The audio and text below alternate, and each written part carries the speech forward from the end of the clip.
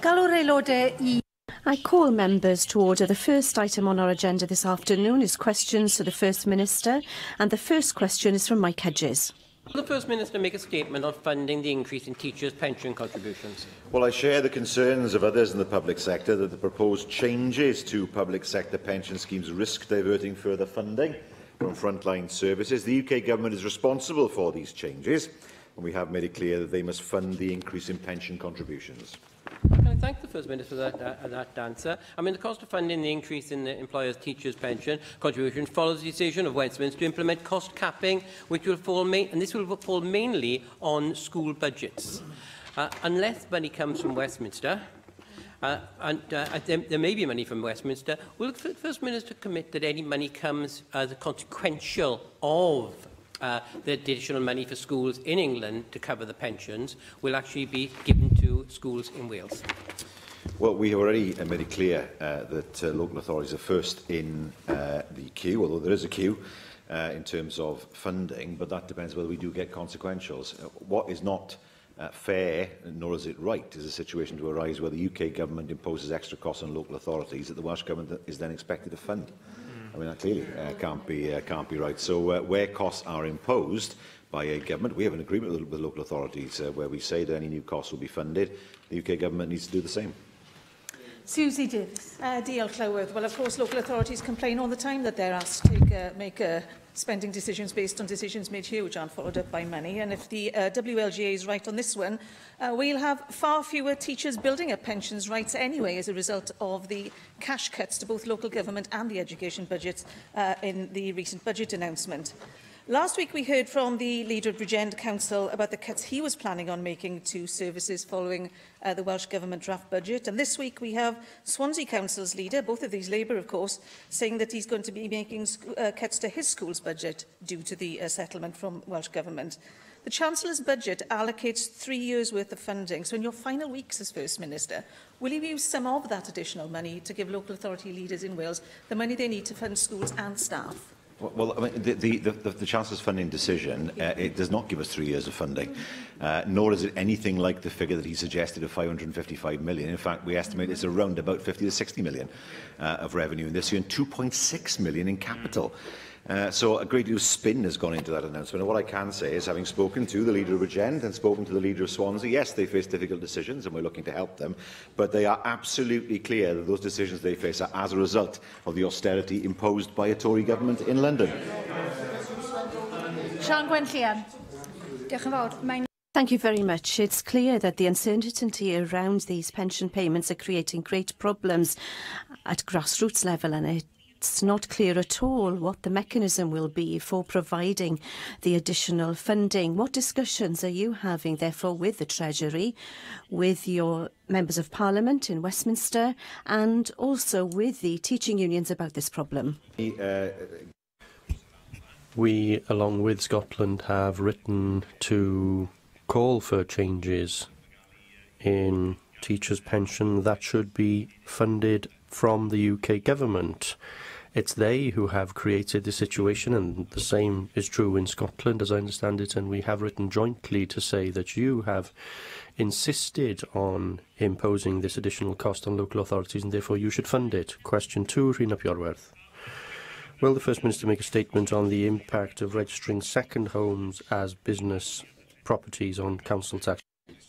It is the responsibility of the Valuation Office agency, independently of the Welsh Government, to determine whether each property in Wales is liable for council tax or for non-domestic rates, and these decisions are made according to criteria set out in law. The impact that the second homes market and holiday homes is well known in terms of young people's ability to get on the property ladder locally. It pushes prices up and pushes people out of the housing market. We know the gravity of the problem. 36 homes sold in Anglesey in 2017-18 were second homes or buy-to-let. The figures are even higher, and that's very concerning indeed. And I'm very supportive of measures such as charging more council tax on second homes as a way of making people think twice, or to bring more funds into local authority coffers. But there is a pattern emerging now where more and more people, rather than paying council tax on their homes, are registering them as business properties so that they would then have to pay business rates. But as small businesses, they receive full business rate relief, and that is expensive for local authorities. Does the First Minister agree with me that this is a loophole that needs to be closed, and what is the government considering doing in order to close that loophole? I don't think there's a loophole, but the law is very clear. It's stronger than in England. It is a matter of course to the Valuation Office, but if somebody wants to change their status, where they change from paying the council tax to paying business non-domestic rates, they have to show evidence that that is correct. Now, they can't just state that, they have to provide evidence. If that evidence is weak, or the evidence isn't sufficient, then therefore the Valuation Office can reconsider what they've done, and then of course they can give them a bill that goes back years regarding paying the council tax. So ensuring that the law is considered is the point here, and I think the law is clear enough, but the Valuation Office has to look at this.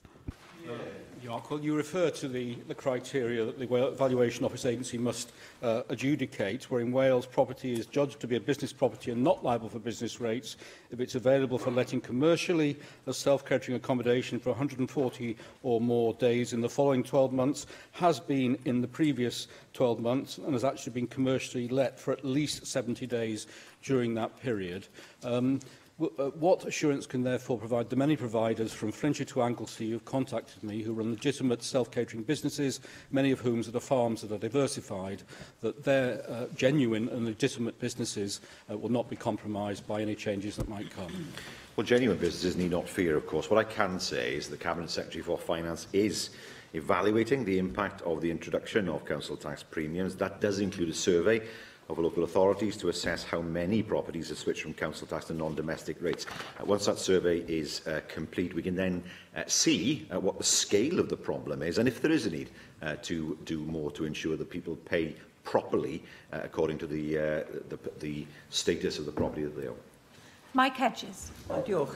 Will the Welsh Government legislate to ensure that all properties built or adapted for housing have to pay council tax based upon the band they're in and any second home premium charged by the local authority, or that the rate relief, business rate relief for rented out properties is abolished? Because I think this is a loophole, and it has to be available for 140 days. It is quite easy to make something available for 140 days and get round it. It has to be rented out for 70 days, whether renting out to family counts, which a lot of people do, in that they actually collect no rent, but they let family members use it, and therefore that builds up to the 70 days. So will the government look at taking either of those two actions to ensure that local authorities get the money they deserve? Well, because we did legislate to allow local authorities to charge council tax premiums on second homes. As I said in the answer earlier, it's the responsibility of the Valuation Office agency, independently of the government, to determine the status of each property in Wales. And as I said before, second home owners who try to game the system could find themselves facing very large backdated bills for council tax. But again, I referred to the answer I gave earlier, where a review is being conducted to examine the scale of the problem in different parts of Wales. Questions now from party leaders. Leader of the Opposition, Paul Davis. Why does your government spend £678 less per pupil than in England? Well, I don't. That's figure is simply wrong. And if he wishes to provide me with evidence for that figure, I'm willing to hear. First Minister, these are figures from the Welsh branch of the NASUWT Union, and this is despite having a funding settlement that allows £120 to be spent per person in Wales for every £100 spent in England. But it's not just your decision to underfund schools that has led to a decline in standards. It is the failure of your government to set a clear direction for education here in Wales. Let's take PISA targets, for example, a clear measure of managed decline in schools' standards. In 2011, your colleague and the then Education Minister, Leighton Andrews, remember him? Yes, perhaps you don't want to remember him, but he set the ambitious target that by 2015, Wales would be ranked in the top 20 countries for PISA results. The reality, First Minister, is that we are currently ranking 39th out of 71, and now there's no target at all. There is no ambition, no drive and no desire at the heart of your administration to develop an internationally competitive education system which speaks volumes from a tired and unambitious Welsh Labour government. So do you agree with your previous colleague, Leighton Andrews, that Wales's education system continues to be complacent, falling short of being consistently good and not delivering the outcomes our learners deserve? And would you agree that Wales's education system is currently in a weaker place now that when you became First Minister? Not at all. I mean, the reality is, of course, that to say that somehow the system is indifferent or the system is in managed decline is a serious attack on our teachers who work very, very hard day in, day out to educate our children. And the reality is it is impossible to compare school funding between England and Wales. In England, they fund schools directly. In Wales, it doesn't happen. We give the money to local authorities, and they are responsible for school funding. And he says that somehow there's a decline. Well, let me just give him some figures here. We have improved performance at the highest grades, A star to A, from 17% to 18% in GCSEs. We see a 50% increase in pupils studying science. We're getting more getting A star to C and getting top grades for biology, chemistry and physics. We see, of course, A-level pass rates improving. We see, for example, 63% of 16-year-olds getting A star to C at English language. We see mathematics numeracy is up at 60%. We see improvements year after year in GCSE performance. We see improvements year after year in A-level performance.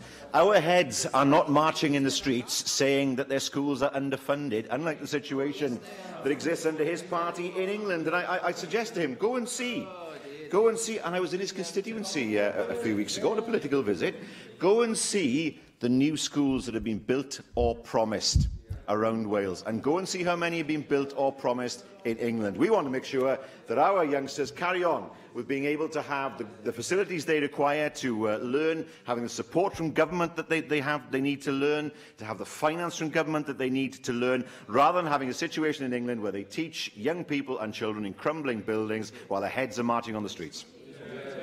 First Minister, you said yourself that you took your eye off the ball on education. Clearly, your party has been asleep at the wheel for the last decade. And let me give you some figures. Under your party's stewardship, we've seen the worst GCSE results in a decade, the lowest ranking PISA scores in the UK, with educational attainment ranking behind countries like Vietnam and Slovakia, and 8% real terms cuts to funding for education, with schools braced to experience more cuts. And the leader of your own council, in your own constituency, has warned that the £57 million funding gap in education created by your government could see the loss of 1,300 teachers or 2,400 teaching assistants across Wales. It's completely unacceptable that our pupils and Wales's future are shouldering the burden of your government's incompetence in this area. Our children are worth more than what you give them, First Minister. When you took office in 2009, was this the type of reform you set out to achieve? And are you proud of your record on education? Yes, and yes. But let me say two things to him. His party went into the 2011 Assembly election with a vow to cut education spending by 20%. 20%. His own leader at the time, Nick Bourne, said it live. I know, you don't like it, but he said it live on a BBC Wales interview. We saw the alternative budget his party provided, and if he has any complaint, then surely it's the fact we haven't cut education spending enough, as far as he is concerned. And secondly, I'm no doubt we will sit here over the course of the next half an hour or so, and indeed in the weeks to come, where he will demand that we spend more money on everything. Health, education, local government, everything. And we would like to do that. We would like to do that. But the reality is we have £4 billion less as a result of his party's policies than otherwise we would have if spending had kept up with economic development. He cannot have it both ways. He can't stand up here every week and demand money for each and every part of the government every single week without being responsible and saying where that money is coming from. He won't do that because that's just too difficult. Arweinydd. Leader of Plaid Cymru, Adam Price. First Minister, are you content that the RAF are training Saudi Arabian pilots at RAF Valley on Ynys Môn, teaching the techniques that can be used in the conflict in Yemen? Well, these are matters, of course, that are not devolved, but I certainly join with him in wishing to see a peaceful solution to the conflict in Yemen. The current situation is unsustainable. Innocent lives are being lost. And I know the UK government's position is also that a peace settlement needs to be reached on soon. You say that it's a non-devolved matter, but are ethics non-devolved? Is morality non-devolved? Where does it say in the Government of Wales Act that matters of conscience are reserved at Westminster? Thousands of people have died in the Yemeni conflict, many of them civilians, among them children. The leader of the Labour Party has called upon the UK government to end arms exports to Saudi Arabia, which, as he has pointed out, stands accused of war crimes by the United Nations. Now, on Sunday, at a solemn ceremony at the Cenotaph to commemorate the victims of war, you and I both pledged, and I quote, to strive for all that makes peace. So in honour of that pledge, are you prepared to promise that no Welsh Government money will go to a company which is directly supplying weapons to Saudi Arabia while this bloody conflict continues? I am not aware of any company that's received money in that sense. We certainly haven't had contacts with the Saudi government, and we share the UK government's concern, not just in terms of what's happened in Yemen, but of course the well-publicised murder of the journalist Khashoggi in Turkey. There are questions for Saudi Arabia to answer. And I agree with him that we should be very careful indeed, as things stand at the moment, with those two situations in terms of the way in which we engage with the Saudi government. Well, I can tell the First Minister that the Welsh Government has given over £1 million to the US defence firm Raytheon. According to CNN, Raytheon's weapons have been used in the targeted bombing of civilians in Yemen. Information from the US Department of Defence confirms that Raytheon's Welsh operations are directly and substantially involved in delivering hundreds more air-to-ground missiles to the Saudi Arabian military. That $300 million deal, incidentally, was signed a week after the CEO of Raytheon flew to Riyadh to lobby Mohammed bin Salman, on whose instruction Jamaat Khashoggi, that the First Minister just referred to, was reportedly murdered. So can I ask you, First Minister, to honour your pledge and commit that not a single penny more of public money from Wales will go to a company involved in the supply of weapons to this murderous and barbaric regime? Well, the leader of Plaid Cymru has raised an important issue there in terms of Raytheon. It's not clear what the involvement of the Raytheon plant in Deeside is with regard to Saudi Arabia. I will, however, find out. And I will write to him once I've established what the connection is. And upon seeing the results of that investigation, I will then, of course, respond fully to the points that he's raised. Arweinydd Grŵp UKIP, Gareth Bennett. The UKIP Group, Gareth Bennett. First Minister, one of the early policies enacted by the Welsh Government was to introduce a new educational qualification, the Welsh Baccalaureate, or Welsh Bac as it is known. The Welsh Bac has come under criticism, so do you still believe it has been a worthwhile addition to the national curriculum in Wales? Yes. Yeah, I thought you would probably endorse it, so thank you for the answer. No. I have to say that you didn't tell us why you think that, but perhaps that will become... I did not. That may perhaps become clearer as we progress. I have to say the majority of students doing the A-level version of the Welsh Bac probably don't agree with your assessment of it, not as far as I can see. One of the issues is that A-level students trying to get into the UK's top universities have enough on their plate as it is, with 3 A-levels to cope with. Then your government goes and handicaps them in Wales by forcing them to study an extra subject, the Welsh back, which most of the top UK universities don't even recognise, and which doesn't count towards their grades for getting onto the top courses. Would you accept that your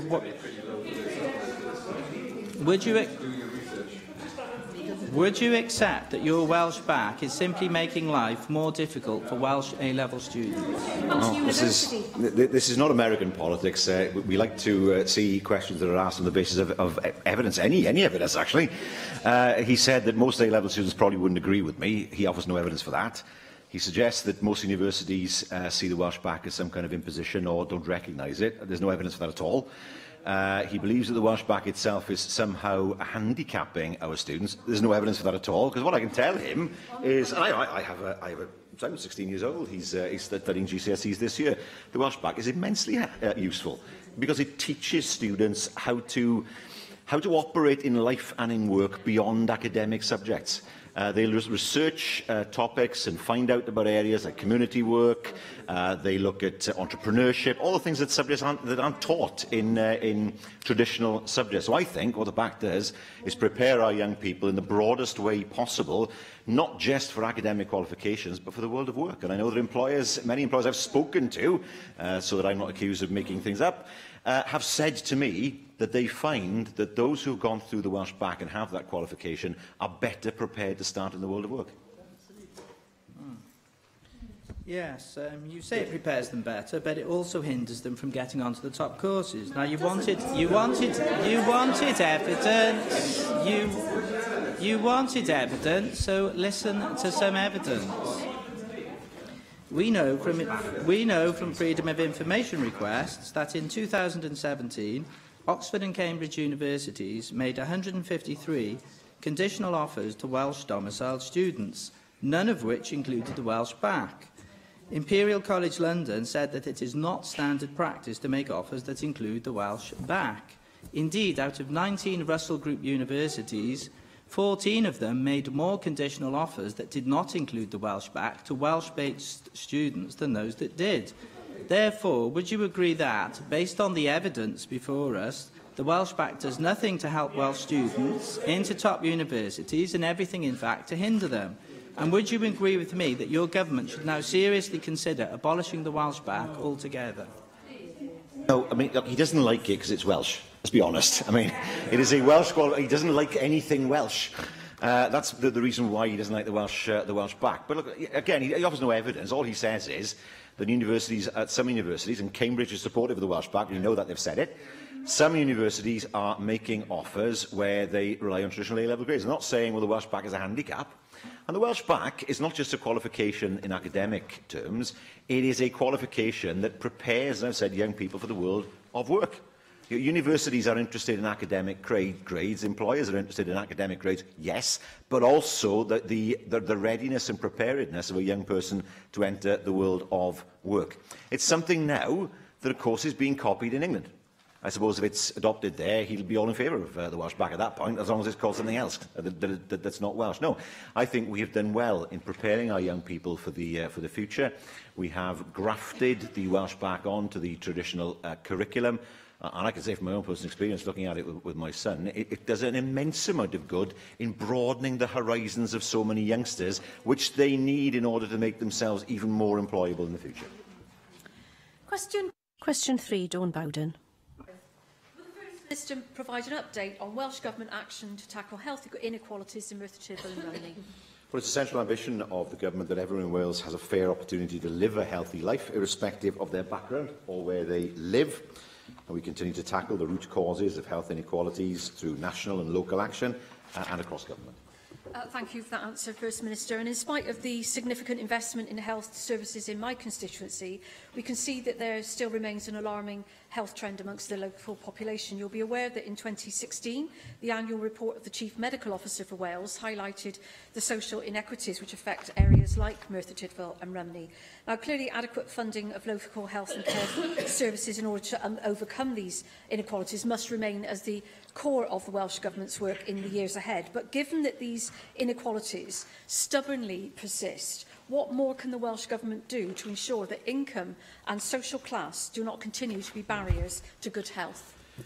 Well, tackling social inequality is a cross-government priority, as demonstrated by the fact it's a central ambition of prosperity for all. To give examples of government programmes that are tackling the root cause of health inequalities, they include employment programmes, quality housing and access to childcare. They're combined with programmes to address healthy behaviour and improved access to health care, because we know that will reduce barriers to good health as well.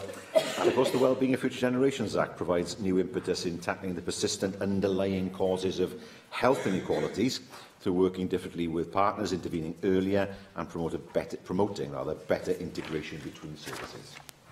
Mohamed Ashkan. Thank you, Madam Presiding Officer. First Minister, the Merthyr Tydfil has the highest level of childhood obesity in Wales. 17.5% of children in Merthyr Tydfil are obese, more than double the figure of Vale of Glamorgan. In the view of the fact that diabetes is the fastest growing health crisis in Wales, what action is the Welsh Government taking to target areas of high childhood obesity, such as Merthyr Tydfil, to reduce future pressures on NHS in Wales, please? Well, there's consistent evidence to suggest that an investment in the early years significantly improves health, social and economic outcomes. So a Healthy Child Wales programme has been developed as a standard universal NHS offer for all families with children aged 0 to 7. That offers a consistent range of preventative and early intervention measures and, importantly, guidance to support parenting and healthy lifestyle choices. It also identifies families in need of additional support. So that's one example, that programme, of what we are doing in order to ensure that the issue of obesity is tackled early on in a child's life, before difficult habits start to form. Question 4, David. Question 4, David Milton. What has the Welsh Government made of the effect of lifting the Housing Revenue Account borrowing cap? Well, lifting the Housing Revenue Account borrowing cap is significant. It's welcome in Wales. It's a U-turn, but nevertheless we do welcome what has been done. It will help local authorities to deliver on their council house building strategies, and we're working closely with those authorities to fully understand the benefits. I also welcome the fact this cap has been lifted. It would also allow local authorities to work effectively with other organisations, especially housing associations. I note the interesting partnership model that exists in Warrington Council, where they have increased the total loans to housing associations by hundreds of millions of pounds. And that sort of imagination we could see in Wales, with potential for local authorities to commission housing association development teams or to partner on modern methods of construction to achieve the scale that we need in this regard. And as you, I think, also referred to, the 20,000 home target that we have in this Assembly term for social homes is another key area. But we need to go way beyond and ensure the new borrowing powers are used very, very effectively. Yes, that's true. I mean, one thing I can say is that the Minister has commissioned an independent review of the affordable housing supply. That's looking at a range of policies and processes to ensure we maximise the number of homes we get from our considerable investment. And, of course, the lifting of the borrowing cap will form part of the panel's consideration, and we expect recommendations from that panel in April of next year. Question 5. Question 5, Julie Morgan. Will the First Minister provide an update on discussions with the UK Government regarding the Shared Prosperity Fund? I think it's fair to say it's very vague at the moment and very incoherent in terms of how it might operate or how much money might be available. I raised it certainly last week with David Liddington. It's not clear how it would work, how much money would be available, and, of course, how it would work in terms of meshing with a devolved settlement. We simply have to wait and see. I thank the First Minister for that response, and I'm aware that there have been pre-consultation meetings taking place in Wales, and the most recent one, I think, was last Friday with representatives of the third sector. So I don't know if the First Minister has got any feedback from those meetings, but doesn't he agree that it is absolutely crucial that the future of regional policy lies in the hands of the Welsh Government, and that the focus should be on tackling inequality as a means of improving prosperity and productivity? Well, absolutely, because that is a devolved responsibility. It would be wholly inappropriate for a shared prosperity fund to be administered entirely from Whitehall, bypassing the Government and the Assembly completely. I mean, that would be it would cut across what the UK Government has said about devolved responsibilities in a very serious way. There was indeed a stakeholder event in Cardiff that took place on Thursday and Friday last week regarding the Shared Prosperity Fund. In fairness, our officials were invited the day before, so we didn't get much notice of that event taking place, but it does give you an example of the incoherent approach that's being taken, where the Wales office arranges something, doesn't tell anybody, appears to cut across devolved responsibility, even though it has no powers of its own, and then all that does is confuse businesses. Well, it would be far better if the UK Government were clearer and followed the approach that we've suggested, where, in effect, you have a fund that closely mirrors the operation of current European funds, and, of course, with maximum, common set of rules, of course, but maximum flexibility for the devolved governments. Nick Ramsey. First Minister, the member for Cardiff North makes a very good point when she says that future regional policy should be controlled by the Welsh Government, by this Assembly, a point which you've echoed yourself. Whilst I appreciate that there are still details, a large number of details about the Shared Prosperity Fund to be effectively ironed out, it's important that when the current European funding ends and the Shared Prosperity Fund, whatever final form that takes, kicks in, it's important at that point that the Welsh Government is best placed to access that funding. What are you doing to make sure that Welsh Government departments across portfolios are fit for purpose and are ready to be at the front of the queue to access that Shared Prosperity funding as soon as we do leave the EU, because it's important that there isn't a gap in funding? Well, the structure is there because we've had years of dealing with European funds, and WEFO and other departments are well used to dealing with this kind of funding structure. The Shared Prosperity Fund is not of itself a bad idea. It's how much money will be available and how it is administered that we are troubled by. It's hugely important, as the member himself, in fairness, has said, that this, in effect, replaces European funds in terms of the actual quantum available, but that the responsibilities and rights of this chamber and the government are protected as the Shared Prosperity Fund is developed. I mean, we prefer to be part of that conversation to make sure that the fund operates, not just as far as Wales is concerned, but works properly across the whole of the UK. Steffan Lewis. Diolch, Llywydd. Of course, we still have questions about the existing arrangements before moving to the so-called Shared Prosperity Fund. The First Minister will be aware of the Audit Office report on the impact of a no-deal separation on structural and regional funding as they stand. At the time of the report's publication in August, it noted that WEFO had exceeded its spending targets in 3 out of 4 of its operational programmes and underspent in 1, which was West Wales and the Valleys. In the first instance, is the First Minister able to reassure us that overspends will be covered by the UK Government in the event of a no-deal separation? And can he update the Assembly further on whether all spending targets in all operation programmes are now being met or exceeded? It's very unusual for spending programmes to spend 100% of the money in any financial year, because some projects are kept over to the other financial year. I can't offer him comfort in terms of how overspends might be dealt with. The UK Government have given us no comfort on that or any other issue regarding European funding post-2022. There's no doubt that a no-deal Brexit would be hugely costly. We can try to mitigate against it, but the reality is we can't prevent the economic disaster that would occur if there was a no-deal Brexit, which is why I hope that there is a satisfactory deal on the table. We wait to see. And I hope that those who at the moment see a no-deal Brexit as no problem will come to their senses when that deal is considered in the UK Parliament. Question 6, Russell George. What assessment has the First Minister made of the recommendations contained in the Federation of Small Businesses report on the future of Welsh towns? Well, I think the work they've done is very useful. It's a useful addition to our existing knowledge in the area. We will, of course, consider the recommendations carefully in light of the current initiatives that support town centres. Thank you, First Minister. I agree with you. I think the work they've commissioned gives a solid evidence base, I think, which is the kind of deep work which can, of course, lead to positive changes in government policy and action. Let's remember that over 1 million people live in Wales's towns. We hear lots about city deals, but how do you feel that a potential Mid Wales Growth Deal can empower those who live in the towns of Mid Wales to identify and promote their towns. And of course, the report that was commissioned also talks about ideas coming from the grassroots upwards. So how do you believe that a potential Mid Wales Growth Deal can support that aim? I think that's important. I mean, if we look at the bids, the process of business improvement districts, they have been led by businesses in respective towns.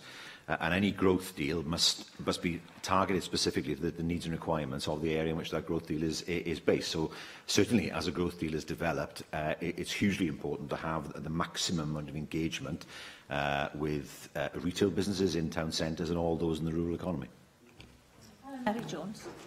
Thank you, Sherwydd. First Minister, you'll be aware that the report shows clearly, and of course we already knew this, that empty shops detract from the overall performance of town centres and deter new businesses from locating themselves there. You will probably know that the Plaid Cymru led Carmarthenshire Council has made a big investment in Llanelli, buying shops, breaking them into smaller units that people can then afford to rent, and turning the upper levels of the shops into residential properties that will also bring people into living into the town centre. What further support can the Welsh Government provide to local authorities to enable them to continue to respond creatively to the crisis that is faced by many of our town centres? I think we have to accept that we are not likely to see the same number of retail units in towns in the future. If I look at my own hometown of Bridgend, there are many, many units that are empty and will probably never be filled. Some of them have been empty for many, many years. So what then should happen? Well, a lot of them need to be turned into residential units to ensure there's a better mix in town centres. I mean, in my hometown, it's been happening for 30 years or more. How do we then create more vibrant towns that are mixed in terms of their provision? Some of it residential, some of it business, some of it will be retail, some of it will be restaurants, bars, to create that buzz in a town, not just in the day, but in the evening as well.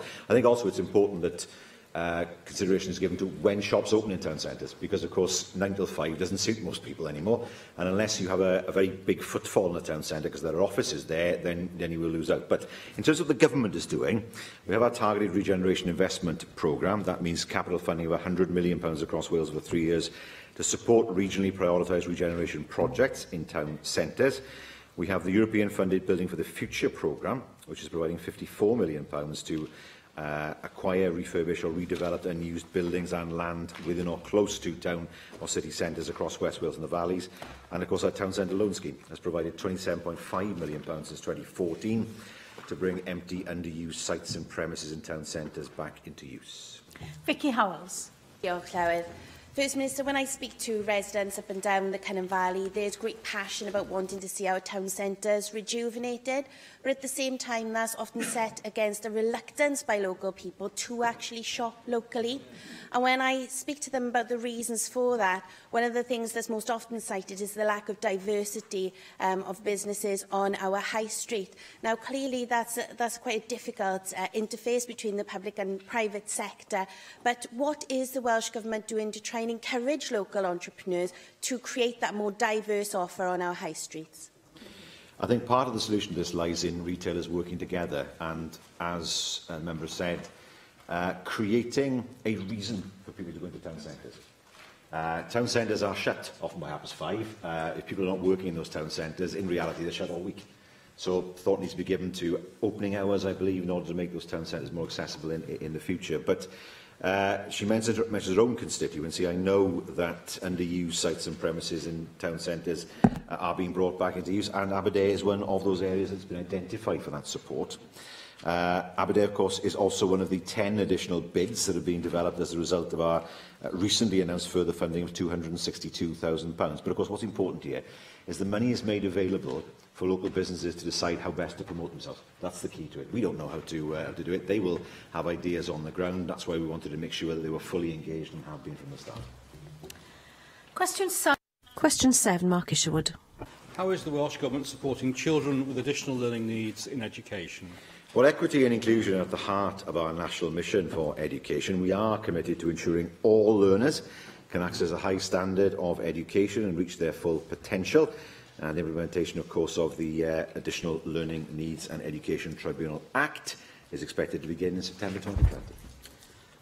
Thank you. Well, we know that children, pupils, young people with additional learning needs have seen their short-term exclusion rates in school go up against the overall trend. Only 2 weeks ago I was contacted by another parent, in this case in Conwy, where their autistic son had been excluded for 43 days after an autistic meltdown in school. 43 days, coincidentally taking him to the end of his term and the end of his primary school. He said the parents told me no support for transition into secondary school because their son was such a naughty boy. How, therefore, will you as a Welsh Government be ensuring that the education sector across Wales understands the court ruling in August, where the National Autistic Society intervened on behalf of some parents, and the court ruled for the first time that all schools must make sure they have made appropriate adjustments for autistic children or those with other disabilities before they can resort to exclusion? Yes, well, but clearly schools will have to take note of the court ruling. I can say that work has already started to support the new statutory system. It's not simply a question of waiting until September 2020 for everything to start.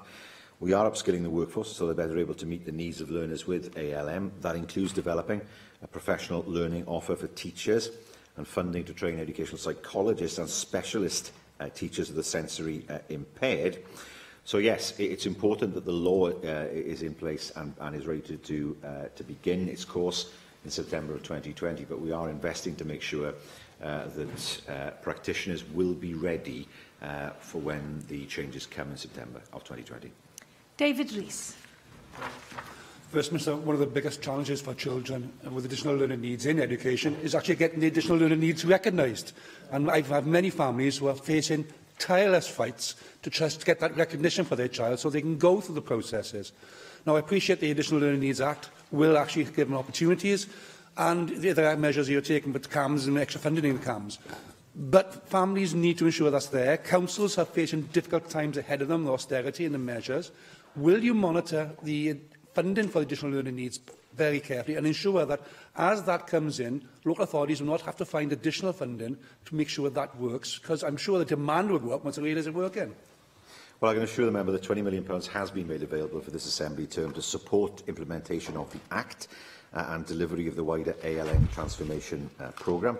And of course, we will work with local authorities to ensure that they're able to meet their legal obligations from 2020 onwards. Sian Gwenllian. The hope, of course, is that the Additional Learning Needs Act will truly transform education for these children and young people. But as we've heard, sufficient resources are crucial, but also the appropriate skills. And there is a question as to whether those skills are available across the board at the moment. How confident are you, therefore, that the high expectations that pupils, parents and teachers have in light of this new legislation, how confident can you be that these expectations will be delivered, given the cuts that we're facing especially? I'm confident. As I said earlier, we have been developing a structure of professional learning for teachers, and we've also ensured that it's available to promote educational psychologists and also specialist teachers. We've also implemented a wide package of training in order to help everybody who's part of the system to support learners with ALN, and also so that they understand and prepare for the new system that's going to come into place in 2020. So we're confident that the system, because of the fact that quite a long time has been before this new legislation comes into force, that the new system will be ready to begin properly when the Act comes into force. Question 8, Nick Ramsey. Well, the First Minister set out the Welsh Government's budgetary priorities for local government. Well, the Government's priorities are set out in prosperity for all. Of course, it is for authorities to determine how they spend their funding allocation through the Revenue Support Grant, together with their other incomes from specific grants, council tax and other sources. Thank you, First Minister. I know you like to accuse this side of the chamber of calling for funding increases in all areas of government. I'm sure in an ideal world We would all like to see that, but it's not just this side of the chamber, or indeed your Minister Emeritus. It's not just this side of the chamber that has concerns about local government funding. The WLGA have also spoken about the way that local services are being threatened, and the system is creaking under some of the funding problems they've had. Welsh Government is set to receive a significant uplift from the UK Government as a result of the recent UK Government budget.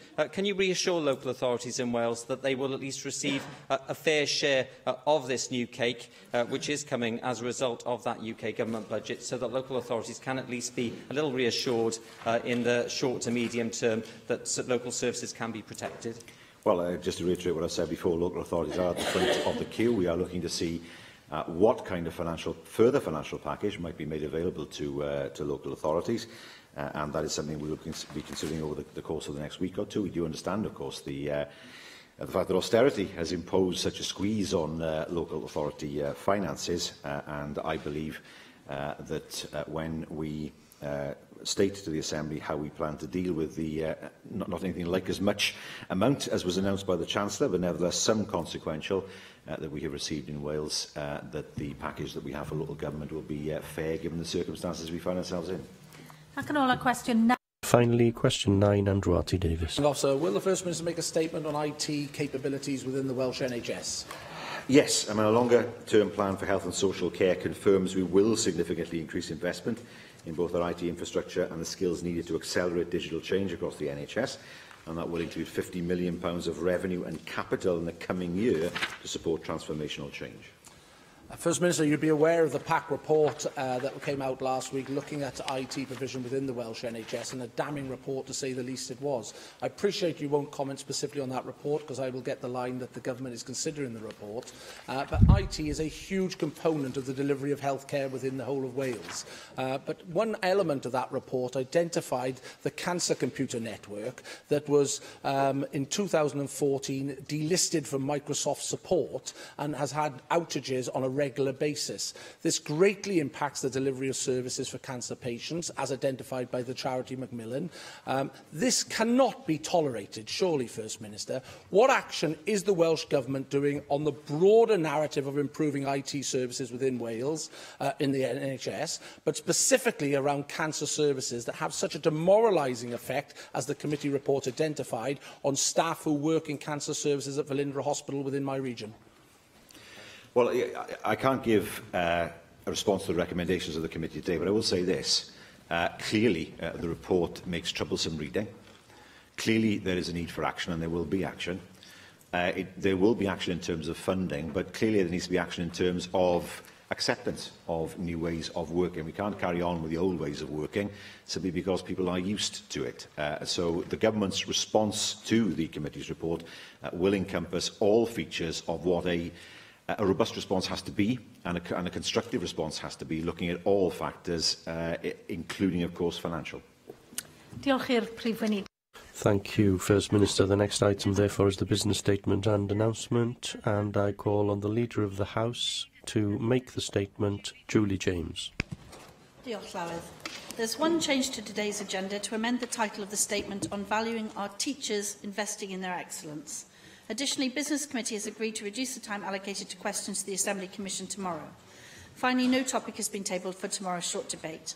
Draft business for the next 3 weeks is set out on the business statement and announcement, which can be found amongst the meeting papers available to members electronically. Darren Miller. Leader of the House, can I call for an oral statement from the Cabinet Secretary for Health and Social Services on the Welsh Government's recent decision to provide abortions in Wales for women who are normally residents in Northern Ireland? The decision, as you will be aware, was announced on Friday. Just this morning, I received an email from over 60 women living in Northern Ireland asking me to raise this issue as a matter of urgency. These women have said that they are appalled that one part of the UK, which enjoys devolution, should act to undermine the devolved arrangements in another part of the UK. And they are very concerned, frankly, that the decision to provide abortions has been made in spite of the significant opposition which women from Northern Ireland have expressed during the public consultation which the Welsh Government held on the matter. Now, I understand from reading the summary of responses that there were 802 consultation responses in all. 788 of which, over 98%, opposed the Welsh Government's plans, and the consultation report says that a significant proportion of those were from women in Northern Ireland. There were just 14 submissions which were in support of the Government's plans, none of which came from a single woman in Northern Ireland. This is an unusual consultation, of course, because it is uniquely and exclusively looking at the impact on women living in another devolved jurisdiction. And I think it's very important that when these sorts of consultations, these unusual ones happen, that the views of women living in that jurisdiction should be taken into account. What is the point in holding public consultations if the outcome of those public consultations is to be ignored? I think that this Assembly deserves an explanation from the Cabinet Secretary as to why he's ignored the views of women in Northern Ireland and why he feels that it's appropriate to undermine the devolved arrangements in another part of the UK. Yes, the Cabinet Secretary has already issued a statement on this issue, and I'm sure the member is well aware of that. I can arrange for the statement to be forwarded to him if it's slipped his attention. No explanation as to why those things have been ignored. Leader of the House, you may remember that earlier this year I raised concerns with regards to the fact that over £36 million of public money had been spent on developing a 106-acre strategic business park at Velindre to the north of Swansea. Yet, despite being in public ownership for 20 years, the business park was still empty. The Park Velindre Strategic Business Park has been promoted by the Welsh Government and Swansea Council as having, and I quote, the potential to become a centre for networking and knowledge exchange in South Wales for emerging industries and specialist sectors such as R&D, life sciences, advanced engineering and ICT. The current Park Velindre website currently states that Park Velindre has planning permission for B1 and B2 uses, i.e. for emerging industries such as high-tech manufacturing and high-level services. Last week, as you will no doubt be aware, Swansea Council leader Rob Stewart announced that the first potential tenant for the site, however, instead of a high-tech manufacturing firm, instead of emerging sectors such as R&D, life sciences, advanced engineering and ICT, the firm, in fact, was DPD, who want to build a parcel delivery depot on part of the site. The firm, of course, already has a base in the Llansamlet area of the city. Now, whilst any jobs are to be welcomed, I'm sure that you'd agree that this announcement fails to meet the expectations that the Welsh Government and Swansea Council set for themselves. Given that this site has been promoted as a potential jewel in the crown, will the Cabinet Secretary for the Economy bring forward a statement on how he sees the site developing over the next few months and years, and following £36 million of public investment, will he state how he believes that the Welsh Government and Swansea Council will deliver against the development brief of attracting top-end, high-skilled jobs to the site? Well, Lloyd, thank you for those points. I, for one, welcome the creation of jobs in the Swansea area, in the constituency of my colleague Mike Hedges. And I think Swansea Council and the Welsh Assembly Government have actually worked very hard indeed to get inward investment into that site. I'm very much in favour of the jobs that are coming there, and I think the Swansea Council is to be congratulated on its efforts in this regard. Julie Morgan. Thank you, Presiding Officer. I'm sure that the Leader of the House is aware of the research findings issued today by the Welsh Governance Centre on self-harm and violence at the Young Offender Institutes in England and in Wales. And there were some rather alarming statistics about Park Young Offenders Institute in that research. Children aged 15 to 17 recorded the highest rate of self-harm out of the 5 comparable institutions in Wales and England, and also the highest rate of assaults, which is concerning. So I wondered if it would be possible for the maybe the Cabinet Secretary responsible for justice to make a statement to the Assembly about why apparently these figures appear to be so concerning. Yes, well, I share your concern entirely. Yole Park houses some of the most vulnerable young people from our communities, and it's extremely important that they receive both the care and the support they need to see them safely through to adulthood. And obviously, we I completely agree with you that every effort should be made to keep children who are in custody for one reason or another safe and in appropriate placements. It's very much our view that placing a child in a young offender institution within the curtilage of a male adult prison is not conducive to the rehabilitative process that we would obviously like to see for all children. I'm certainly happy to discuss it with my colleague Cabinet Secretary. We're due to have a discussion about the prison estate in general, and I'll certainly be including it in that, and I'll report back to the member how those discussions go. Andrew Arty-Davies. Thank you, Presiding Officer. Leader of the House, could I seek two statements, if possible, please? The first is from the Health Secretary in relation to maternity services in Wales. When he made a statement in relation to the incident at Royal Glamorgan Hospital and staffing at Royal Glamorgan Hospital, he gave an assurance that his officials were working with health boards across Wales to satisfy himself that staffing numbers were up to the quota that was required in those maternity units, the length and breadth of Wales.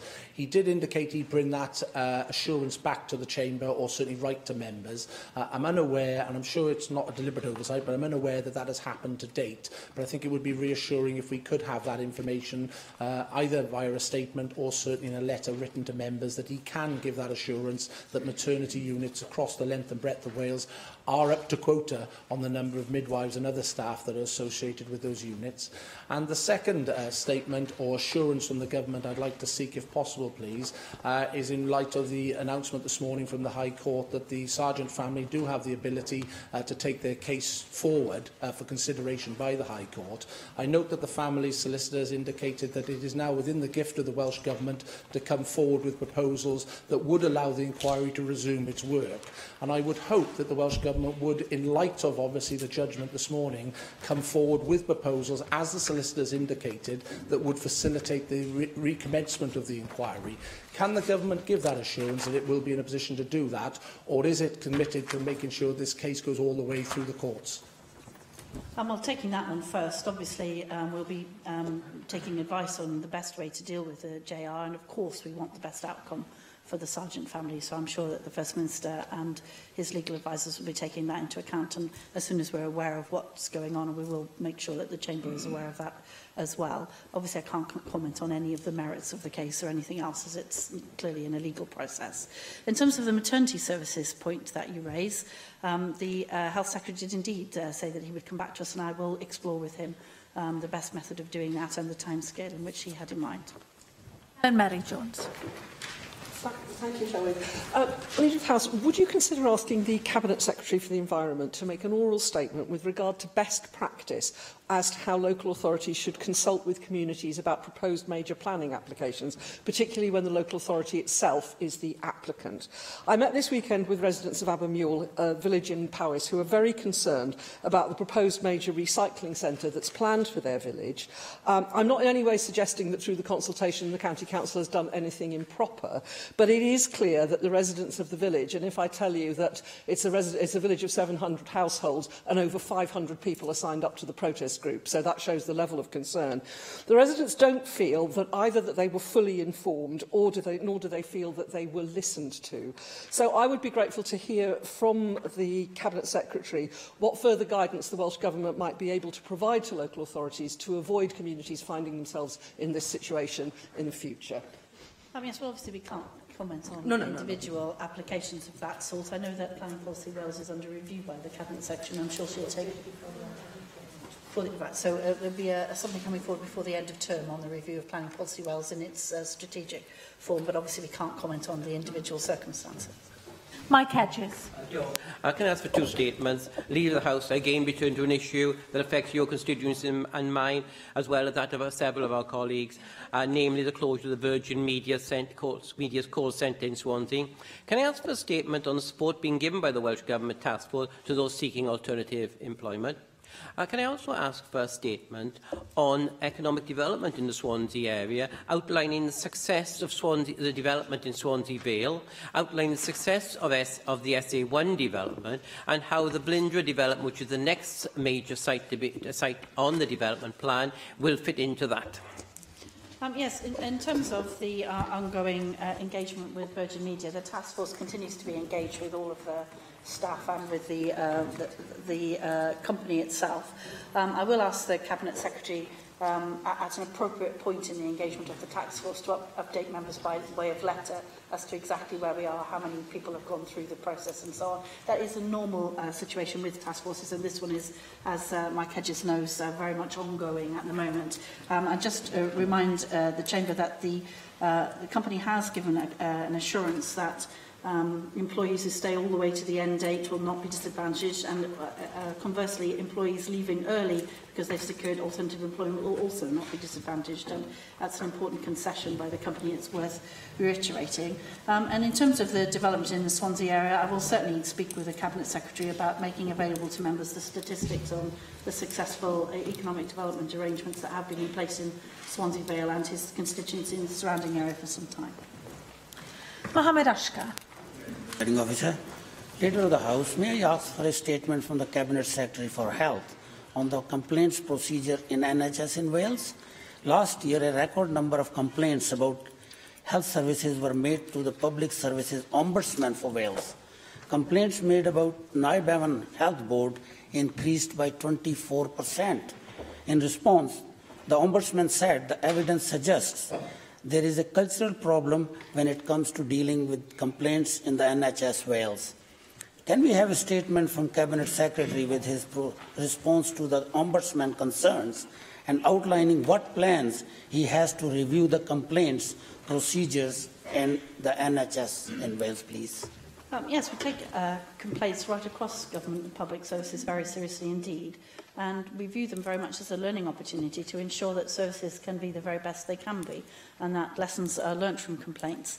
A rise in complaints is not always a bad thing. Sometimes it indicates a particular confidence in the system, and that people's complaints will in fact be answered. So I'm not aware of the particular circumstances the member talks about. I will discuss with the Cabinet Secretary for Health whether there are any general points that can be derived that would be of use to the Chamber in terms of the overarching points that he raises on the Ombudsman's findings.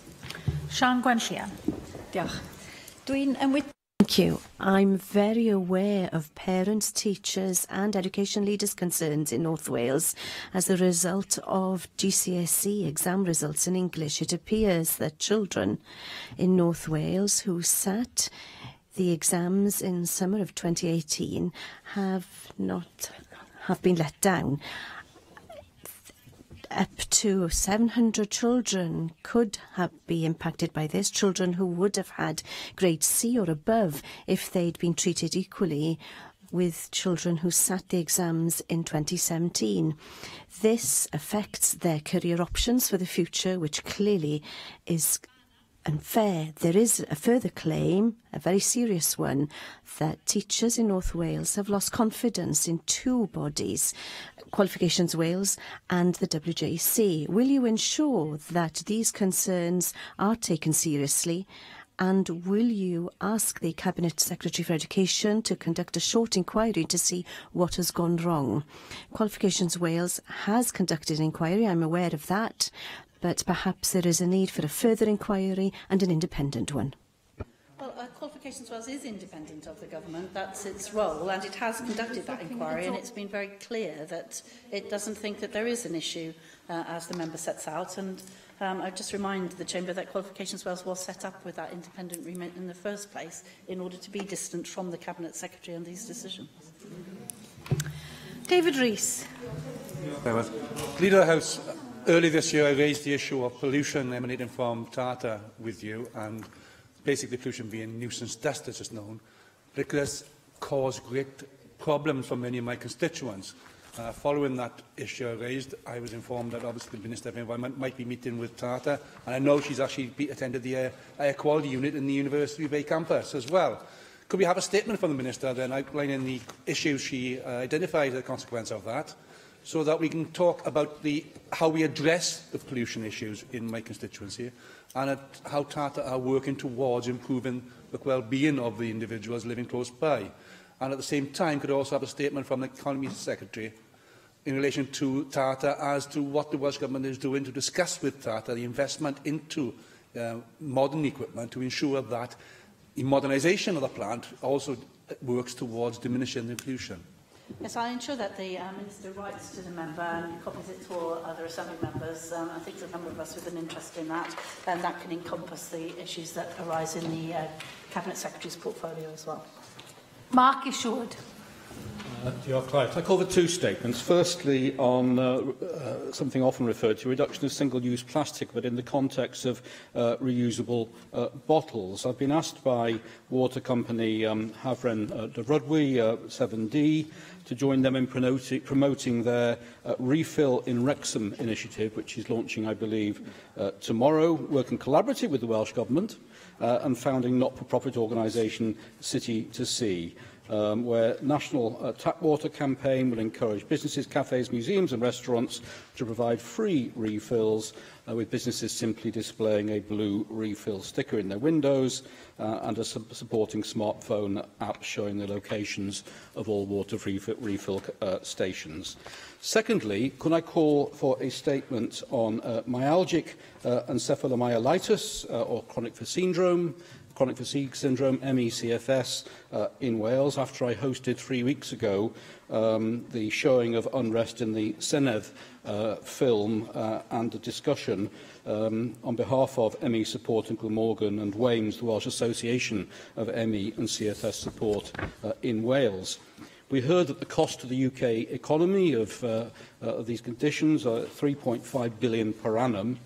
We heard that the Wales was calling on the Cabinet Secretary to address as a matter of urgency the continuing need for improved access to timely diagnosis, for GPs to fully understand the symptoms of the condition, for the development of clinical expertise in Wales with a standardised training and awareness programme.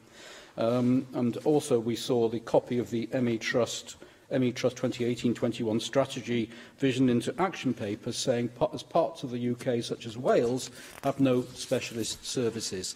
And finally, in this context, to consider the evidence we received from Dr Nina Muirhead, not only an NHS doctor, but also an academic who's currently working with Cardiff University and implementing a pilot trial introducing MECFS into the medical school curriculum here, uniquely so far in the UK, who's saying that she's very concerned that NICE guidelines say that graded exercise therapy, GET, and cognitive behavioural therapy, CBT, are the recommended treatments in NICE guidelines, when she says that these are causing harm, potentially, to patients and should be removed, as they have in America by the Centres for Disease Control and Prevention. Well, the member's done his usual very good job at highlighting the issues he wants raised all by himself, so I don't think there's any need for a supporting statement. And I know the Minister is very pleased with her refill policy and no doubt will be bringing something back to the Chamber in the course of it to tell us how well it's doing. Rhina Piorwerth. Diolch yn fawr iawn i chi. Thank you very much, Leader of the House. There's been some expectation of a statement and a vote on the future of plans for the M4 in the southeast over the next few weeks. We expect something, or we did expect something at the beginning of December. Could you explain to the Assembly what's the likelihood at the moment that there could be some delay in the timing of that debate, and give us an explanation of some of the factors that will influence that timetable? Yes, certainly. When I was stepping in for the First Minister during First Minister's questions, I set out for the Assembly the legal process in which we are involved as a result of the inquiry and its findings, and the quite specific and very legalistic process that follows. We haven't scheduled that debate so far because we're in the process of that. We have kept some space available on the plenary timetable should it be possible to schedule it in the time frame that was originally envisaged. We still hope that that might be the case, but if not, then I will certainly provide an explanation of exactly where we are and what the timescale has become. Jack Sargent. Diolch, Clive. Leader of the House, today is World Kindness Day. It's a day to celebrate and promote kindness in all its forms, and from small acts of kindness to fighting for a new kind of politics, which is something that I've been calling for since arriving in this place, with support from members from across the Chamber, including Darren Miller, Beth Ann Said and Julie Morgan, just to name a small few.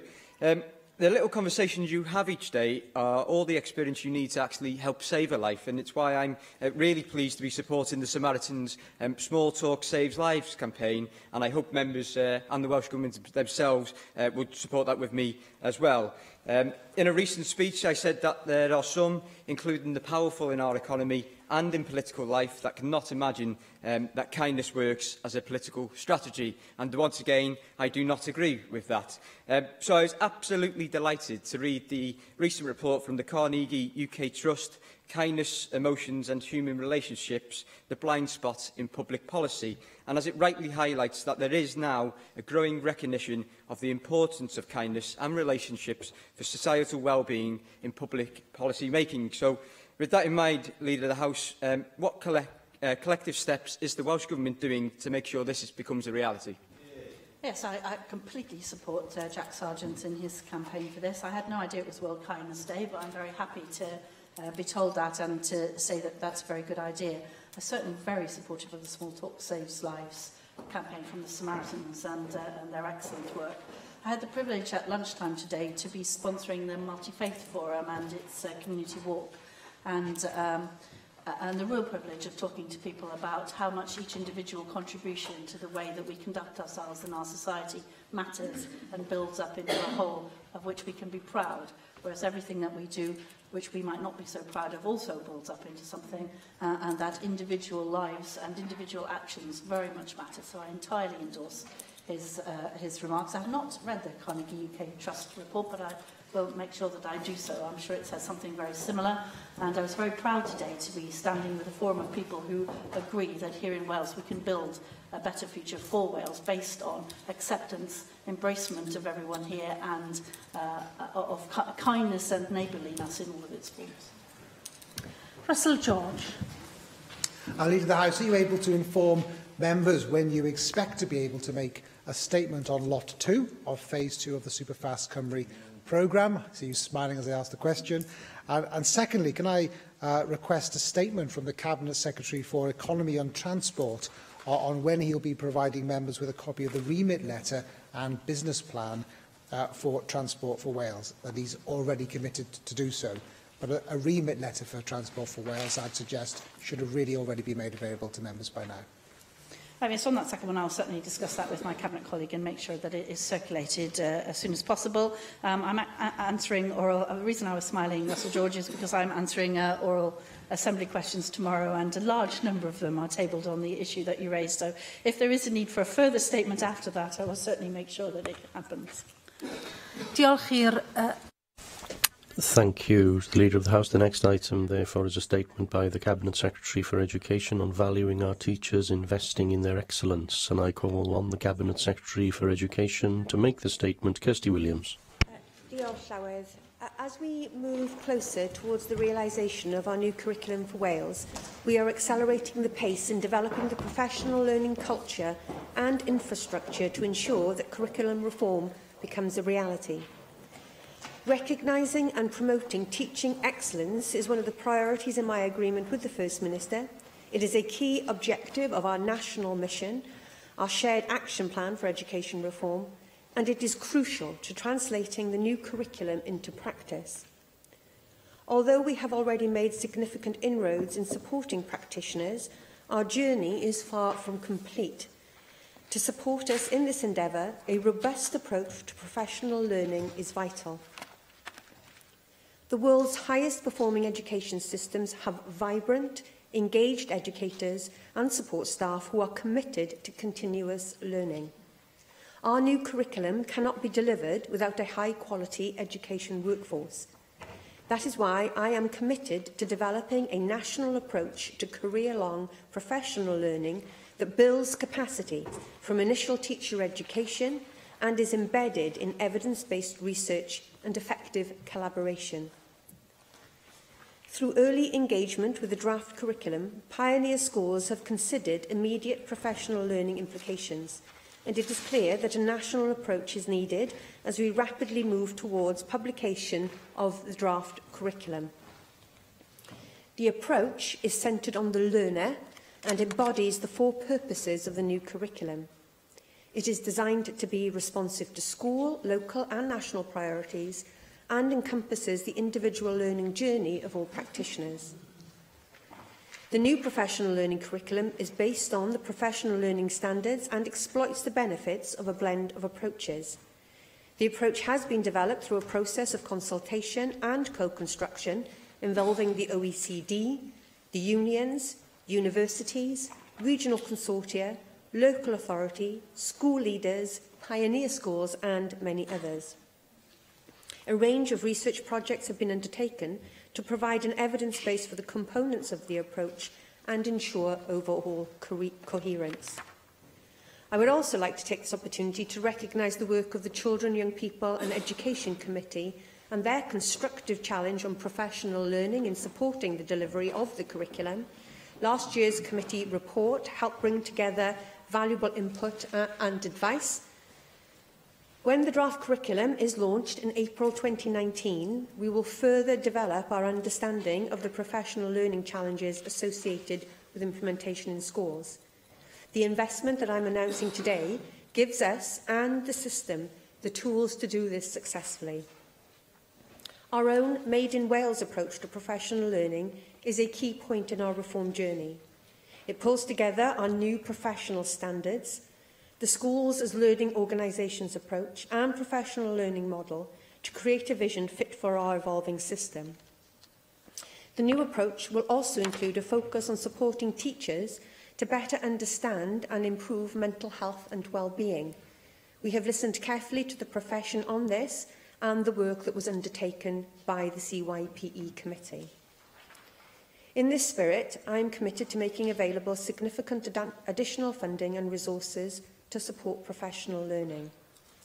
In this financial year, we will make an additional £9 million available, and the next financial year this will increase to £15 million. This means that in total, over the coming 18 months, we will provide an additional £24 million to support the implementation of the national approach. This is the single biggest investment in support for teachers in Wales since devolution. The money will go to the front line and will be targeted to create and release capacity at school and cluster level for structured, managed and resourced engagement with the professional learning needs of the new curriculum.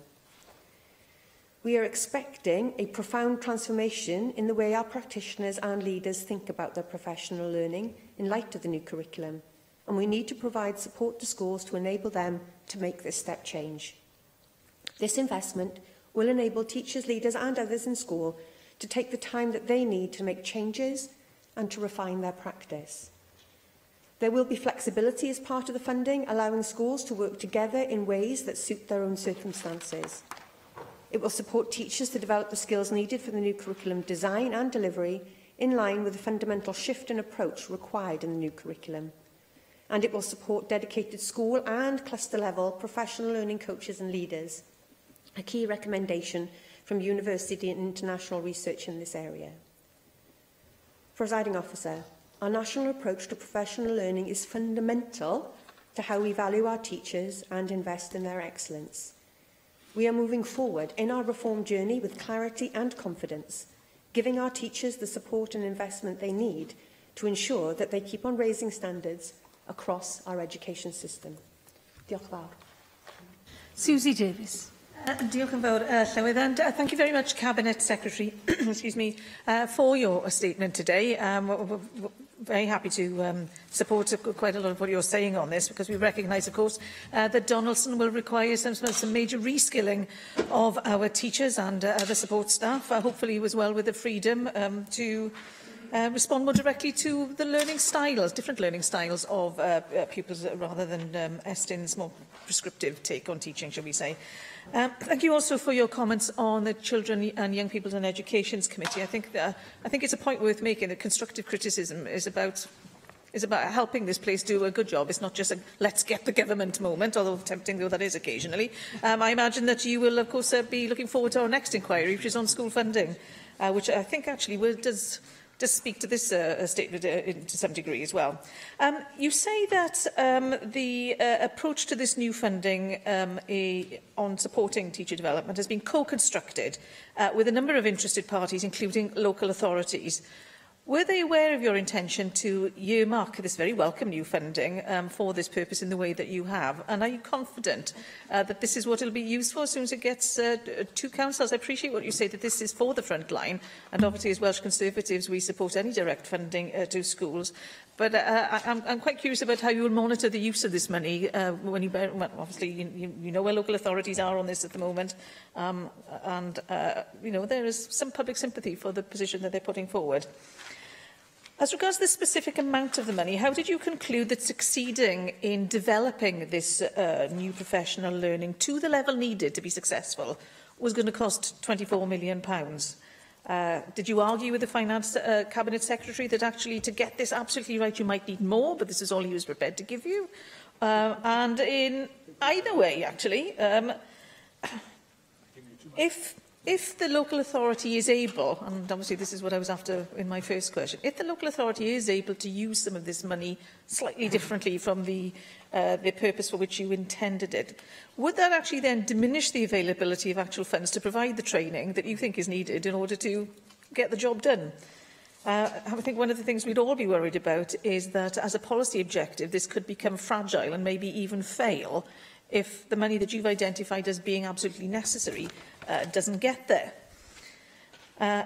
Then my next question is, what's absolutely necessary? The £24 million. I mean, obviously, the Finance Cabinet Secretary said that next year we were talking about £15 million. Another £9 million has appeared from somewhere. So I'd like you to tell us from where that £9 million has come. I'm not saying it's unwelcome. But with just five months to go before the end of the financial year, how do you expect that £9 million to be spent meaningfully when any national approach is only anticipated as being rolled out really from next year? And moreover, the development of the professional learning offer, only £5.8 million was anticipated being necessary to develop that. So that's already developed effectively. So where does that £9 million fit in? Is it for rollout? And how would you do that in 5 months' time? Because I heard from your statement that there's a range of research projects ongoing. Well, presumably they're not going to be ready to inform how that £9 million is to be spent. Or is there something you really, really could bring forward into this year? Because if there is, and there may well be, that's obviously going to release £9 million at the other end of next year's budget. So what do you anticipate spending that on? Who are the professional learning coaches and leaders that you're anticipating? I mean, are they available now, or is the anticipation that they would be stepping up and helping us roll out this good plan next year? Are the schools clear about who they would want to release if you're able to bring a lot of this forward? And I just want to make it plain, really, that I'm asking these questions not to challenge your policy objective, but bearing in mind that local authorities have been clamouring for extra money, not least for their schools' budget. How the decision was made that this £9 million that has come from somewhere goes for this very creditable and worthy objective at the same time when schools are saying, you know, actually we can't afford to run our schools. So if you can help us, you know, explain that, I'd be very grateful. It's certainly that the money's not, the money is welcome. It's just the immediacy of the use of it that I'm curious to know more about. Thank you very much to Susie Davis for those observations and questions. I think it is important to recognise the role of the committee in this regard. When the committee looked at the curriculum, this was the committee's #1 recommendation, that we needed as a government to address the professional learning needs of the staff if the objectives of the curriculum were to be developed. And I hope that members of the committee that worked on that report are pleased that we have taken their views into consideration when doing this. Let me be absolutely clear. The money, how the money will get to the front line. So in this financial year, the money will be allocated to the regional consortia who have been involved in the development of this programme and are confident that we can get those resources out to the front line. We're not starting from scratch there is much evidence base already being undertaken, and our pioneer schools that are involved in professional learning have already been trying out some of these techniques. So this is not a standing start. This is informed by practice that has already been undertaken in schools. And there are some wonderful examples that I can point to. For instance, King Henry VIII School in Abergavenny, a relatively new professional development pioneer, but working really, really hard, not only within their own school, but actually with surrounding cluster schools, to really look at what are the professional learning opportunities and needs if we're to get ready for the curriculum. Very proactive in that. Romilly Primary School, again, another example where already the mapping has been done for individuals to identify what they feel they need to get ready to be ready for the new curriculum. But clearly, some of this will have to be developed further when the details of the AOLEs are released in the spring of next year, and that will shape our ongoing discussions about what's needed. The money for next year will be a hypothecated grant to local authorities, which has to be spent on these purposes. Both with regards to the money to consortia and to schools, we will be looking to ensure transparency in the method of allocation of the resources and also the monitoring of the funding. Now, there is always, is there not, a balancing act to be struck between creating a huge amount of bureaucracy, especially for individual schools, to account for money and making sure the money is used for what it is intended for. Therefore, we will be working with regional consortia who will be required to publish their spending plans for the money, and we will be monitoring the uptake of professional learning opportunities by professional group and by individual schools. So we will be expecting the collection of that data so that we can satisfy ourselves as to what use is being made of the money. But it's a balancing act between creating a bureaucratic nightmare for people and allowing the money to be used for the purposes that it's intended to be used for. I don't have rows with my Cabinet Secretary, the colleague for Finance. It's not in my interest to have rows. I think you used the word arguments with him. But he is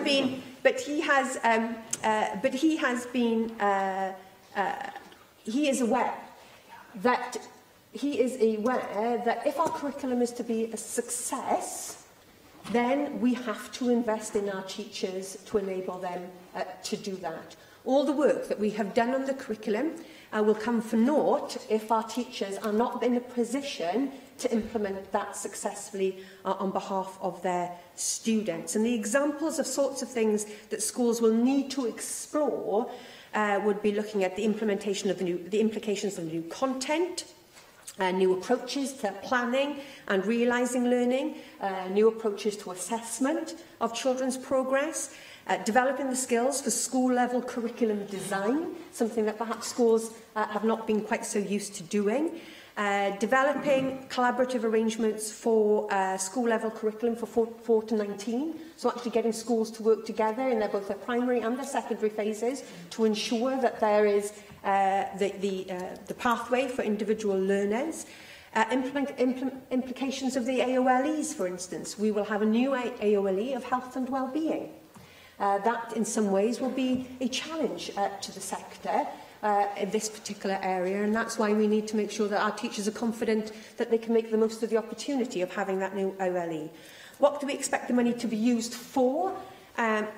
Well, we are confident that schools are in a position to map the learning needs of their teachers. We will expect them to use the money for releasing and covering staff time to be involved in collaborative work. Often that's really difficult. I think we had this conversation just the other week in committee about when budgets are tight, the ability to release staff for training disappears, and this now means that they will be dedicated to a resource to allow that to happen. I am very alive to and alert to the significant pressures on local government. You will have heard the First Minister's answers today about the government continuing to look to see what more we can do to alleviate those pressures. And I'm sure if the government is in a position to do that, that local authorities will want to prioritise spending on schools and to ensure that children in their local area get the best possible opportunities. But having done that, we need to make sure that those teachers in those classrooms have the skills and the training that they need. In responding to the committee's report, we're also responding to consistent calls from the unions to have this money in place. And I was delighted yesterday to see the very warm welcome the teaching unions gave to this announcement. Sian Gwenllian. Thank you very much. Raising standards and raising the status of the profession is something that Plaid Cymru has been calling for many years, of course. And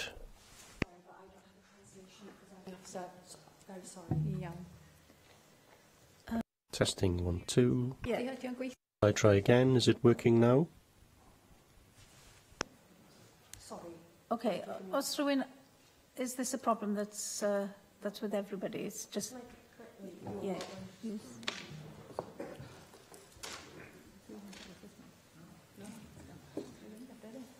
I'm so sorry. No, it's okay. It's not your fault, Cabinet. Just check to see. Testing 1, 2. Testing in die 1, 2. Okay, lean over. I have to clean it for a minute. Too much information, Cabinet Secretary. Yeah, Sian Gwenllian. Okay, I hope you can hear me now, and I hope the interpretation is clear too. Excellent. I will start again. Raising standards and raising the status of the profession is something that Plaid Cymru has been calling for many years. If the workforce isn't given quality training throughout their career, from the initial teacher training up to retirement from the sector, then standards won't improve in our classrooms. Before turning to one issue that's been discussed here on a number of occasions, namely supply teachers and their part in this process, I also want to touch upon the issue that Susie raised on the £15 million and whether it would have been better for that funding to go straight into the core budget rather than being as a specific grant. Now, I sympathise with you because I've just said that I do think we need to invest in professional learning, but of course it is an exceptionally difficult period for our local authorities, and the WLGA has said that they would very much prefer seeing that 15 million being spent on retaining posts, either the 350 experienced teachers or the over 600 teaching assistants, as would have been the case if this funding had been included within the core budget. I do recognise your dilemma. You want to spend the money in the right place, but on the other hand, it is a period of crisis and our schools need every penny to retain their experienced teachers. So I would just ask you to consider and to dwell on that a little. But to turn specifically now to supply teachers, there are 4 times more private agencies for supply teachers now than there were just a few years ago, and there are concerns about pay and condition and professional development for these teachers. With very many schools increasingly reliant on supply teachers to cover teacher absences, it's crucial, therefore, that those supply teachers also get training and that their information about curricular developments is up to date. In a statement by you recently on the government website, it was stated that professional learning will be available to all practitioners in schools, not just teachers. So I would like to know whether there will be provision for supply teachers too, and how you're going to ensure that that works. And the statement also says that funding will ensure that the changes are made in a way that will prioritise the welfare of teachers and will have as little a disruptive effect on pupil learning as possible, and the funding will help to ensure that staff are released for professional learning too. So can you expand on how that is going to happen? And is that inevitably going to lead to more reliance on supply teachers? So, on those specific points and your comments on the core budget against the grant. Thank you.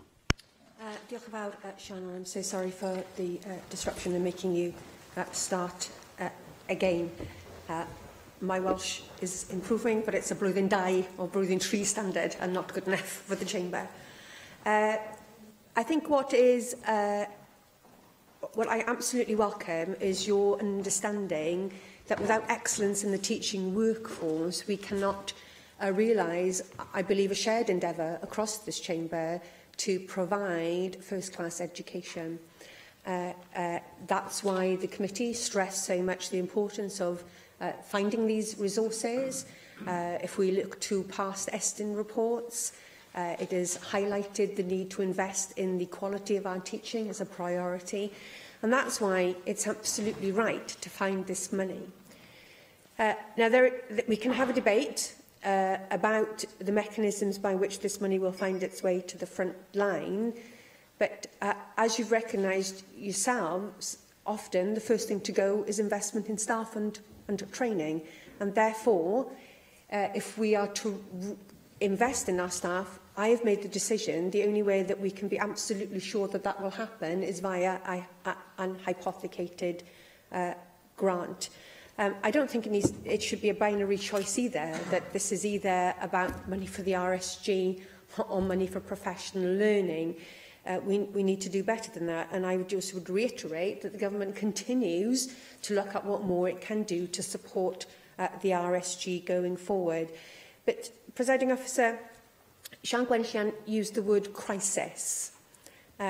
What I believe will be a crisis is if our new curriculum is introduced on a statutory basis in 2022 and our teachers are not in a position to deliver it. Now, that indeed would be a crisis.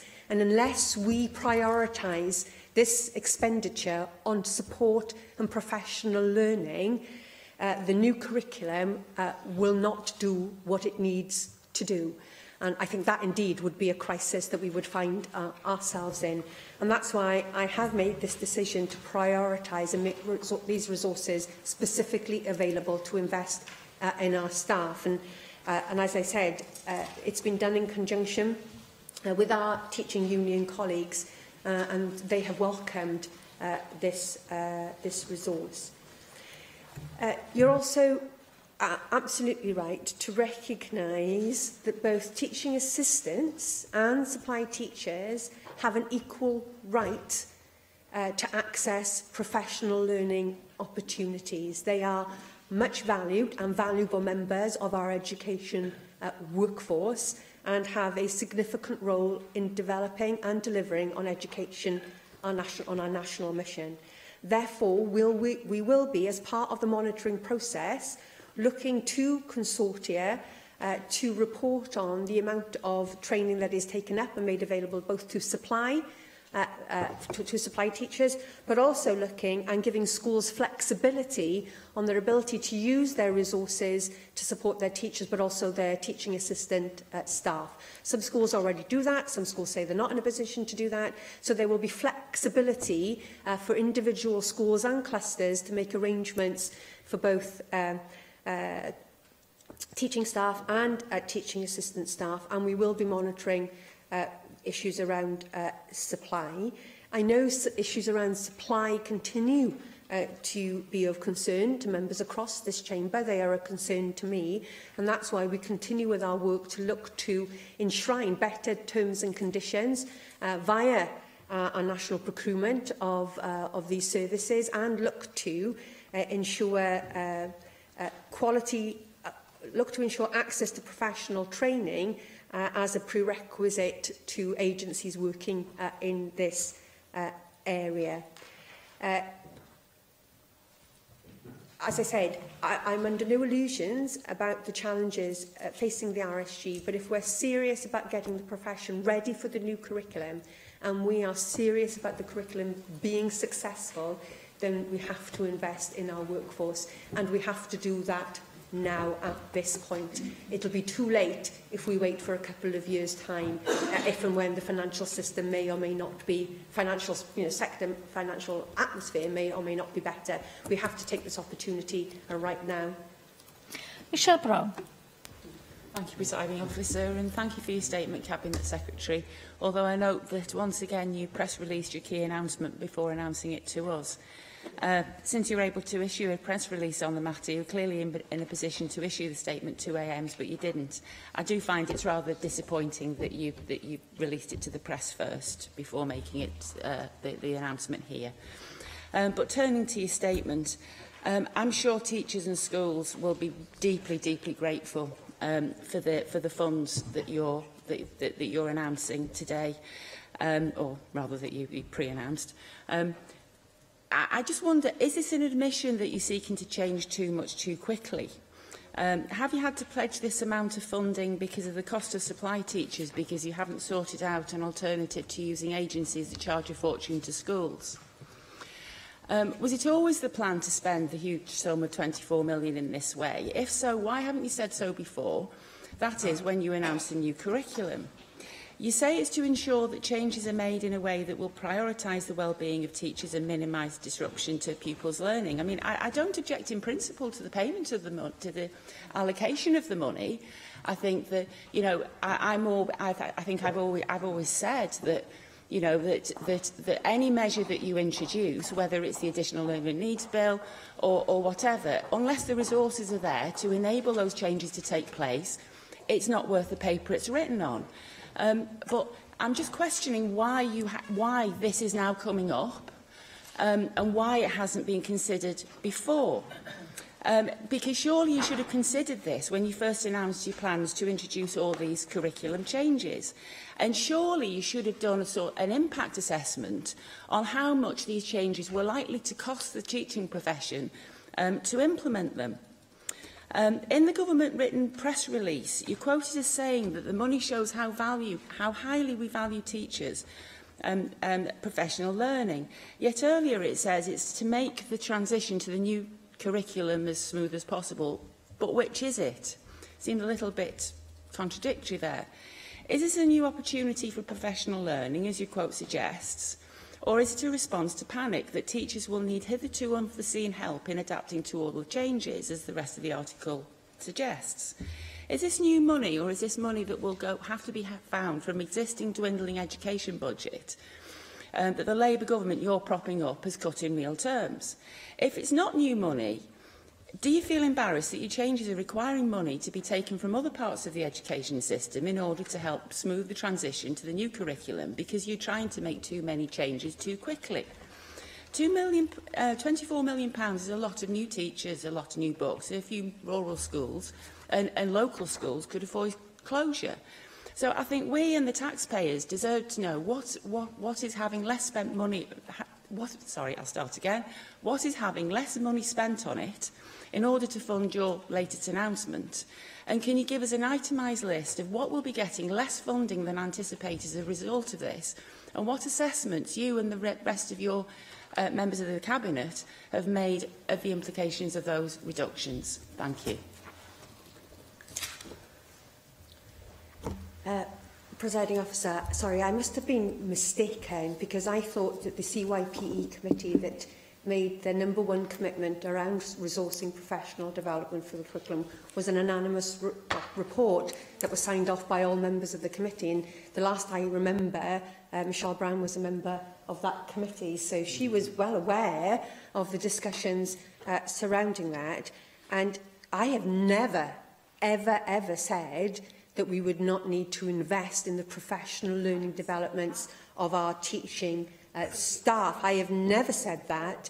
I know better than anyone that if we are to have the education system that I want for my children, and indeed every child in Wales, it is a quality education workforce that will deliver it. Now, the member says, why now? And that is a legitimate question to ask. We're making this announcement now because the research has been done, the work has been done to identify what professional learning opportunities and requirements are arising out of our curriculum changes. And that's why it's important to make this announcement now, because we have the research, we've done the research with our universities, we have consulted with our teaching profession, we have looked at the impact of curriculum changes in other nations and what they have done to make sure that their curriculum reforms have been successful. That work is now completed. Our pioneer schools have fed back, and we're in a position to ensure that that national approach is taken forward. Now, Michelle Brown says that to the public really want us to spend this money. Well, I would argue that the public do expect this government to invest in the teachers up and down this country who stand in front of their children day in, day out, delivering not only the current curriculum, but the future curriculum. A curriculum that, with the exception of UKIP, has been acknowledged that we need here in Wales, and to give it its best chance of a success and not to set our teachers up for failure, we need to invest in them. The member says, which is it? Is it an investment in our teaching staff, or is it an investment in our curriculum? Well, you can't have one without the other. This is about valuing our teaching profession. It is about saying that we will prioritise their learning development. We will not just talk about it, we will fund it, and we will give them the very best chance of making the exciting new curriculum for Wales a reality for them, but more importantly, a reality for our learners. Lynn Neagle. Thank you, Llywydd, and can I thank the Cabinet Secretary for your statement. I very much welcome it and the additional funding. As you've highlighted, this was an area of great concern for the committee, and I, for one, am really pleased that the Government has been able to respond so positively. As you've highlighted, it is about the new curriculum, but it is also about investing in our workforce, who are our greatest asset. And I know that local government have been quite vocal about this funding, but I wonder if you take this opportunity to reiterate to me now that although we desperately need more funding for local government, and I hope that will come, that it is absolutely crucial that we have this protected resource to invest in our skilled teachers, especially as Estyn has consistently told us that teaching is the weakest aspect of the system. I had one further question, which was around what you've said about the funding contributing towards helping teachers with emotional and mental health. That also responds to the committee's Mind Over Matter report, and I wondered if you could say just a little bit more about how you would anticipate that part of the money being spent. Thank you, Lynn, and I'm glad that we've been able to use the committee's report, the evidence that was taken, to help inform and shape government policy. As Susie Davis said earlier, that's one of the strengths of our system, I believe. I'm a great believer in also the principle that government and civil servants don't have all the answers, and it is important to use the recommendations of the committees and the time and effort they put into those reports to help guide policy.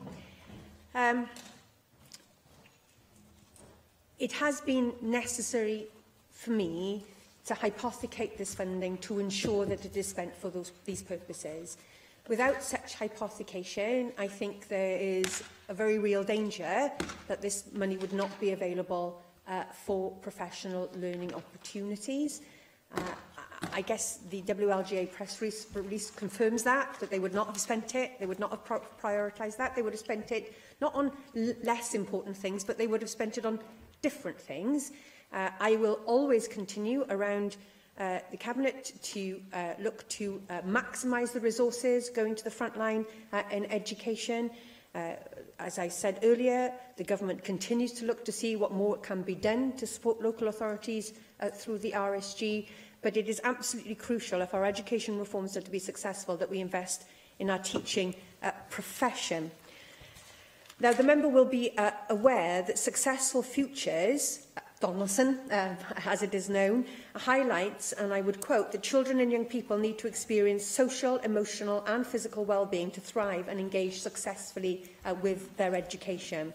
And one of the 4 purposes of the new curriculum will be to support children and young people to become healthy, confident individuals. And those 4 purposes are, of course, at the heart of our new curriculum. So we need to be in a position to ensure that teachers have that training to allow them to realise one of those purposes. One of the What Matters of the Health and Wellbeing AOLE will focus on mental and emotional health. And as I said in answer to questions earlier, one of the things that schools will need to address as they prepare for the new curriculum is how they will be able to interact with the AOLEs and how they will be able to have confidence that their staff are in a position to deliver that. So given that that is such a fundamental part of that area of learning and experience, one would expect that schools, perhaps in the past, in some schools they haven't had a great deal of attention on this area, that they would want to utilise some of this resource to be able to put themselves in a position to deliver on that AOLE and on that What Matters statement. Of course, there will be greater clarity for everybody regarding the AOLEs when they are published in the spring of next year, and then that will help us guide our next set of professional learning opportunities. Thank you very much, Cabinet Secretary. Item 4 on the agenda this afternoon is a statement by the Cabinet Secretary for Local Government and Public Services, reform of fire and rescue authorities, governance and finance arrangements. And I call on the Cabinet Secretary for Local Government and Public Services, Alan Davis. Deputy Presiding Officer, we're all rightly proud of our fire and rescue services. They respond swiftly, effectively and selflessly to serious threats to our safety. More than that, their prevention work has helped reduce the number of fires and fire casualties by more than half since responsibility was devolved to Wales in 2005. That is a huge success, but it is also a challenge. As the number of fires falls, the role of the service will become broader. Firefighters have the skills, training, capabilities and values to deal with a wide range of other incidents, such as floods, medical emergencies and terrorist attacks. Taking on this broader role, it is not only beneficial, I believe it is essential to the service's future. We already have several fire stations in Wales which typically deal with less than one emergency call-out to a fire every month, and many that see only a few dozen a year. We understand that this is not sustainable, and it makes recruiting, motivating and retaining firefighters very difficult indeed. But nor should such stations be closed, as that would leave large parts of the country with no fire service at all. So the future depends on realising the potential to do more, in collaboration with other agencies. To achieve that and secure a future that is viable, the service needs to be governed and funded in a modern, accountable and sustainable way. At present, it is not. There are other growing challenges too. People are living longer and staying independently in their homes, which is exactly what we want to see. However, older people are at greater risk of fires in their homes. At the same time, the lessons of the Grenfell Tower tragedy still have to be fully learnt and applied. Climate change will increase the risks of flooding and wildfires, and public finances are extremely constrained, a situation that is only likely to worsen in the aftermath of Brexit. Again, this calls for the highest standards of leadership and transparency, including ensuring the service has the resources it needs, but also placing that in a wider context of public services. The current governance and funding arrangements are not fit for this new purpose. They mean the service is run by what are, in effect, large committees at arm's length from all other local services, and without any kind of direct democratic mandate. There isn't any real public debate or accountability about what the service does or ought to do, and insufficient engagement tools to respond to changing local needs. Yet such debate and such accountability have never been more important. Fire and Rescue Authorities' funding arrangements have similar flaws. They involve the authorities levying contributions from local authorities at a level that the Fire and Rescue Authority alone determines. There is no external control or approval at all at either the local or the national level. At a time of continuing severe austerity across all public services, that is difficult to justify. There needs to be a sustainable source of funding for the growing range of non-fire responsibilities that I have already described this afternoon. Deputy Presiding Officer, the current arrangements date from the mid-1990s. Whilst they may well have been adequate at that time, the service and the demands placed upon it have changed significantly since. No one should see this as any kind of criticism of the current Fire and Rescue Authority members, managers or staff. We know that they have done their best within the flawed system, but that system itself now needs to change. The white paper I am publishing today sets out our preferred approach to reform. This is grounded firmly in the need to enhance local control of the service and to generate effective leadership and real accountability at that local level. That will mean Fire and Rescue Authority membership becoming more streamlined and more transparent, with greater capacity and capability to provide strategic and political leadership and to build connections with other services and agencies. I also want to see effective challenge at that level from non-executive members. Fire and Rescue Authorities' budgets also need proper scrutiny and approval. That role should rest with local authorities, which provide the great majority of Fire and Rescue Authority funds. We appreciate emergency services can neither manage nor predict demand, so that must be reflected in their resourcing. If there are any threat to that or the service standards we enjoy, the Welsh Government would not hesitate to step in. Most of these changes can happen relatively soon without the need for primary legislation. In the longer term, I am keen to explore a more radical reform that would fully support the changing role of the service and would enable proper professional leadership of it, with appointed members remaining in an oversight role. I also want to explore options for sustainable and transparent funding for the range of responsibilities we expect the service to discharge. We must focus on the outcomes of reform rather than merely the means. I would therefore also be happy to consider other options for reform through the consultation process, which would clearly meet the criteria that the White Paper demands. However, let me be very clear that under no circumstances am I prepared to transfer control of the service to police and crime commissioners, as is happening in England. I do not either intend to alter the current pattern of free fire and rescue authorities or to amend their existing boundaries. As we have seen across the border, those approaches create more problems than they would resolve. I also want to reassure our firefighters that reform is concerned solely with how the fire and rescue authorities operate at a corporate level and not with frontline delivery.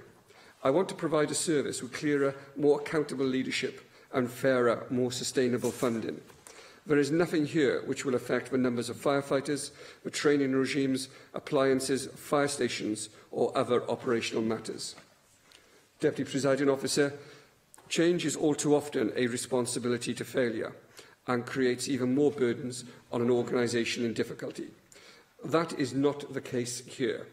I want to build on the successes that we have seen and to sustain the successes that the service has enjoyed, to ensure that we do have in the future a service upon which we can all continue to rely. Thank you. Mark Isherwood.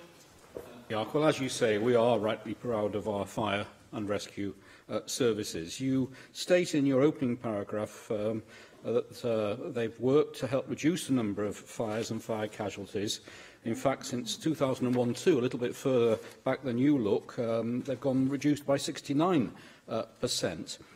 However, how do you respond to concern that the number of fires attended by Welsh Fire and Rescue authorities in 2017-18 actually increased by 3%, reversing that trend, with the number of secondary fires rising by 13% and grassland, woodland and crop fires by 22%.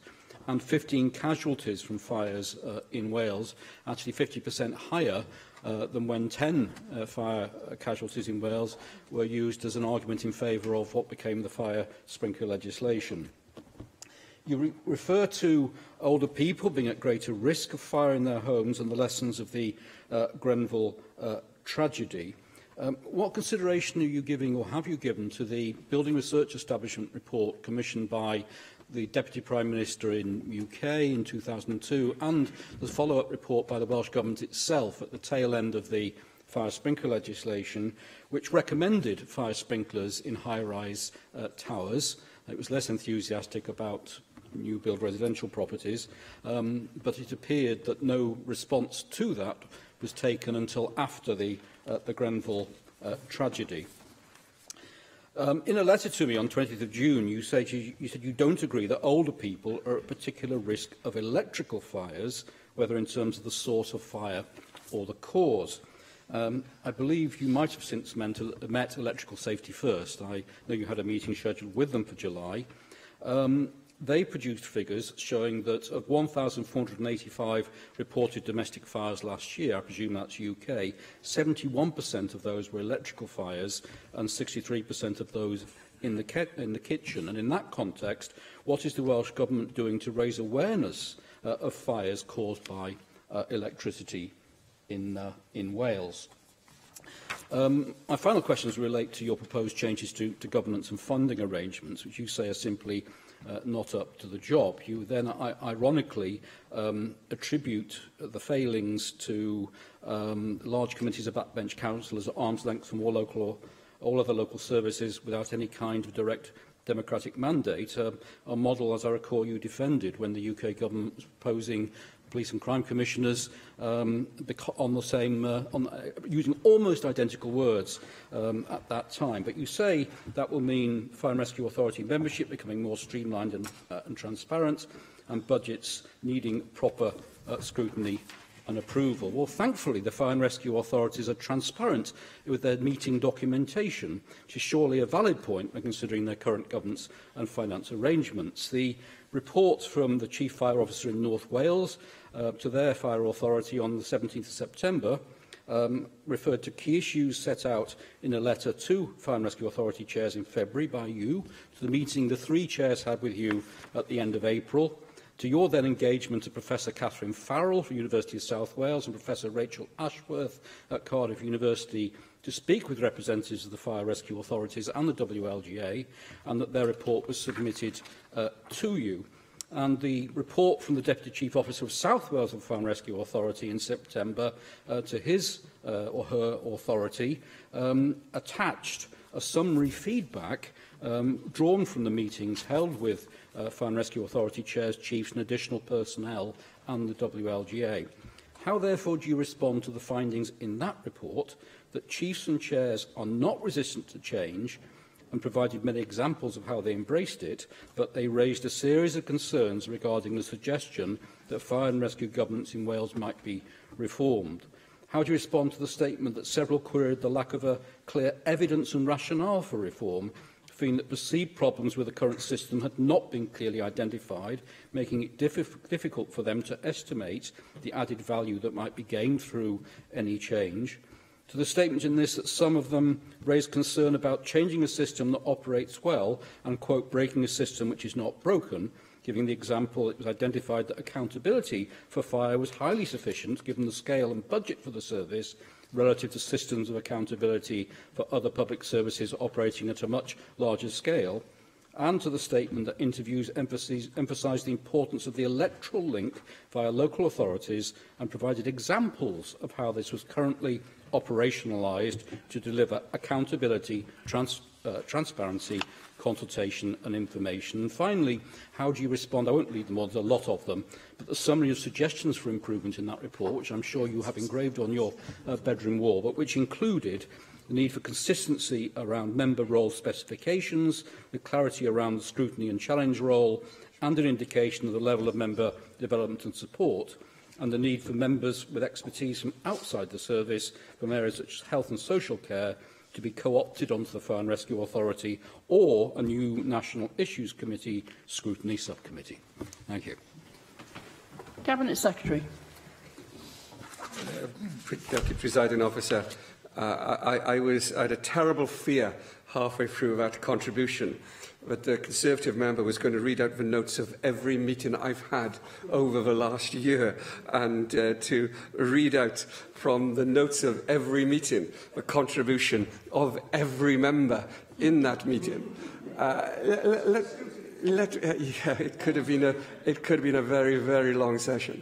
Let me say this. We have, as the member has indicated, shall I say, had a very long conversation with both the current chairs and the chief officers as we've moved through this process. And I have, over the last year or so, sought to develop a debate with the chairs, particularly, over the need for reform and the shape that reform will take.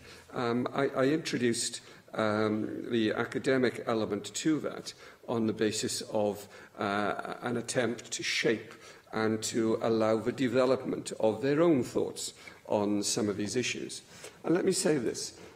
This is a white paper, but it is a white paper that seeks views on particular proposals, but it is not a white paper that rules out alternatives. In fact, were the member to take the time to read the white paper in any detail, then he would see that in the white paper itself, we do take the time to say that if there are other proposals, other suggestions, other recommendations for reform, then we're very happy to take that forward and to consider those additional proposals. At no time in this process have I ruled in or ruled out any alternative measures or any alternative suggestions, with the exception of a national force, a national brigade, and also a transfer of responsibility to the Police and Crime Commissioners. Those are the two options I've ruled out, but I have not ruled out other options. If the Conservative spokesperson does have any suggestions he wishes us to consider, then I'm more than happy to give due consideration to those issues. But in his contribution, he does in many ways make the case for reform. It might break his heart to learn this, but he does make the case for reform because he outlines the changing nature of the threat from fire.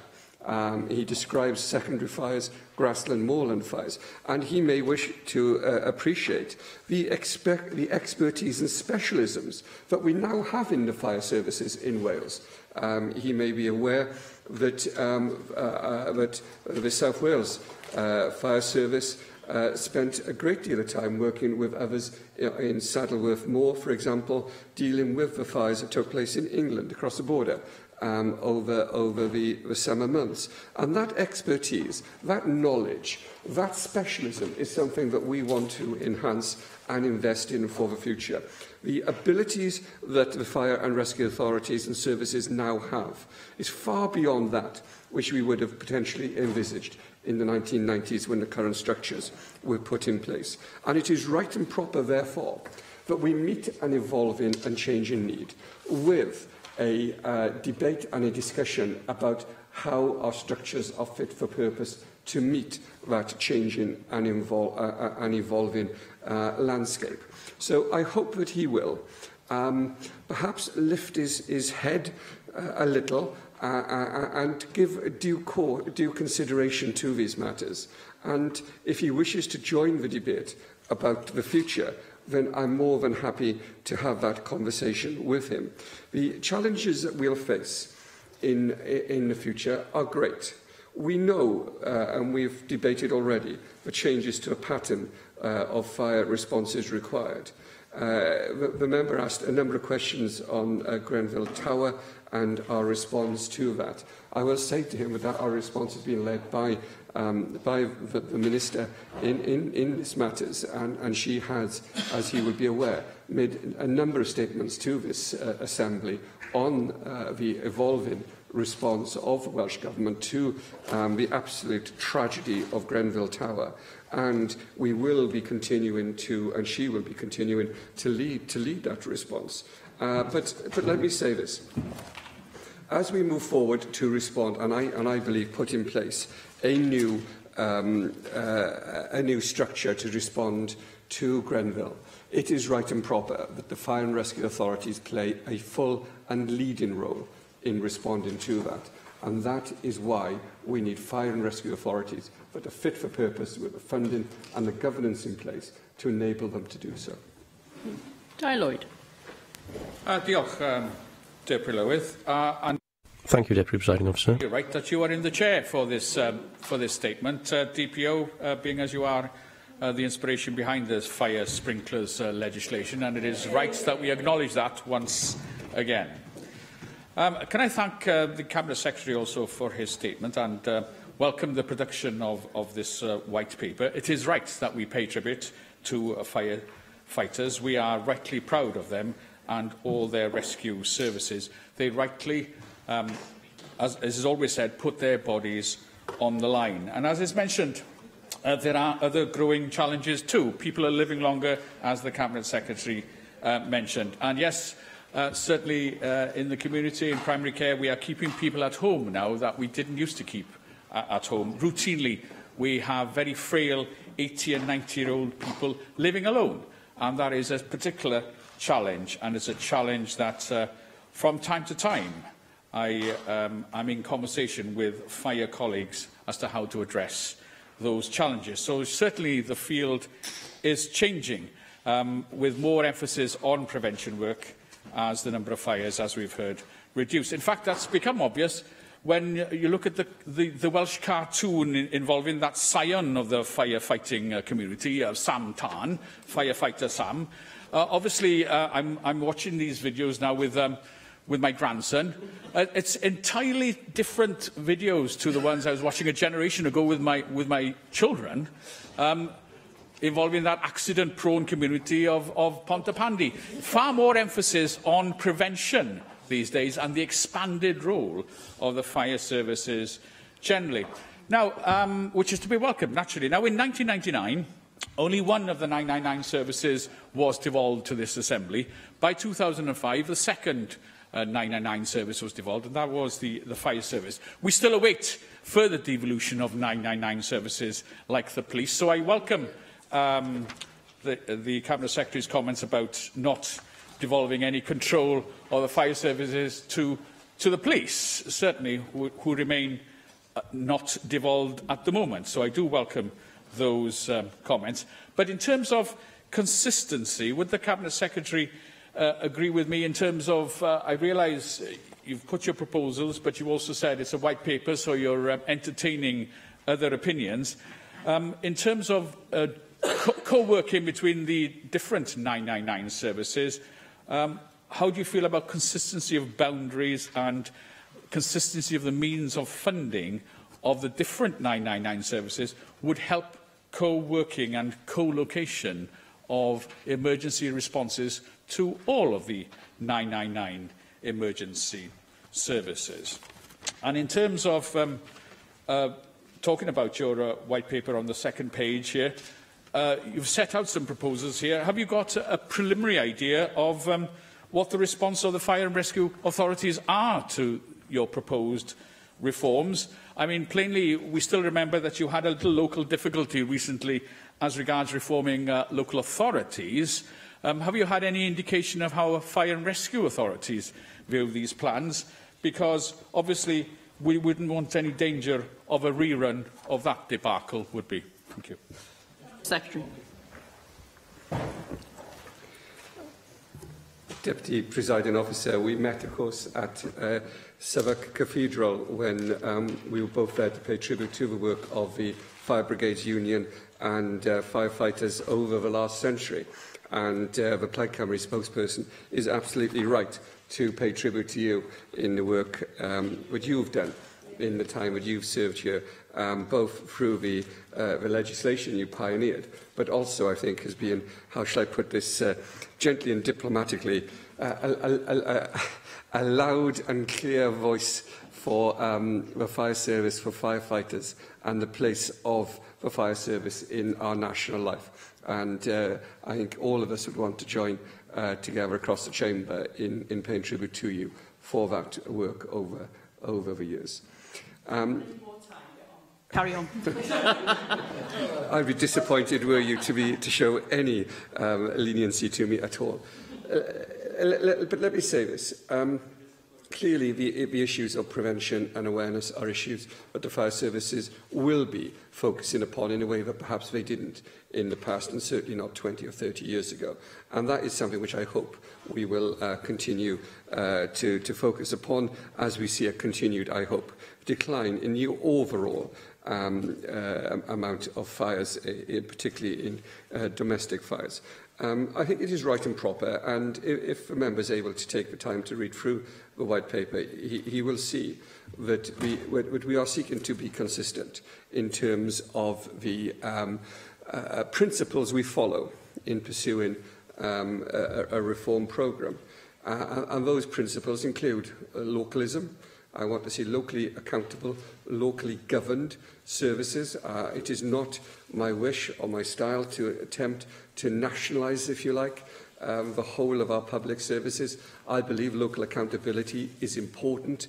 I listened to an excellent lecture at lunchtime from the outgoing Chief Executive of the WLGA, and I was struck listening to him of the shared territory where we shared the ambitions, both himself and others, of the vision for the future of local government and local service delivery that we all want to see in the future.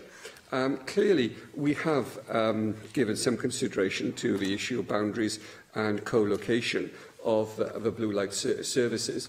It is my strong view, it is a view of the Welsh Government, that policing should be devolved to this place. And we, I think, see the advantages of a coherence in policy making and coherence in service delivery, where we have a holistic way of managing and delivering absolutely core and key services.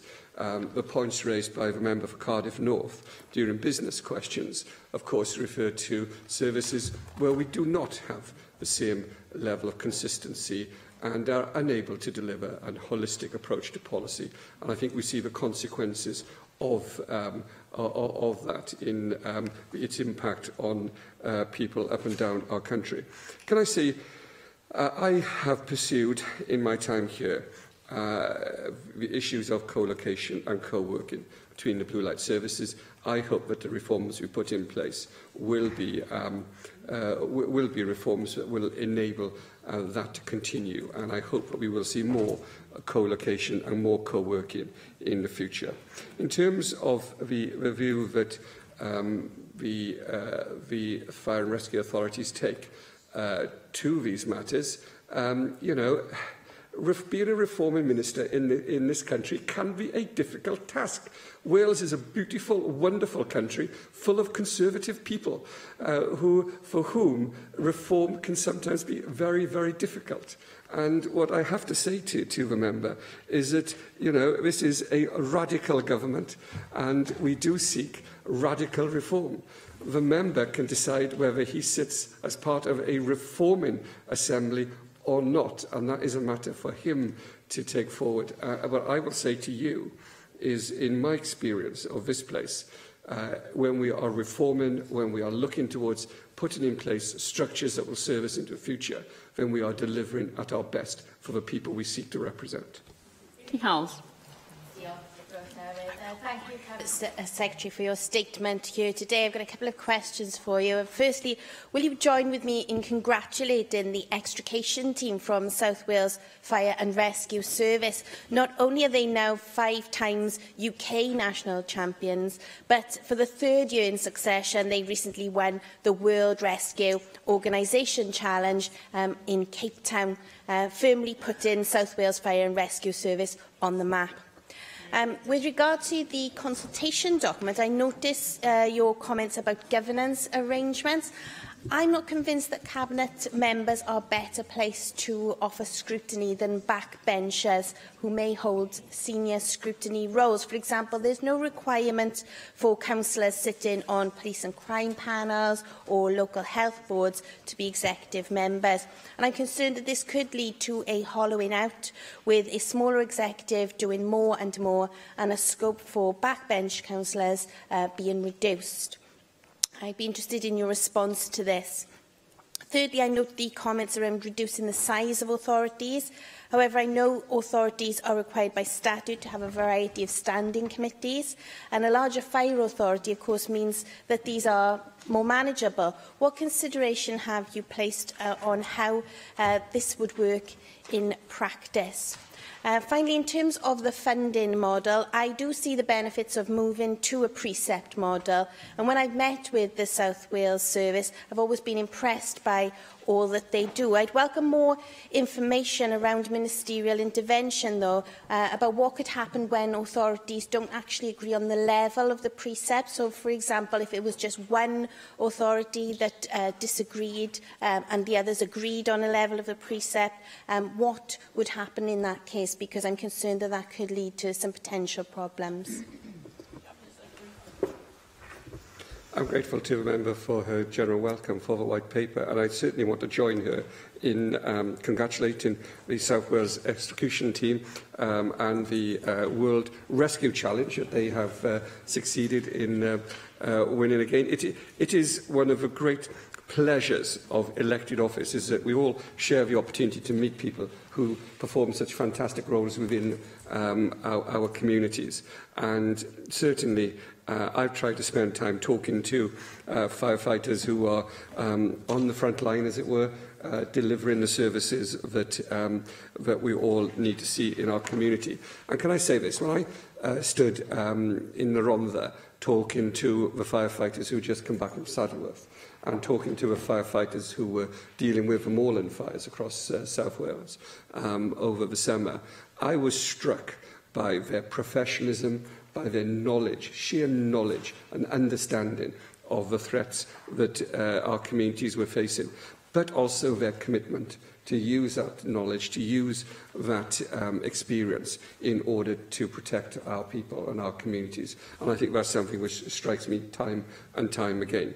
In terms of the role of backbench councillors, what we're seeking to do is to ensure that we have the levels of governance that are in place that can provide us with the assurance that we require in order to deliver both the local scrutiny and accountability, which we want to hold locally rather than create more national structures, but at the same time ensure that we do have the ability to link the work of a fire service into the work of other services being delivered by that authority. The points that were made by the Conservatives, by the Plaid Cymru spokesperson, in this matter are quite important. Because in the same way as we want to see the devolution of policing to ensure that we have a coherence of ability to respond to and plan service interventions, we also want to have that same coherence between local authorities and the blue light services. And it is felt, and I feel, that by having a executive a councillor or a cabinet member serving on the fire authority, then we will have that link and we will have more and greater coherence. Clearly, that is a debate that we will have over the coming months. In terms of the funding models, I'm anxious that we are able to put in place a structure whereby local government and the fire and rescue authorities are able to jointly work and jointly agree a budget for the future. That is what I want. The member quite rightly identifies areas where that can potentially not happen and where there are problems within that. Clearly, there would need to be backstop powers here to resolve that. What we're suggesting in this white paper is that the backstop provides powers for ministers, but powers only to intervene under certain circumstances and then to intervene to deliver a budget which is no higher than the Fire and Rescue Authority proposes. So those powers are delineated, if you like, or certainly have parameters beyond which a minister could not intervene. But I see those as very much backstop powers, which would enable an authority and a Fire and Rescue Authority to reach agreement and to adjudicate if they are unable to do that. But I don't see those powers as being powers which would be available to a minister unless the locally held powers and unless the local authorities involved were unable to reach agreement between themselves. Thank you. And finally, Mike Hedges. Thank you, Deputy Presiding Officer. I think I would start by saying we all owe a debt of gratitude to firefighters who went to buildings when the rest of us are leaving. And the huge amount of work has been done on fire prevention, and credit has been paid to you and the sprinkler system, but the huge amount is done by the fire service in going out and putting smoke alarms in houses, which has obviously saved many hundreds of lives. I was hoping this statement would involve a reconfiguration of fire and rescue services. I have long been of the view that a Mid and West Wales Fire and Rescue Service makes little operational sense. A major fire in Welshpool, for example, will want tenders from Wrexham. It won't want them from Swansea or East Port Talbot.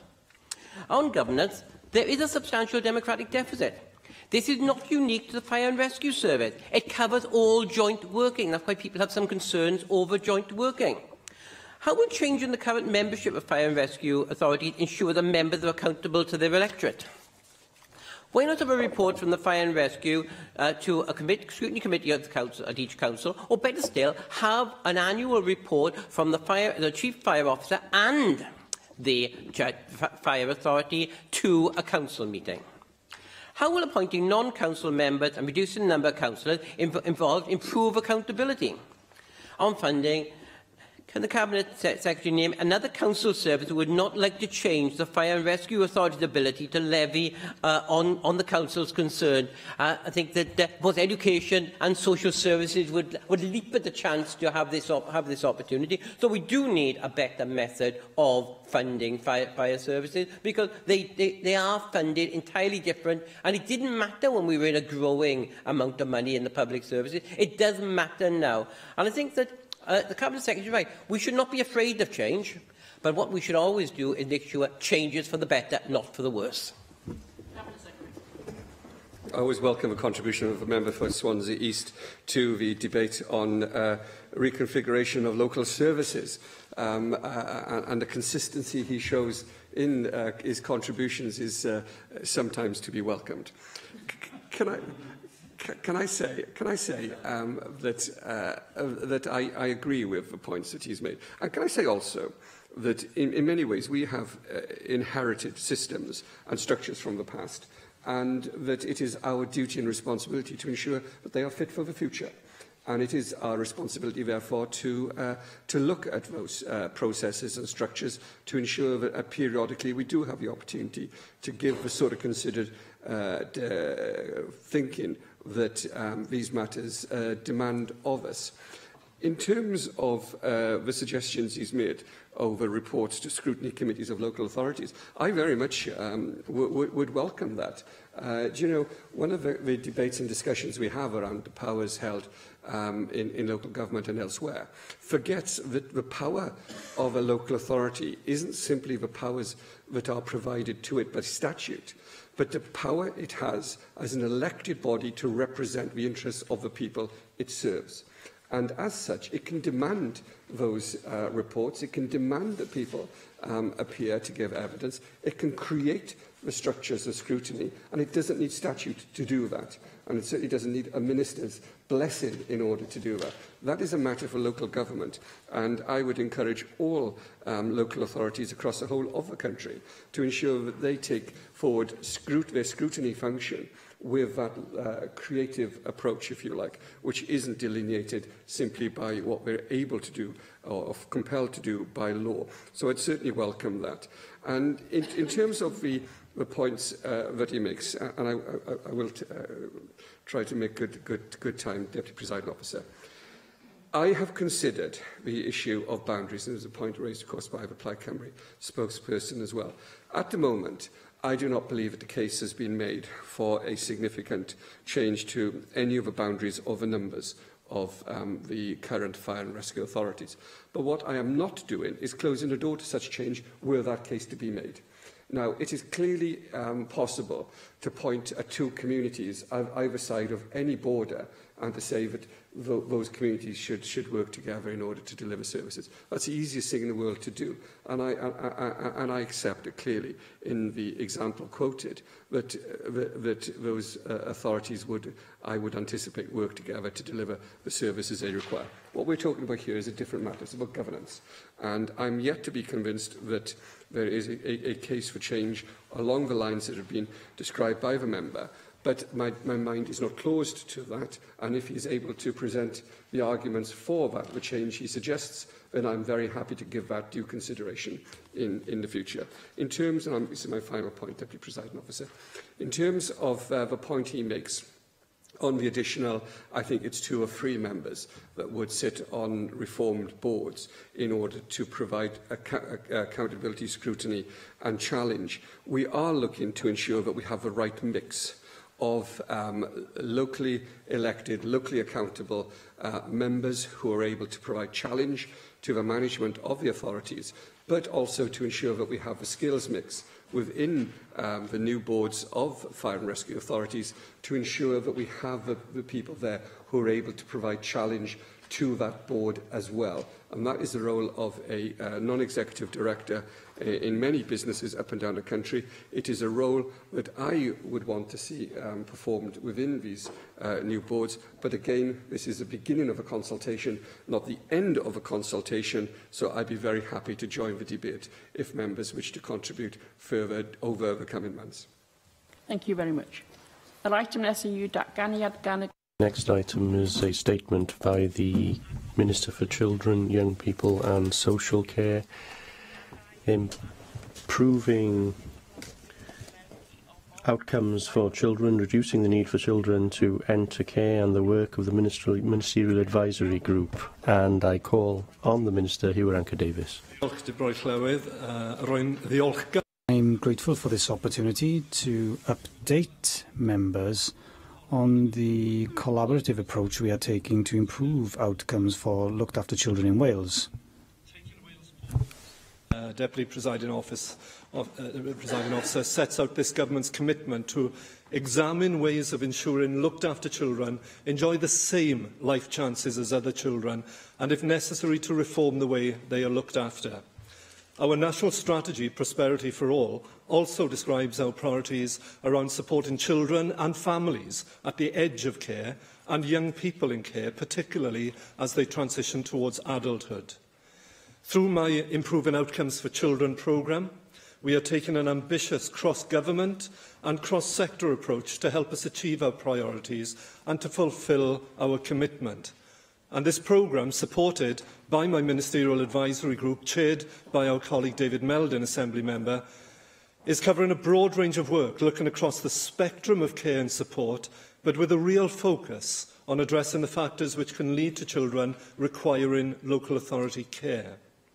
The Ministerial Advisory Group has representation from all senior leaders and organisations with an involvement in children's services. The group has been instrumental in advising me on and co-producing the Improving Outcomes for Children work programme, and I'm pleased our partners are actively involved in this work.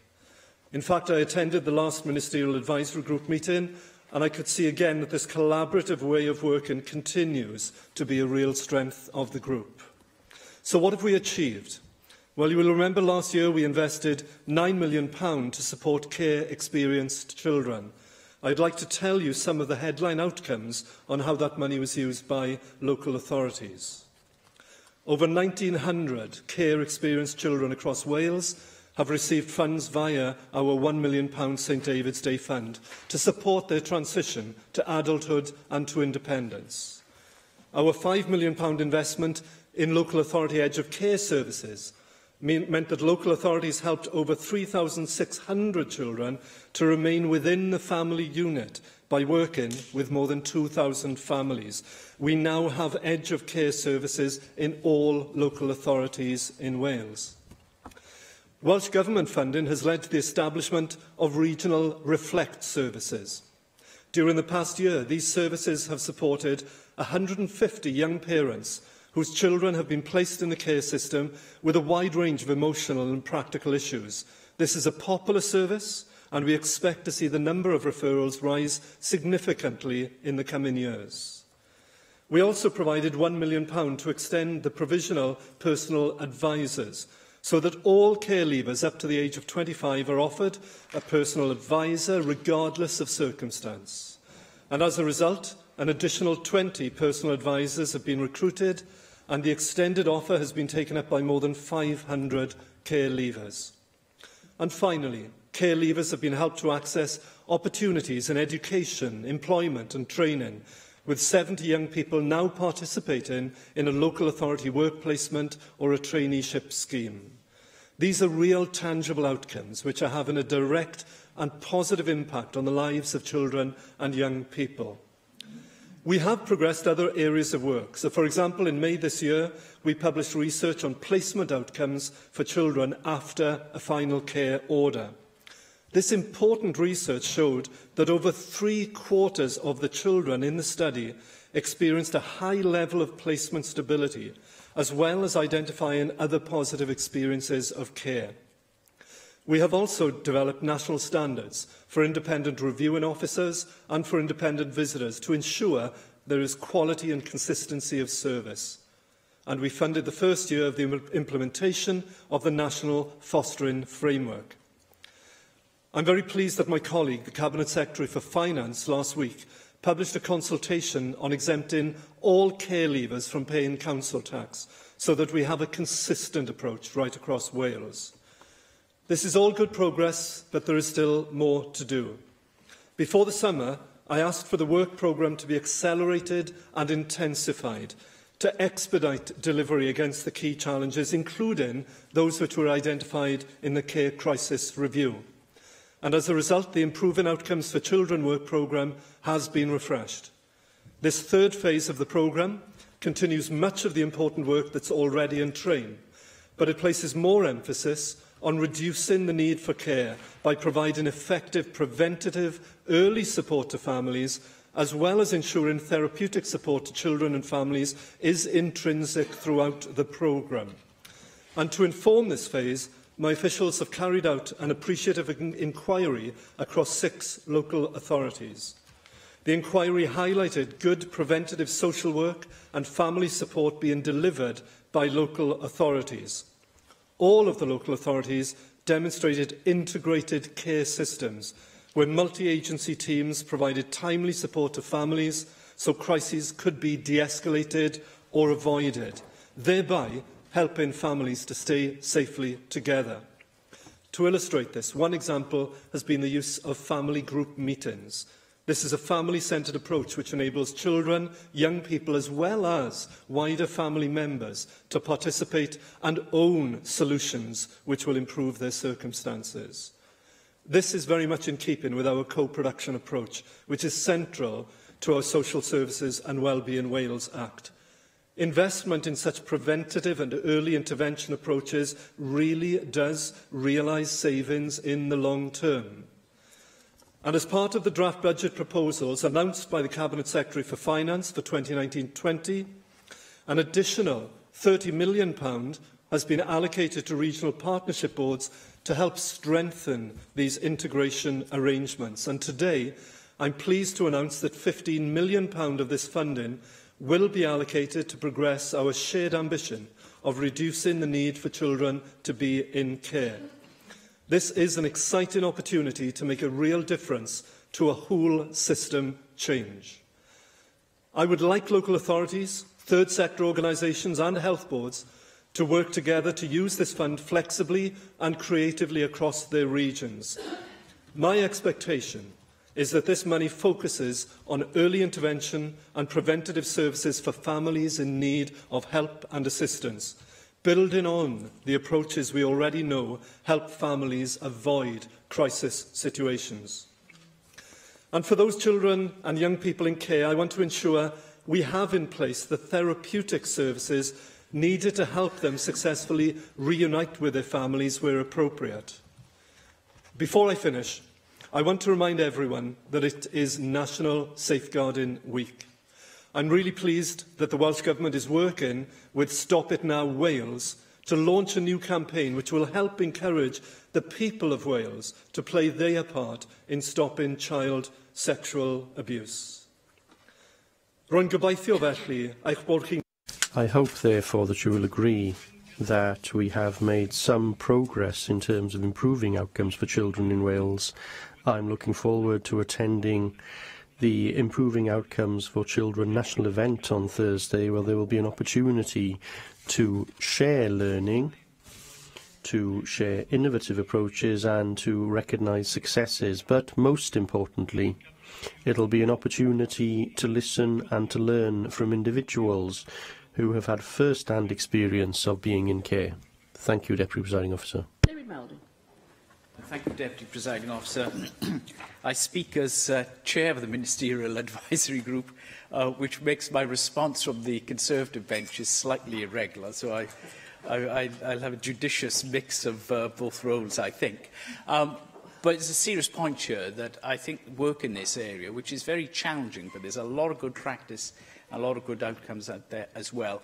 It requires, to the maximum extent, a non-partisan approach. And I think this work, throughout the life of the Assembly, has achieved that level of consensus and the need to ensure better outcomes for those children and young people that we look after. I think, Minister, that you're right to emphasise that the Ministerial Advisory Group is now entering into a key period, and this has required the work programme to be updated. I just want to say a little bit about that in a moment. And it reflects really, I think, the 5-year term of the work. The initial phase was very much filling in the data gaps, commissioning some really important studies. You've referred to one that demonstrated the good outcomes that were measured after a final care order, and something like 75% of children felt that they'd benefited. So it is a sector often that is portrayed by its problems, because sometimes events occur that are really devastating and obviously quite properly very newsworthy. But there's an awful lot of good practice out there, and it is very much building that. As far as the new work programme and its additions and development, can I thank Phil Evans, the co-chair of the MAG group and the former director of social services in the Vale of Glamorgan, and also the officials in your department that have produced the work plan. It has required a huge amount of work. It's been shaped by MAG, but we still needed the engine room of the operational group led by Phil Evans to sort of draw it all together. And it's largely an analysis of the existing work and what's been achieved, a reflection on the data and reports that I just mentioned, and extensive consultation. And I must say the consultation efforts are greatly aided by the other co-chair, Dan Pitt, from Voices from Care. And indeed, the whole collaborative working of the Ministerial Advisory Group has really been possible because of the extensive involvement in the group of various Welsh Government departments that have a key role, housing and public health, for instance, local authorities, children's services, and also with the cabinet leads. And the NGOs, the third sector. I think it has really given the group dynamism and an ability to speak to you, I think, with authority and really provide that high-level advice that you need. The programme now reflects the importance of prevention and early support. And in addition, things that it has decided to emphasise that were either in the work plan but not prominent enough, or have now been absorbed into the work plan, and I'm just mentioning the changes here. But the emphasis on therapeutic services, I think in large part, was driven by Lynn Neagle's, or the committee that Lynn chairs. The Mind Over Matter report had a big impact in the discussion that the MAG was having, and the importance for therapeutic services linked into emotional well-being, which is constantly referred to by looked after children as something that they really need, and that sort of level of support. Another area which was fairly new to me, I have to say, but has perhaps been overlooked, and that's the level of kinship caring that goes on. And that's a resource. Many countries absolutely have a policy to make that more of a resource. But certainly it is used, it is very appropriate in certain cases.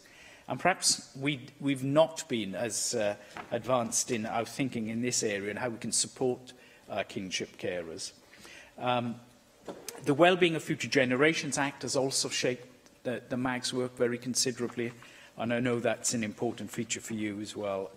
The problem of homelessness for care leavers is a very great one, and how we support care leavers in their tenancies is clearly a crucial element of our role as corporate parents, one can say. And I'm glad that a piece of work has been commissioned from the Wales Public Policy Institute, and I think that will help very much. I think for care leavers, the housing situation is as crucial as the educational situation and educational attainment is for those in care when they're going through formal education. And then ACE frameworks have come to play a big part in tying together a lot of the various threads of the Ministerial Advisory Group's work.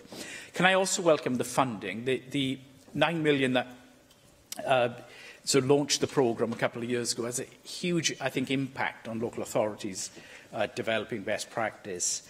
And I think it sends a very positive signal that there is another funding stream. And can I just say, do you agree with me that what we are seeing emerge is a fuller concept of the corporate parenting role, which means every public agency, but also in the political field, obviously you have a huge leadership role there, but it's also your colleagues. It's also us as members that scrutinise the government.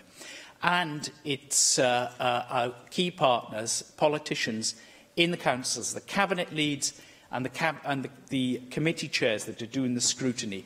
And all councillors ought to surely, or all councillors ought to follow the decision the Cardiff Council made to train all their councillors in looked after children's issues.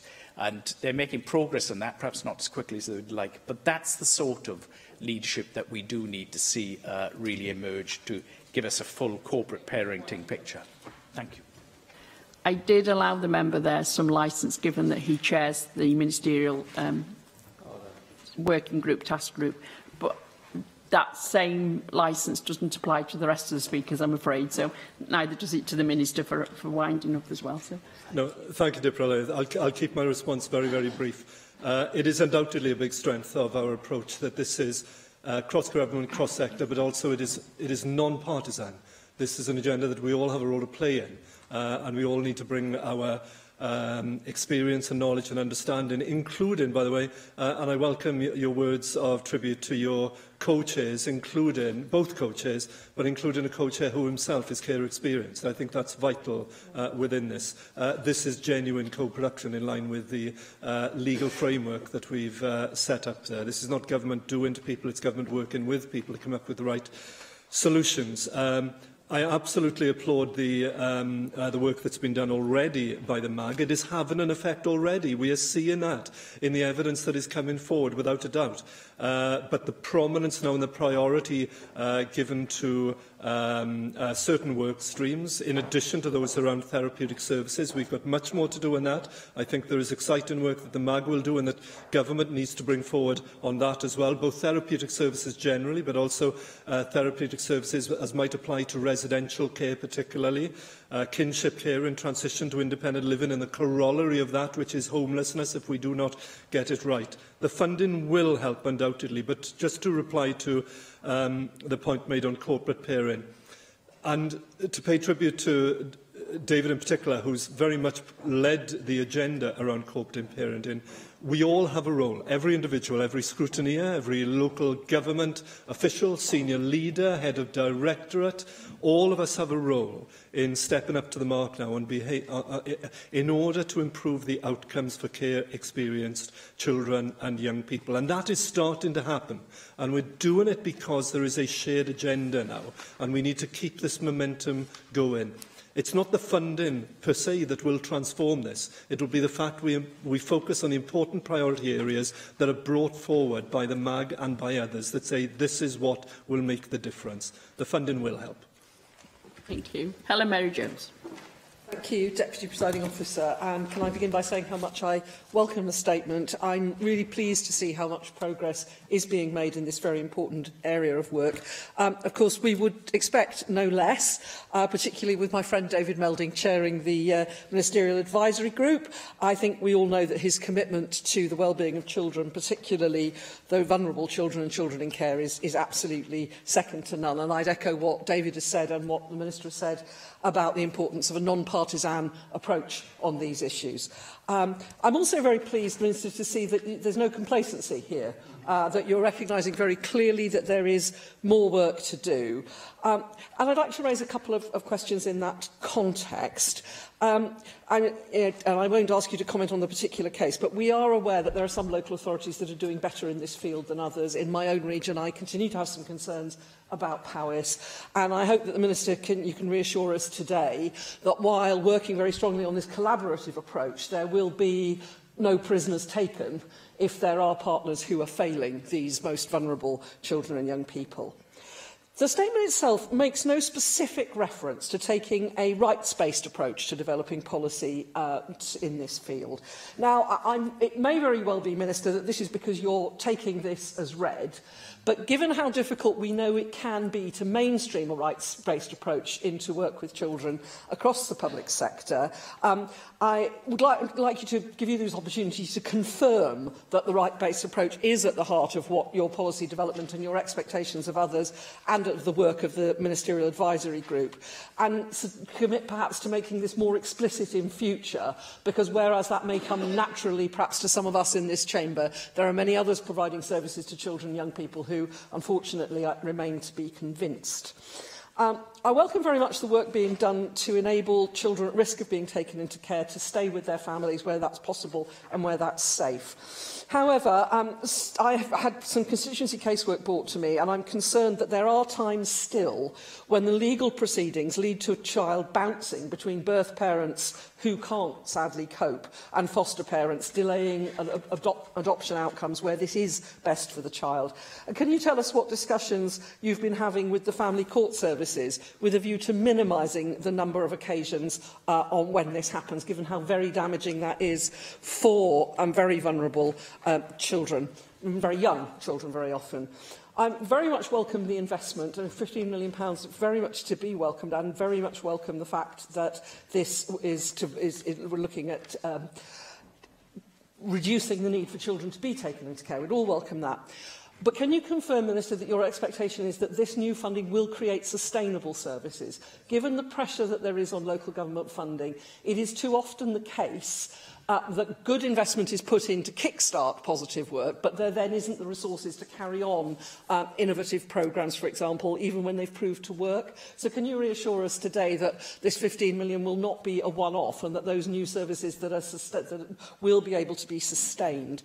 Minister, you'll be aware of the large number of private children's homes, particularly in rural Wales, accommodating very vulnerable young people out of county, very often from large cities in England.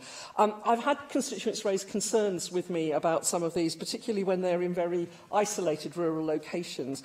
And can you confirm to us today that you are satisfied that the current inspection and regulation regime sufficiently protects the best interests of these looked-after children? They are maybe not always our looked-after children, but my view, and I'm sure your view, would be that while they're in Wales, we have the same duty of care to them as we do for Welsh domiciled children.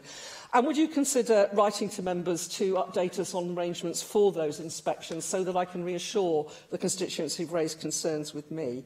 And finally, you refer in the statement to listening and learning from those who've had first-hand experiences of being in care. I'm very glad to see that the ministerial group is jointly chaired by a person with care experience. But could you take this opportunity to tell the Assembly a little more about how care-experienced individuals, and particularly children and young people currently in care or at risk of care, have been involved in developing this policy, and how that will continue to be central to the work? Minister. Helen, thank you very much for those detailed comments, and let me begin where you began. Our expectation is that all local authorities and those who provide support should rise to the level of the best. We know, as was remarked by the chair of the MAG earlier on, there is some really good practice out there. We've unearthed that ourselves. We expect that to be standard. In terms of the rights-based approach, in some ways, this may be a trailer for a later debate this afternoon as well, where I'll be going large on the rights-based approach. But rights-based approach is at the heart of this programme as well. The Children's Commissioner, who's a member of the group, has made sure that it is so, and we would want it to be so. So even though it wasn't mentioned explicitly in the statement, it's right at the core of the work that we're doing in government and in the group itself. You can have that assurance. We have regular discussions, both at an official level, but also with those directly involved in the Family Court Service. And the Family Court Service itself has, partly in response to work of the Ministerial Advisory Group, has refreshed its approach to children experiencing care over recent years, and we expect it to keep on learning, not least, I have to say, from the Care Crisis Review as well. The Care Crisis Review was very helpful in that it said there is no one magic bullet. There are a range of things that you need to bring up to the very best standard, not only in terms of support and provision at local health authority level, but the way in which family courts also respond to cases appearing, and not to have great regional disparity in the way that family courts respond to it. You mentioned the issue around sustainable solutions and funding. Absolutely. Now, this is partly to do with making sure that the money is going into the right place. And the reason why we have, with the announcement today on the £15 million into regional partnership boards, is because they are set up directly to do that basis of saying, what are the needs in our region? How do we make this apply in the very best way? Jointly working together. So it's not any more to do with pots of money, it's to do with focus on the outcomes of those care-experienced children. But they also need to be sustainable solutions as well as sustainable funding. And that requires some creative and innovative approaches to working jointly. And one of the things we're very keen to do is to embed those ways of working across different agencies, local authorities, health and others, to make sure that they bring forward solutions that are long-lasting because they are more preventative, more early in the way that they intervene, in a more timely way. That is part of the sustainability as well.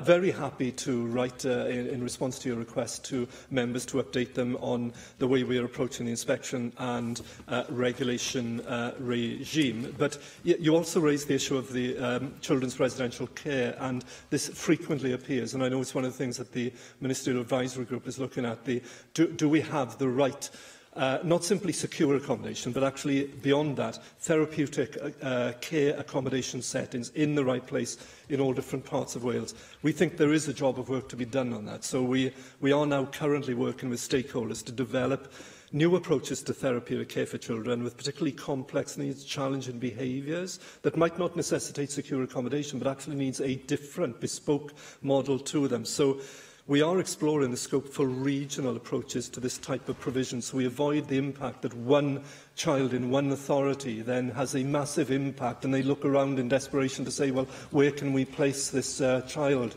And often that means out of county or sometimes out of country. So the work's being taken forward by a task and finish group on children's residential care, and we hope that will not only improve our understanding of the profile of residential care for children, but also bring forward ideas on improving the range of therapeutic models available to residential care providers. But I think regionality on this is going to be key. I think I might have dealt with all the matters. Be fine, thank you. Jenny Rathbone. Corporate parenting is all our responsibility, so I completely share David Melding and Helen Mary's comments on this matter. Last night I attended a dinner organised by the Faculty of Sexual and Reproductive Healthcare along with my colleague Julie Morgan and Angela Burns. And it was done on Chatham House rules, so where everything remained in the room. But I was really shocked to hear that in one local authority in Wales, nearly all the care experienced children come from 10 families. And that's because we failed to look at, we failed to provide the service that we need to ensure that people don't go on simply having more children. So I was very pleased to see that you're now going to have regional reflect services, because that's what these services are about. It's not supporting families to get their child that's been removed back, but enabling them to reflect on the reasons why that child was taken into care in the first place. I'm less impressed by your description of it as a popular service. I want to know whether it's an effective service. I think that it very much depends on the quality of the outreach to ensure that those who most need such a service are actually getting it, rather than abandoning them to just going on having more and more children with, a vicious cycle. So I was interested to see the research you've been done on placements and the positive outcomes. But of 42 pupils in the school where I'm a governor, which I'm afraid is the highest in Wales, already 3 have had a change of placement, but I'm glad to say not a change of school. So at least there is some continuity and stability in their lives that can be provided at the school. So I think that another thing that's been very important in terms of preventative and joined-up social work is that having a social worker located at the school has enabled them to access important information about the background of the young person in a timely fashion without in any way breaching data protection rules. So I think that we need to do a lot more of that sort of thing. And I appreciate that you're going to allocate 15 million more to reduce the need for children to be in care, but we have to recognise that we are an outlier at the moment. 95 per 10,000 pupils, children, versus 62 to 10,000 in England. So there's no room for complacency in this. I think that we simply have to... the importance of the school, it seems to me, was reflected in Kirsty Williams' statement about the importance of well-being just as much as academic achievement, and celebrating the work that's done by schools. So I think that the National Outcomes Framework, as part of the Social Services and Wellbeing Act, has only got one outcome, one indicator in relation to care experienced children, relating to the external qualifications they get when they're 16. And I think there needs to be further indicators of the type of really specialist work that schools can do to really contribute to that.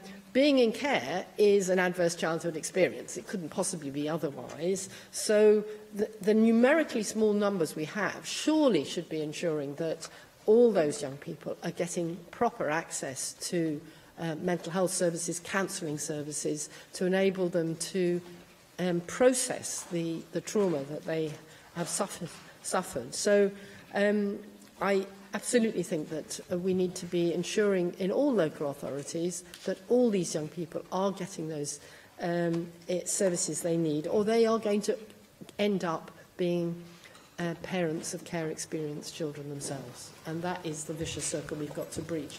And otherwise, it's going to cost local authorities money we simply don't have, because the investigation that was done by a national newspaper about the level of cost for very specialist care, £7,000 a week, and the real concerns about auctioning of vulnerable children.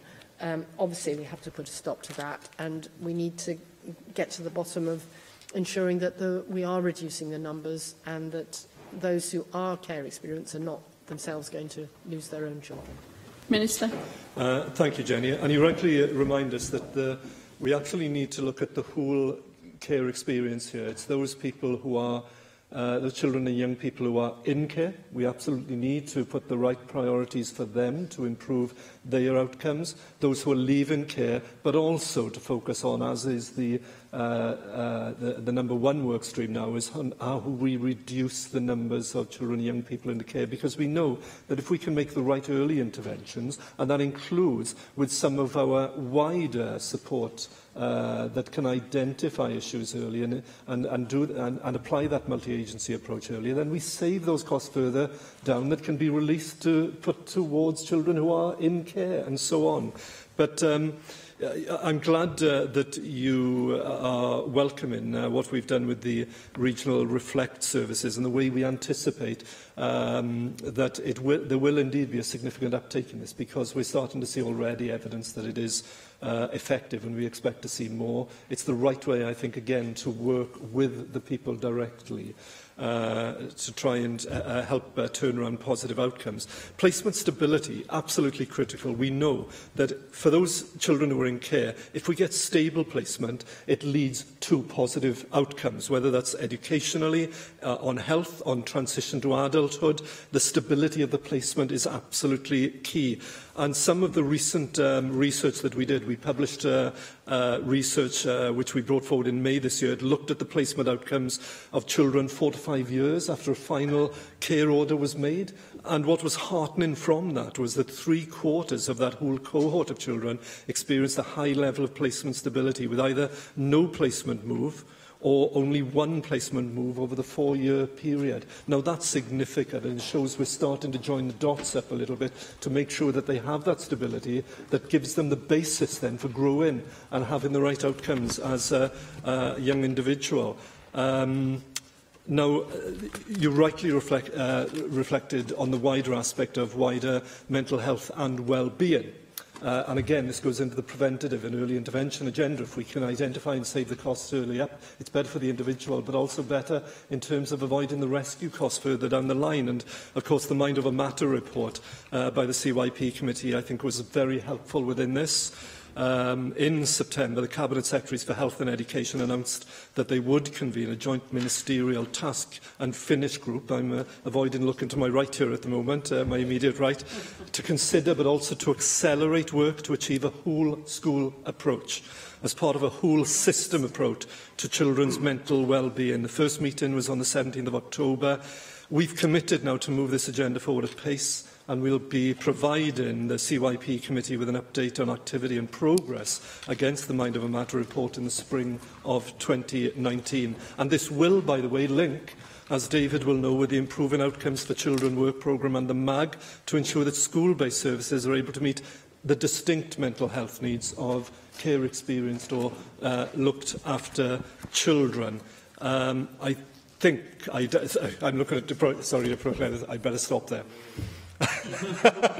It would be helpful, because we have, I'm finally Michelle Brown, and we are out of time. But Michelle. Thank you, Deputy Presiding Officer, and thank you for your statement, Minister. I'd also like to thank the advisory group for their work so far. I'd also like to congratulate those involved in delivering the improvements in transition services and other positive steps that you've updated us on today, Minister. In an ideal world, no child would have to go into the care system. I think that's a given, isn't it? But part of the reason we're justifiably keen to prevent children needing to go into care is because successive governments have not got care provision right. Your statement relates to reducing the number of children going into care, suggesting that children and young people are being taken into care when alternatives that may be available. You've given an example of how alternatives are being considered, but the prospect of children going into care when there's another choice is deeply concerning. And I'd like you to clarify the extent of the problem and, quantify it. How many, how big a worry is this? How are you going to ensure that aiming to reduce the number of children in care doesn't have the consequence of down-prioritising improving the care system itself, and discourage government from making the care system better for those who really do need it and for whom there's no choice but to put them in care? If fewer children and young people are in care, will that result in more funds being spent on each child still in care? Or will that result in a reduction of the amount of funding allocated to care provision? And what conversations have you had with the Cabinet Secretary for Finance about directing the savings created by taking fewer children into care to those who have to be in care? Are you going to be looking at the threshold for placing children into care that's being used by the statutory agencies?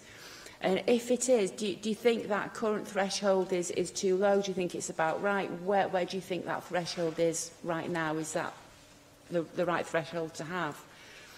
I'd like to be reassured that firstly, you won't be taking the money out of the care system in order to fund extra focus on preventing children needing the care system. And further, can you confirm that spending on the care system will increase in line with both need and inflation? Not long ago, I also asked you a question about the adoption system. You didn't answer it. So as part of the efforts to prevent children having to stay in the care system longer than is necessary, I'll ask it again. Do you believe, as I do, that there's no reason why children shouldn't be adopted by parents of a different ethnicity from themselves? And what have you done to assess whether, and if so, ensure that adoption agencies and social workers are neither formally nor informally acting to discourage mixed-race adoptions? There are many ethnically mixed families in the UK, and that's to be celebrated as we enjoy a diverse society. We rightly also don't treat gay couples differently from other couples in the adoption process. So do you agree with me that racial diversity in families is a good thing, as it is in our wider society, and that ethnic differences shouldn't be a factor in placing children for adoption? If you're serious about keeping as many children as possible out of the care system, or keeping their time in it to a minimum, I'm sure you'll agree, but I would like to hear you say it. Finally, on this week of National Safeguarding Week, we've had many stories in the press and elsewhere over the last few years about grooming gangs and adults grooming children for sexual exploitation. I would like to know, I would like the Minister to take this opportunity to actually give us an update on the measures that you're taking and the measures that social services are taking to safeguard children and to prevent groomers having, to prevent individual groomers and grooming gangs having access to children in care. Because one of the most vulnerable groups of children to these grooming gangs is obviously children in care. And the state has a massive duty to make sure that those groomers don't have access to those children. So I would really like to know what you're actually doing to stop that. Thank you. Minister, briefly, please. Okay. Yes, thank you. I mentioned already in my preceding answers a lot of the work that we're doing on increasing family support and therapeutic support in order to, where we can, to safely and appropriately keep children within the family unit. I mentioned it in my opening remarks, but also some of the work streams that the MAG is taking forward as well. You majored in a couple of your points there on whether if we make savings in one area, for example, and we haven't achieved this yet, I have to say, on reducing the numbers of children coming into care, would that be transferred across into another area? Look, we're not cutting and splicing this budget. We've just announced an additional £15 million today. Our intention is to sustain the funding that's going in there, and as I said to Helen Mary's earlier point, also to find sustainable models in which we keep that going, and part of that is through regional partnership working, but also local partnership working, I have to say as well. It's got to translate right down to the local level, but I think our commitment today and over the last few years has been clear that whilst for some people this might be a slightly left field thing, it's not often a thing that attracts big media headlines, but for us it's the most important thing if we genuinely believe that every single child has the right to have those outcomes regardless of circumstances into which they are born or what life throws at them and their family situation. On the safeguarding issue, I mentioned today that we are supporting and encouraging others to support, I have to say, the Stop It Now Wales campaign around sexual abuse of children. But of course in Wales we are probably slightly more ahead of the game as well in terms of the work we are doing with our National Safeguarding Board, our regional safeguarding boards. We're not complacent, because I think the safeguarding boards themselves know that we've still got work to do. We see it when something hits the headline. We look at what's happened, we look at what's gone wrong, we learn from it, and then we make sure those lessons are learned not just in the region but across Wales as well. So I hope that gives you the reassurance. Oh, and finally, my apologies. The reason I didn't respond to you last time is that I couldn't... It was my fault. I was slightly confused on what you were asking me. But I went back and had a look at the transcript. So let me just make clear here. On the day that we made the last statement, I went to actually visit a young couple, not far from here in Cardiff actually, who were part of the Adopting Together programme. I think you mentioned previously about this issue around ethnic minorities. They weren't specifically mentioned within that. Actually, they are, and I think we've written to you now to explain that within the literature it specifically refers, for example, to children from a BME background. So I'm very happy to put on record that there should be nothing that disbars people from adoption, from becoming a loving, caring family based on race or ethnicity or gender or sexuality or whatever. What matters is a caring, loving family that will give that child the very best start in life and the stability they have to live and thrive. That's what this is all about. Thank you very much, Minister. Item 6 on our agenda this afternoon is a statement by the Cabinet Secretary for Energy, Planning and Rural Affairs on the welfare of animals, and I call on the Cabinet Secretary, Lesley Griffiths. Thank you, Deputy Presiding Officer. I'm pleased to have this opportunity to update members on work to continue to improve standards of animal welfare in Wales. Animal welfare remains high on my agenda as we move through this time of change and uncertainty. It is vital we maintain our standards and expectations, particularly considering the pressures faced as we leave the European Union. I am very clear the Welsh Government will not compromise on animal welfare. I am determined we will continue to lead the way in raising standards both now and after we leave the EU. At this year's Royal Welsh Show, I chaired a dry weather summit to engage with key stakeholders on the prolonged dry weather we experienced this summer, where animal welfare concerns were raised. I committed to helping the industry build its resilience to a whole range of issues, including fluctuating weather conditions. As a consequence of the summit, I am ensuring basic payment scheme payments, including loans for those eligible who have applied, are made on 3rd December. I also announced a donation of £500,000 to provide short-term support to those families most in need. Working with rural charities, we are on course to make funding available before the end of the year. Working in partnership is key, as is engaging with enforcement agencies and the third sector. I've had the privilege of spending an afternoon shadowing an RSPCA Cymru inspector to witness how their vital services are delivered. I said in June I've asked RSPCA Cymru to consider the recommendation of the 2014 Wooler report for the RSPCA Inspectorate to receive statutory status under the Animal Welfare Act 2006. RSPCA Cymru has now employed a member of staff to investigate this, and my officials have received an outline programme and will be meeting them soon to discuss this groundbreaking approach. I've also spent time with the Police Rural Crime Team in North Wales to explore how we might reduce the number of livestock attacks. These are distressing for both the animals and the farmers involved, and are costly in emotional and financial terms. I regularly meet with Julie Morgan AM, Councillor Dilwar Ali and David Joyce from the Communication Workers Union to discuss dangerous dogs and responsible ownership. There are harrowing incidents of dog attacks which result in life-changing injuries. Whilst much of the legislation surrounding dangerous dogs is non-devolved, the obvious lack of responsible ownership associated with these attacks is devolved. These are our citizens, our animals, our health impacts and our life-changing traumas. I'm corresponding with the UK Government and ensuring that we use the powers we have. I've always been clear animals should be slaughtered as close to the farm as possible. I will continue to ensure the welfare of animals during transport and at the time of killing continues to improve in Wales. The Welsh Government is investing in the small and medium slaughterhouse sector to ensure they are more resilient for the future. The Food Business Investment Scheme, which is currently open to expressions of interest, is weighted towards slaughterhouses planning improvements to the safeguarding of animal welfare, including the installation and upgrade of CCTV systems. This grant can be used to reinforce the high animal welfare standards already achieved in Welsh slaughterhouses. I have previously stated I will consider legislating to ensure CCTV is in place in all Welsh slaughterhouses. However, I am committed to working with food business operators in a supportive relationship to achieve the same objective. CCTV is useful in safeguarding animal welfare and is also an effective training tool.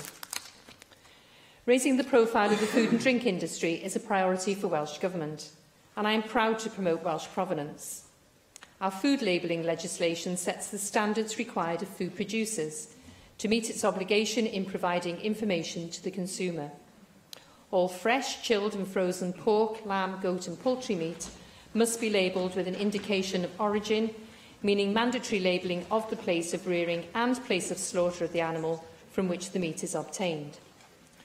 With nearly all UK supermarkets committed to 100% free-range eggs by 2025, I've asked the Wales Animal Health and Welfare Framework Group to review the available evidence on the welfare and biosecurity impact of different production systems. 90% of eggs produced in Wales are free-range, which is much higher than anywhere else in the UK. It is my ambition for Wales to become a free-range nation for egg production. We've worked in partnership to review and update our laying hens and pullets and broiler codes of practice.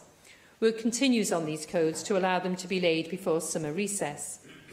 These codes will include guidance to reduce incidents of injurious pecking. The codes of practice for the welfare of horses and one for dogs were published yesterday. The welfare of game birds is a priority for me. Officials are working with the shooting industry and welfare organisations to review and update our existing code of practice for the welfare of game birds. It is important the code reflects the latest husbandry and management techniques and standards of care the law requires. Information on the supply chain of puppies is of particular significance in this process, and a number of colleagues have raised the issue of Lucy's Law with me over the last few months. It is essential we address the root cause of any welfare concerns in changes to legislation. Last week, I announced we are undertaking a consultation early in the new year on this important issue. Excuse me. Whilst I support FAWC's opinion in favour of universal use of well-designed and operated free farrowing systems, I believe this should only be implemented if piglet mortality rates are uncompromised. I will maintain a close interest in new developments in husbandry systems which may provide the answer to the conflict between sow and piglet welfare. Good animal health and welfare are central to our approach in Wales, for example, through the Herd Advanced Animal Health Planning Initiative launched at the Welsh Dairy Show. Prevention is always better than cure. It reduces the need for antibiotics, lessening the risk of antimicrobial resistance. The continued effectiveness of antibiotics underpins our One Health agenda. This is World Antibiotic Awareness Week, and I urge AMs to become antibiotic gardens, as I have done today. Excuse me. Thank you. You need it. Okay. Thank you. Thank you. All right, Andrew T. Davis. Thank you, Deputy Presiding Officer, and I hope the Minister recovers her voice shortly. Thank you, Minister, for your statement, or Cabinet Secretary, very much appreciated. Animal welfare is one of the issues that is always one of the big issues that in most members post bags. Periodically there are campaigns, but I never find a time in the year where some issue on animal welfare isn't capturing the public's imagination. And it is beneficial that this institution does have a vast array of responsibilities and powers available to itself to bring either forward legislation or regulation in this particular field compared to where we were 20 years ago. If I could touch on a couple of points out of the statement, because I appreciate it's only a 30-minute statement it is, so I don't want to take other members' times, but if I could touch on the Lucy's Law proposal that I know the Cabinet Secretary met campaigners around Lucy's Law last week, and sadly I didn't have the opportunity because I was unwell at the time, but I know I'm tied up in a future date to meet with them. Could the Cabinet Secretary confirm what type of consultation she will be bringing forward in the new year? Third-party selling of puppies and kittens is an issue that we have talked about much in this chamber, and it is a rather unfortunate tag that, in particular, West Wales has been home to much of the puppy farming industry, and I'm sure we want to lose that tag as soon as possible and actually get back to responsibilities in this area. And so the sooner we can legislate in this field, I know that many members of the public and indeed members in this side of the chamber would be very grateful. The responsibilities around education of the public is really important. The Cabinet Secretary touches on the work that Julie Morgan, the member for Cardiff North, has done around the Postal Workers Union as well. And it is a huge responsibility when the members of the public take on owning an animal of whatever type.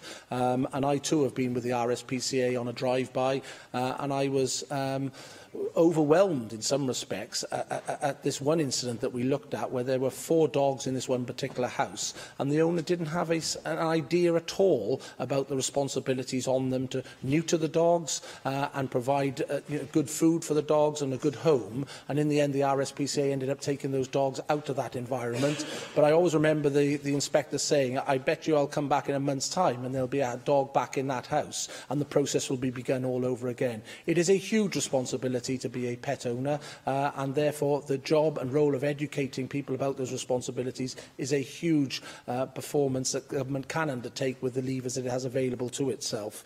I noticed at the start of the statement the Cabinet Secretary talked about the money that had been made available back in the summer to the charities, the £500,000. It has been a very difficult summer. Feeding and welfare of livestock has been a big issue on farms. I'm just a little surprised that money hasn't already hit the charities, because as the Minister identified, this money was designated for families under particular stress at that time. We are now in November. I think the statement indicates that money is going to be made available at the back end of this year. Could the Minister clarify why it has not been made available to the charities so it can be dispersed amongst the agricultural community to the needy cases that require that money coming forward? And labelling, you also touch on labelling. Informed choice of the consumer is a really important area. Only recently there was some social media activity around the purchase of chicken within one of our major supermarkets, and on the front of the packaging it highlighted that it was British chicken. When you turned it over, produce of Thailand. That just clearly is unacceptable. And I believe in the committee, the Environment and Sustainability Committee, we have taken evidence recently that indicates we do have powers in this particular area around labelling, and so I would be interested to understand, has the Cabinet Secretary given any consideration to exercising those powers so that the consumer can be informed on welfare when they are making the purchases that they require? And my one final other point, if I may, Deputy Presiding Officer, is capacity within local authorities and enforcement agencies. It is all well and good us passing legislation, passing regulation here and talking very grandly in this wonderful chamber of ours, but the reality is you need the enforcement agencies to be resourced in the communities, whether they be local authorities or the police themselves, to actually use that legislation and those regulations to drive up standards of welfare. And we know full well that very often local authorities, in particular when it comes to trading standards, have not got the officers to undertake many of the basic functions that are placed on them.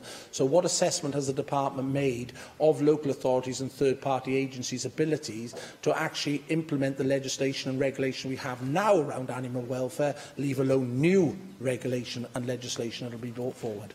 Thank you.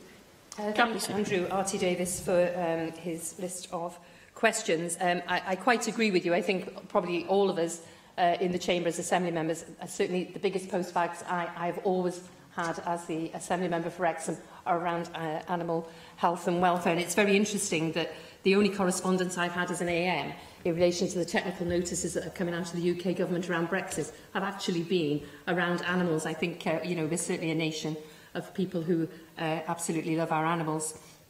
Andrew mentioned about Lucy's Law and what we would be consulting on. I've made it very clear we will be launching a consultation in the new year on the impact of banning the third-party sales of puppies and kittens in Wales, and as I say, we will be doing that early in the new year.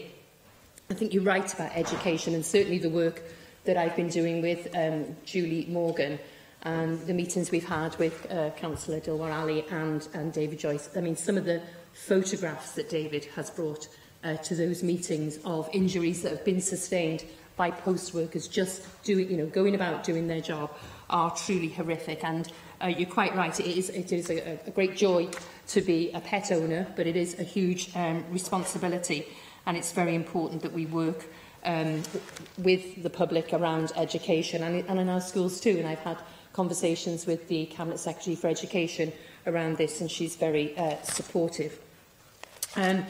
You asked about the £500,000 that I announced at the Royal Welsh Show around the Dry Weather Summit and why it hasn't gone out to charities. My understanding is that the charities felt that that money would be more needed in January, February of next year. I'm due to meet RABI, I think it's on the 28th of November, when I will clarify that, but that money is certainly ready to go to those families who, as you say, within, we had that very long, hard, wet winter, then we had the snow in the spring, then we had the dry weather. Autumn's brought flooding, so as we approach winter, I'm very conscious that there are many in the agricultural sector that will require funding, and that was the reason I brought the basic payment loans forward. It's the first time I've done that, and excuse me, so on the 3rd of December, people will know that if they don't get their basic payment, so long as they've applied for the loan, they will get that. The points you made around labelling are absolutely right, and the incident that you described is completely unacceptable. We do have some powers, but I'm also working with DEFRA in relation to labelling. And again, post-Brexit, I think there is an opportunity to make sure that we absolutely beef up our labelling to make sure that people know, consumers can be absolutely confident in what they are buying. Thank you. Lle Griffith. Deputy Presiding Officer, thank you, Cabinet Secretary, for your statement. A bit of a scattergun statement, I think. We covered about 15 or 16 different policy areas within the welfare of animals subject area. I want to pick up on the £500,000 contribution as well to rural charities, because many of us have supported rural charities over the years through contributions or involvement in various activities. But for the Welsh Government, and I made this point previously, but for the Welsh Government to endorse through its contribution the fact that farmers are really dependent on charity now says a lot, I think, about where we are, or where the farming sector is, or where it finds itself under your watch at the moment. And I think that's quite an issue of regret for me, that you feel that you have to do that. It says a lot about where the sector is these days, because what farmers want, of course, isn't charity, but action. Action to ensure the availability of fodder to Welsh farms over the coming months, so that they can protect the welfare of their animals through having sufficient food available. We remember how the Irish Government announced back in April of this year that they were going to support the importation of fodder to Ireland, much of that coming from Wales or through Wales, making it much more difficult, therefore, I'd imagine, for Welsh farmers to source the fodder they need, and making that fodder more expensive as well. So I would much rather see greater action from Welsh Government than contributions to charity, as important as the role of those charities are. And of course, in your response to the dry weather situation, you've lent on the basic payment to try and address some of those pressures. That very basic payment, of course, that you will be getting rid of if you get your way in relation to future proposals for farm support here in Wales. So what happens when the basic payment is gone? Clearly, farmers will be committed through the public goods and economic resilience aspects to fulfil certain obligations, but where will they have that security and that stability that they look for, so that they can keep their farms afloat and, of course, protect the welfare of their animals? The RSPCA Inspectorate to receive statutory status is something I would very much support, but of course the Wooler report was published, as you say, 4 years ago. So I'm just wondering how much longer we need to wait. Maybe you could tell us in response when you hope to take decisive action on this. Likewise with dangerous dogs. We've been talking about this for years and years and years. I remember 6 7 years ago, and I join with you in paying testament to the people that you name in your statement. But I remember events calling for action on this front 6, 7 years ago, as I say. And still we're waiting, and you do get quite impassioned in this section of your statement. You know, these are our citizens, our animals, our health impacts and our life-changing traumas, so you're writing a letter. I am corresponding with the UK Government. Well, you know, you say in the preceding sentence that aspects of this are devolved, so why aren't we getting on and doing something? And I'd like to, you know, hear a bit of urgency, because I don't want to be here again in another 7 years talking about this. On stunning animals before slaughter, clearly there'll be an opportunity tomorrow to expand on some of this in a debate in this Assembly. But I would like to ask whether the explicit labelling of food where an animal has not been stunned is one way of maybe at least ensuring that the consumer can make an informed choice. The codes of practice for the welfare of horses and the one for dogs that were published yesterday, we welcome those. Of course, we will promise them before the summer. Maybe you could explain why the delay. Lucy's Law, likewise, I would urge the Government to get a move on. And maybe you could confirm whether it is your intention to make sure that there is legislation on that in this Assembly at the very least. And just finally, Deputy Presiding Officer, 2 issues that aren't actually in the statement. On the 17th of June, you said that you'd investigate the need for new codes of practice on primates and other exotic pets. There's no mention of that in the statement. I was wondering if you'd give us an update and whether you could tell us whether, you know, is it really a new code of practice that we need when maybe some of us would be in favour of an outright ban? So maybe you could tell us where we are at in that respect. And finally, there's no reference at all in this statement to vets, veterinary surgeons. And of course, given concerns around the sufficiency of the workforce post-Brexit, for large animals and small animals, I'd like some reassurances that, you know, I know you're on the case, but we need to know that there is a sufficient workforce here so that we don't fall back post-Brexit in not being able to implement a lot of the aspirations that are in this statement. For his list of questions, and it is a very big area of responsibility in my portfolio, and it's very hard to just pinpoint it. You know, I did look at perhaps having just a statement on you know, farm animals, for instance, or companion animals, but we thought we would have it a bit more general. You ask about the £500,000 that I referred to in my answers to Andrew R.T. Davis that we've given to the agricultural charities. And of course, it's not because we want our farmers to be reliant on charity. However, it was very clear to me, certainly over the summer and at the Royal Welsh Show and at the agricultural shows, and when we had the Dry Weather Summit at the Royal Welsh Show, that the weather volatility, unfortunately, a lot of our farming businesses aren't resilient and sustainable in a way that we would want. And as you're aware, and obviously you refer to the basic payment scheme going and being replaced by schemes that are in the consultation, and I don't want to preempt the consultation, which only closed a couple of weeks ago. But one of the reasons why we want to look at having new scheme is because we don't believe the basic payment scheme has enabled our agriculture sector to have that resilience and that sustainability that is needed when you have unprecedented weather that we've had this year. Again, farmers, I'm not saying there won't be support for farmers. I want to make that very clear, and I'm very grateful to have the opportunity again. We've said we want to replace the direct payment scheme. However, there will be the economic resilience scheme and the public goods scheme that you referred to, and every farmer will be able to apply for both of those schemes. You talk about the RSPCA and the statutory status, and I welcome your support for that, and I'm certainly looking into that very carefully. I mentioned the RSPCA doing a piece of work. They've employed a person to do that, and I had a discussion just last week with the RSPCA, and I do hope to be able to make more of a decision and an announcement early in the new year.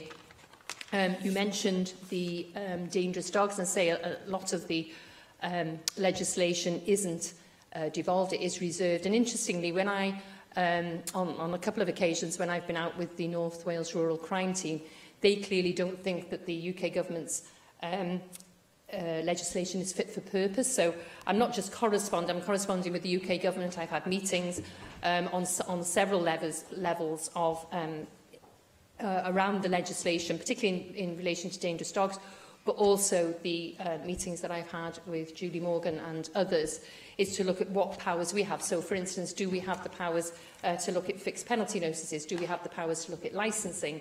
So that is a big piece of work, and I am committed to taking this forward as quickly as possible with Julie Morgan. You asked why the codes of practice were delayed. Well, I think there's one word for that, and that's Brexit. The number of statutory instruments that are coming through, they've had to take precedent over the summer. I am probably clearing the statutory instruments, several a week at the moment. It's a huge piece of work, but we have to make sure that statute book is there on March the 30th. So that has to take precedent. So you're right, we are looking, I've promised to look at others, primates, exotic pets. Do we need to look at a ban? And that's something I'm happy to do. I think the member raises a very important point on veterinary surgeons. And clearly, we have a very high number of veterinary surgeons who are EU nationals. So it's very important that when I have my discussions with DEFRA, and we've got the next quadrilateral with ministers on Monday here in Cardiff, that we leave the UK government under no uncertainty how important this sector is to us. And I've done that over the past 2 years. And at the moment, we believe we have the workforce, but obviously further down the line, I think there could be difficulties. Julie Morgan. Thank you very much, Deputy Presiding Officer, and I'd like to thank the Cabinet Secretary for her statement, and I'm very pleased that she has taken the time to meet Councillor Dilwar Ali and Dave Joyce from the Communications Workers' Union with me. As she knows, my constituent Dilwar Ali is involved in this campaign about dangerous dogs because his young son was viciously attacked by a dog when he was in his own back garden in 2011, and he's been left scarred for life. And I think it's true to say that we have been campaigning since that time for the welfare of dogs, really, and to try to reduce the number of attacks by dangerous dogs. And some of the information that Dave Joyce has brought to us has been very distressing, and the Cabinet Secretary has referred to some of the awful injuries that postal workers have suffered. But he has drawn our attention to the fact that the number of attacks are actually increasing in Wales, and a total of 167 postal workers were the victims of aggression from dogs in 2017 to 18, and this is a rise of 22%. So I wondered if the Cabinet Secretary had any comments about this apparent, quite a large rise in the number of attacks. It's already been mentioned that the Cabinet Secretary is looking to see if there are any further powers that can be used, and I do commend the fact that she's doing that, because I think there are many things that could be done in a preventative way to try to prevent these awful attacks. We have discussed here in this chamber dog control notices, and we've discussed licensing and all these other issues, but I think it is important that we get a clear idea of what we can do and what we can't do. So I look forward to an update on that when she's ready. And I'd just like to lastly comment on Lucy's Law. I'm really pleased that there is going to be a consultation on this Lucy Law, because I think it's a matter of vital importance that we don't allow puppies and dogs and other animals to suffer in the way we know happens. Thank you, Julie, and I would like to pay tribute to Councillor Dilwar Ali. This campaign he's had, as you say, was on the back of a family member having life-changing injuries following a dog attack, and I'm sure when he sits in those meetings with us, it must be even more harrowing for him. But you're quite right, we met, I think it was just last week, we met again, and certainly the information that Dave Joyce brought from the CWU was that the number of attacks are working, and 167 people being attacked going about their daily job is completely unacceptable, and I am committed to doing all I can to work with the three of you to take this issue forward. I think we have to accept that the vast majority of dog owners are responsible. They take their responsibilities very seriously. I think obviously Wales was one of the first countries to introduce compulsory microchipping of dogs in Wales. We've got our breeding regulations that say that dogs should be socialised as far as they can be before they leave the breed. And I do think that does have a lasting impact on the behaviour of a dog later in life. I mentioned that large elements of the Dangerous Dogs Act are not devolved, but I am committed to continuing to work with the UK Government to address the deficits as Dave Joyce sees. In relation to Lucy's Law, sorry, I didn't answer Clea's question around would I be doing it in this term of Assembly. Obviously, we'll be going out to consultation in January. It will then be about looking for a slot in the very packed legislative programme, but I would certainly want to do that. I think it's something I'm personally very keen to do. I think it's really important that we work jointly on these issues, and I am really grateful to the Rural Crime Team up in North Wales. I think, you know, some of the ideas they have around this agenda are very helpful to me, but I do think we need the UK Government to look at that legislation to make sure it is fit for purpose, and certainly at the moment I don't think it is. Thank you. Caroline Jones. Thank you for your statement, Cabinet Secretary, and the actions you have taken to improve animal welfare in Wales. I too support the introduction of Lucy's Law and look forward to legislation to ban puppy and kitten farming. Cabinet Secretary, when do you expect to introduce any new legislation identified by the consultation? Cabinet Secretary, a group of vets have accused DEFRA and UK Government ministers of telling barefaced lies about the effectiveness of the badger cull in England.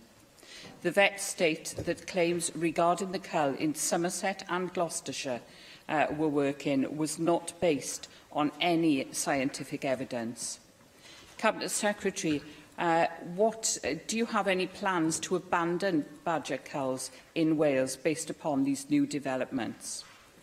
An independent scientific review into DEFRA's strategy for controlling the spread of bovine TB released today has found that culling could reduce between 12 and 16% of new cases in cattle, but that in order to achieve this, more than 70% of badgers would have to be killed. Cabinet Secretary, the report's authors recommend non-lethal controls, such as vaccination. Do you agree this is much better than driving our badger population to near extinction? Moving away from wildlife and onto domestic animals, pressure is being put upon the UK Government to consult on banning the sale of fireworks. Given the impact fireworks have on domestic animals, particularly at this time of year, does your government have any plans to consult on restricting the sale of fireworks and put in organised firework displays only? Finally, Cabinet Secretary, I welcome the fact that you have become an antibiotic guardian. The threat we face from antimicrobial resistance not only threatens our farm animals, our pets, but also poses a danger to human health. Cabinet Secretary, apart from championing the cause, what is your government doing to reduce the use of antibiotics in agriculture? Thank you. Cabinet Secretary. Thank you, Caroline Jones. In relation to Lucy's Law, I think you will have heard me say that we will be having a consultation in January, and I will then, depending on what comes forward from the consultation, be looking at a slot in the legislative programme over the next couple of years. In relation to the report that Caroline Jones spoke about with the DEFRA ministers and the badger cull, I think there are two important points here. One is I'm not here to defend the UK Government's policy in relation to badger culling. I have made it very clear that we would rule out an England-style cull here in Wales from the day I've been in portfolio, and there is no badger cull here in Wales. What we have is a refreshed TB eradication programme that I introduced in October of last year. I'm committed to bringing forward an update on how the programme is working in April, probably around April of next year, when we've got the full year's data to be able to report on. I think what we're doing, having a bespoke action plan on those farms where there is a significant breakdown and has been for many years, those bespoke action plans are all being undertaken as we speak.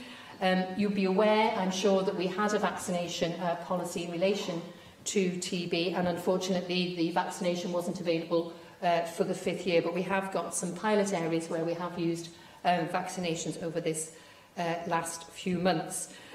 Excuse me. In relation to banning fireworks, that would be a matter for the UK government, but I would be very interested to see anything that they bring forward.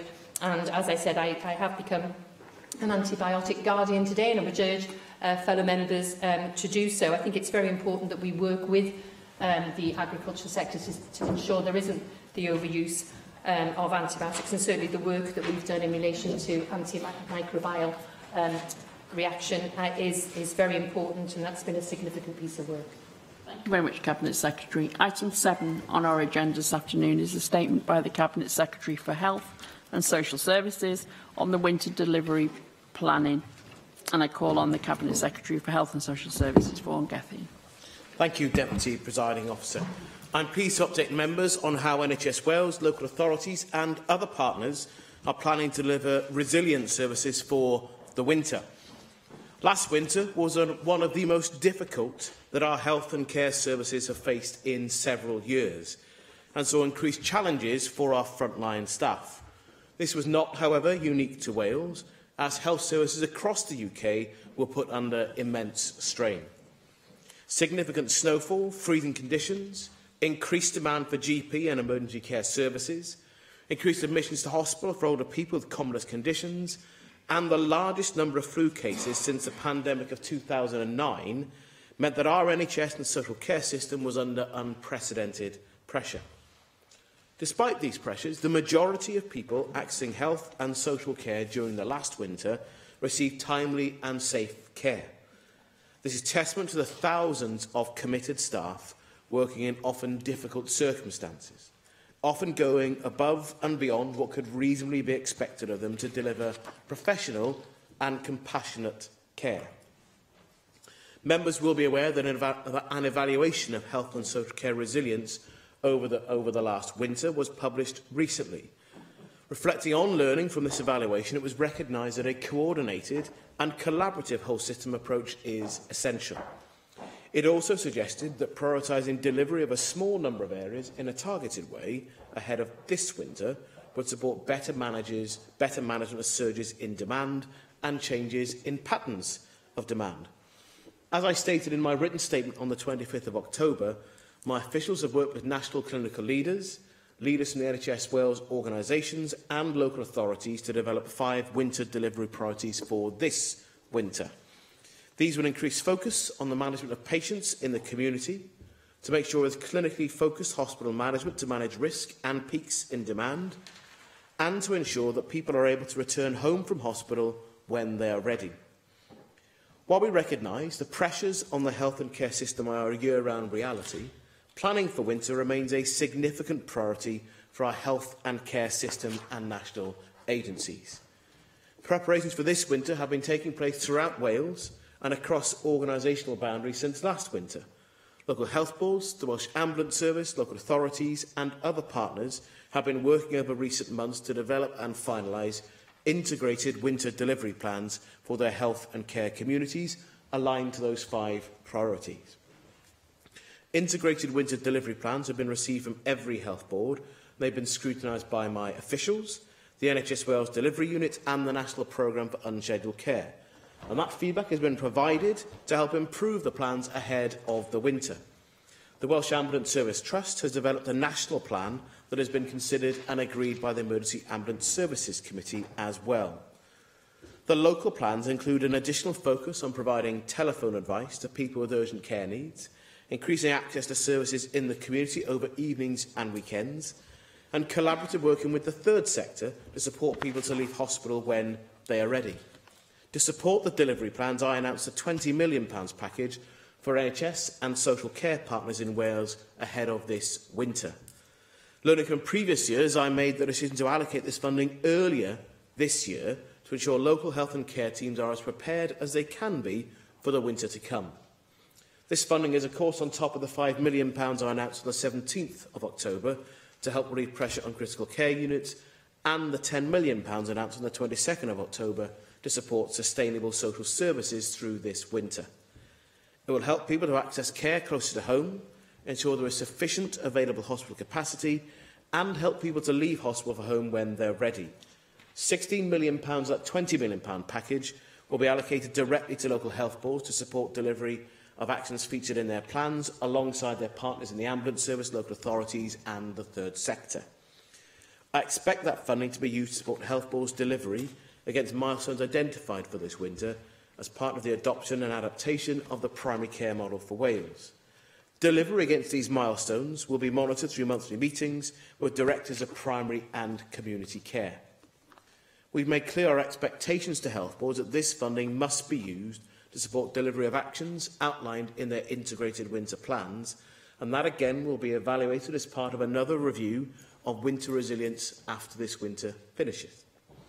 The remaining £4 million of the £20 million package will fund nationally agreed priorities for the winter period, and these include increasing capacity in emergency departments to support patient flow, 4 high-impact Welsh ambulance service projects to manage patient demand in the community, and 2 pilots to extend primary care out-of-hours access. The winter will also see NHS Wales work more closely with the third sector. For example, local health boards will work with the British Red Cross to support patients and staff in emergency departments and transport relevant patients home, helping them to resettle and reconnect with community services. The Welsh Ambulance Service will also be working with St John Cymru Wales to scale up a project trialled in South Wales last winter to introduce a dedicated falls service. I outlined this in my statement last week about the Amber Review. This will help avoid sending essential emergency ambulance resources to people who can safely be resettled without a clinical intervention. Health boards have been asked to formulate operational plans for the crucial 18-day period between the 21st of December and the 6th of January. That's in recognition of the particular challenges that this period presents due to the number of bank holidays. This year's Choose Well winter campaign that I launched recently places more of a focus on the role of community pharmacy and the wide range of other services that are available within the community. They're often closer to people's homes and available at more convenient times for a range of people in the evenings and weekends. I was pleased to launch the annual Beat Flu campaign on the 3rd of October, and I had my flu jab in a community pharmacy in Cwmbran. The Beat Flu campaign encourages all those who are eligible for the free flu vaccination to get protected. And this year, the vaccine will be more widely available than ever before, including for staff within the social care sector, paid for by the National Health Service. But there is no reason to think that this winter will be any less challenging than previous years, and yet again we will rely on the dedication of our staff at the most extreme times of pressure. However, the plans that we have across health and social care come from a partnership between our NHS, local authorities, the third sector and the government. The combination of local and national plans should provide increased resilience against the inevitable pressures that will come over the winter months. As ever, it is our aim and that of our dedicated staff to make sure that patients continue to access the care that they require when they need it and where they need it. Thank you. Andrew Archie-Davies. Thank you, Presiding Officer. Cabinet Secretary, thank you for your statement today. One of the things that does seem to mark out the winter months are these winter pressures on the NHS, and obviously over the Christmas period, as you've alluded to in your statement, with the bank holidays and all the rest of it, it is a very particularly challenging management time for the NHS, and we do pay tribute to the work of the NHS staff across the whole estate, because it needs everyone within that estate to work, as well as the voluntary sector, to meet those challenges. If I could take a couple of points out of the statement, in particular around the capacity. You can talk about the extra money you put in, which is very welcome, but is that extra money buying additional capacity, both in hospital beds and access to GP practices and primary locations in particular? Because in the statement you talk about the increasing access to services in the community over evenings and weekends. Well, if you talk to most people, they do have difficulties in the best of times trying to access appointments in the evenings within the GP sector, for example. So what additional capacity will the resource that you're identifying buy over these coming months so that that will actually treat patients in the best location, which is the community itself? Here in Cardiff, for example, over the Christmas period last year, there was a certain period of time where there was no GP out-of-hour provision whatsoever because the Health Board was unable to attract any GPs to fill those rota slots. Can you give a commitment today that that situation will not happen this winter, given the preparedness which you've identified within your statement this afternoon? And in particular, I did raise it with the Leader of the House. If you could touch on staffing levels within the NHS, in particular in maternity services, you did indicate that you were going to come back to the Chamber to inform us about staffing levels within maternity services across Wales in light of the Royal Glamorgan situation and the staffing numbers there. If you could use maybe this statement to give us an assurance that your officials now have satisfied themselves and confirmed to you that staffing numbers are robust in the services that will be called upon through the winter months, I think that would be greatly appreciated. The flu vaccination, obviously there's a widespread campaign around flu vaccine across the length and breadth of Wales. Only this morning I was hearing of issues in North Wales in particular, where there does seem to be a shortage, certainly in some GP surgeries, on patients' inability to actually have the jab when they've presented themselves to have that vaccination. Can you confirm that, are you aware of such incidences of where patients are turned away when they present for the vaccination? And if that isn't the case, are you able to give that assurance that if constituents do want to have the flu vaccine, there is ample supply here in Wales for that programme to actually meet the goals that we want it to achieve? Obviously, what's really important as well is to focus on the wider NHS estate. There is little or no point in having the hospital itself working if the car parks, for example, or the roadways into the car parks are blocked up. And very often, these are the things that do tend to get overlooked. I can remember in Landock Hospital some 2 years ago, the hospital itself was functioning very well, but because the car parks were iced up and snowed under, basically they couldn't get any patients or staff in to assist in the changeovers that were required. So when the hospitals and the health boards have looked at their estate, they've looked at the entire estate and the workings on that estate so that we don't find that sort of anomaly happen again that puts undue pressure on the hospital environment itself. You also touch in the statement on the increase in community facilities that will be made available. Could you explain what increase you are looking at creating this winter that wasn't available last winter in the community so that patients know where they need to go and present? And it is important, as you quite rightly identified within your statement, to say that this is a multi-agency approach that's required, both from the voluntary sector, from local authorities and the health service itself. And if all walk in unison together, then we can have confidence in the plans that you've outlined today. But what we saw last winter was a breakdown in the service, regrettably, despite the best endeavours of many people across the length and breadth of Wales. But I do point to that specific point that I touched on, where in Cardiff, for example, there was no out-of-hour provision whatsoever. And so that only leaves the A&E department to take the brunt then of all that extra demand arriving at the doors of the hospitals, which put pressure on the hospital itself, and that pressure drives the service down. So can you give us the commitment that the capacity will be in the community? Can you give us the commitment that health boards have got the staffing levels they require? And above all, what new initiatives will you be bringing forward that you've learnt the lessons from last winter? Thank you for the wide range of questions. I think some of your broader points are about capacity across the system. You started and ended on those points. That's both capacity within the beds part of the system, not just within a hospital setting, the ability to flex bed capacity. That requires staff. That's the biggest limiting factor, rather than the physical beds and space themselves, but also beds in different parts of the system. So a focus on reablement beds to get people out of hospital if they need an intermediate setting before going back to their own home, wherever that may be, whether it's a private residence or if they're in the residential care sector. There's also capacity, making better use of the capacity within the pharmacy sector too, which I've outlined in the statement. There are more services that pharmacies can provide than many people are aware. We want to make the best possible use of that service. I've outlined in both the Amber Review and in today's statement some of where the extra capacity will be. For example, more clinicians available to service the clinical desk with the Welsh Ambulance Service, where lots of demand ends up being filtered through during this time of year, and where the 111 service has been rolled up. There is more resilience to the out-of-hours service, and not just people interacting with the emergency ambulance service as well. So we will have more staff to help make that work. That partly follows on from the statement last week with the Amber Review, And today, for example, you know that across the system, the successful pilot of the advanced paramedic practitioners in North Wales is being rolled out through the service. So that's extra capacity, but not just numbers, but the sorts of people who are making use of the skill that those advanced paramedics have.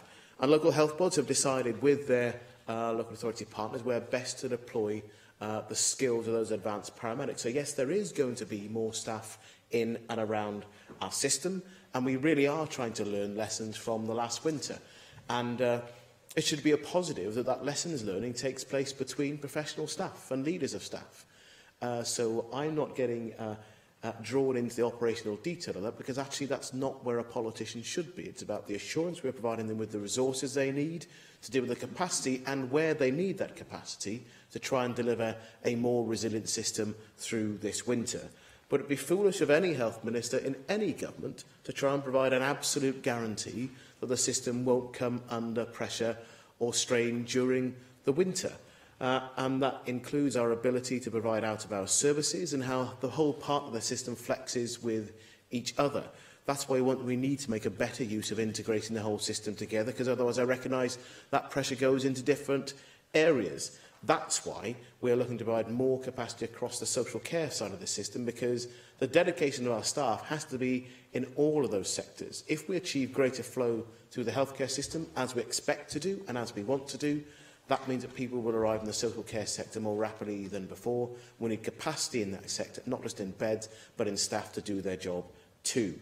On some of the specific points you made, the operational plans health boards are delivering, I do expect to cover the estate within our hospitals, so people can actually move around that estate. That's staff and patients and visitors too.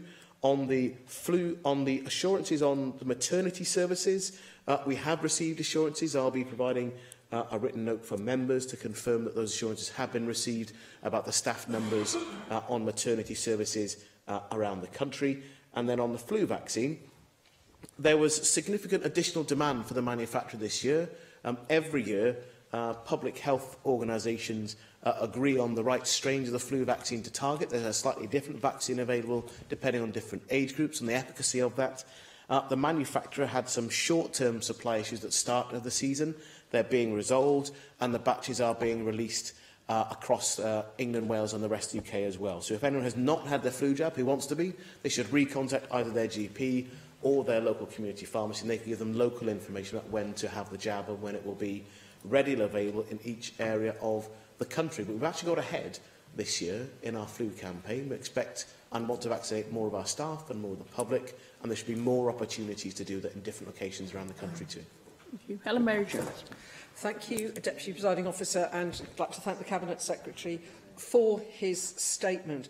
And just start with a general issue, and Cabinet Secretary, you quite rightly highlighted a number of points in your statement. The huge pressure that there's been was on staff last winter. I think you said in a recent interview, last winter was really difficult, and meeting staff who were at the sharpest of sharp ends, knowing they're committed and knowing that they want you to do something for them. Sometimes that's listening, and there's times when people say, you can make this better for us.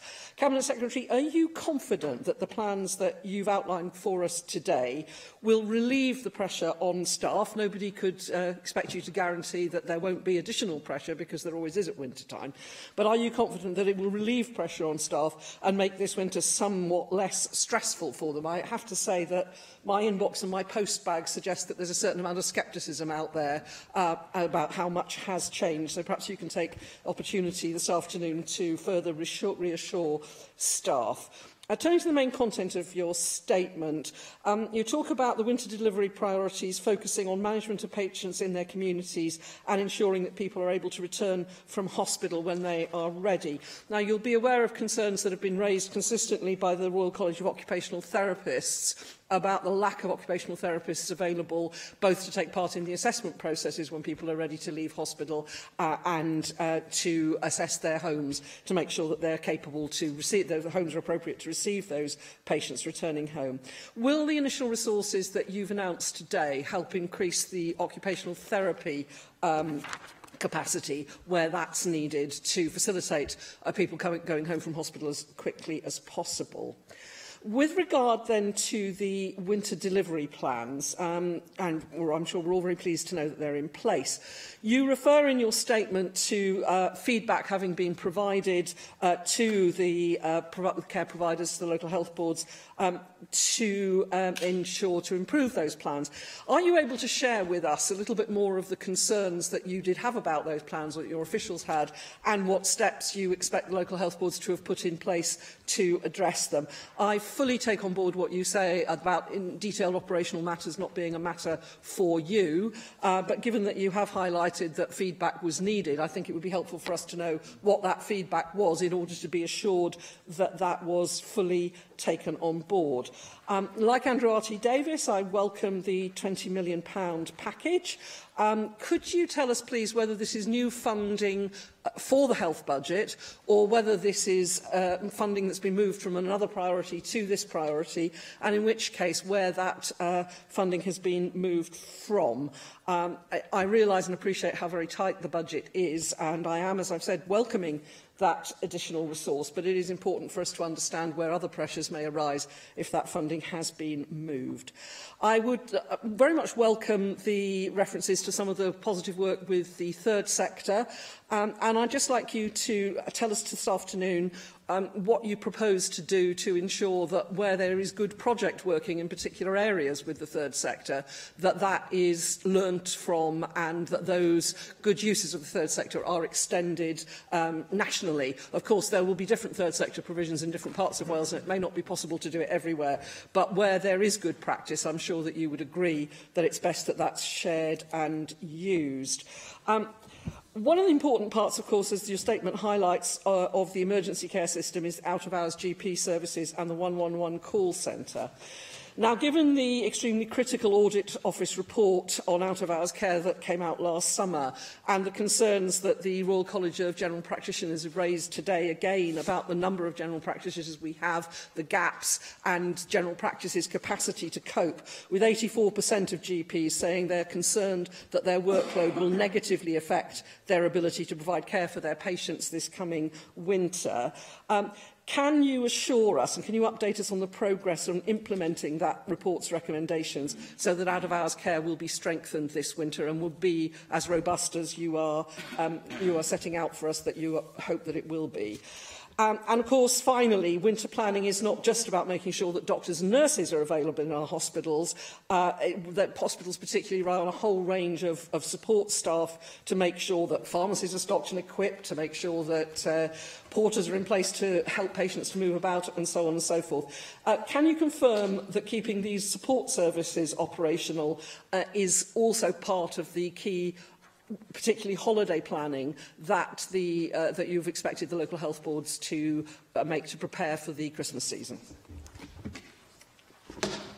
Yeah, I tried to cover the final point in the series of questions in the statement. I tried to refer to the range of bank holidays that take place between the 21st of December and the 6th of January. We know that's partly about bank holidays and also about the additional surge that we tend to see both after Christmas and after New Year, with people who put off wanting to, put off going to seek help and advice, and after each of those particular milestones, we see a surge in demand coming into the whole health and care system, not just our hospital sector, but general practitioners certainly see that surge in demand as well.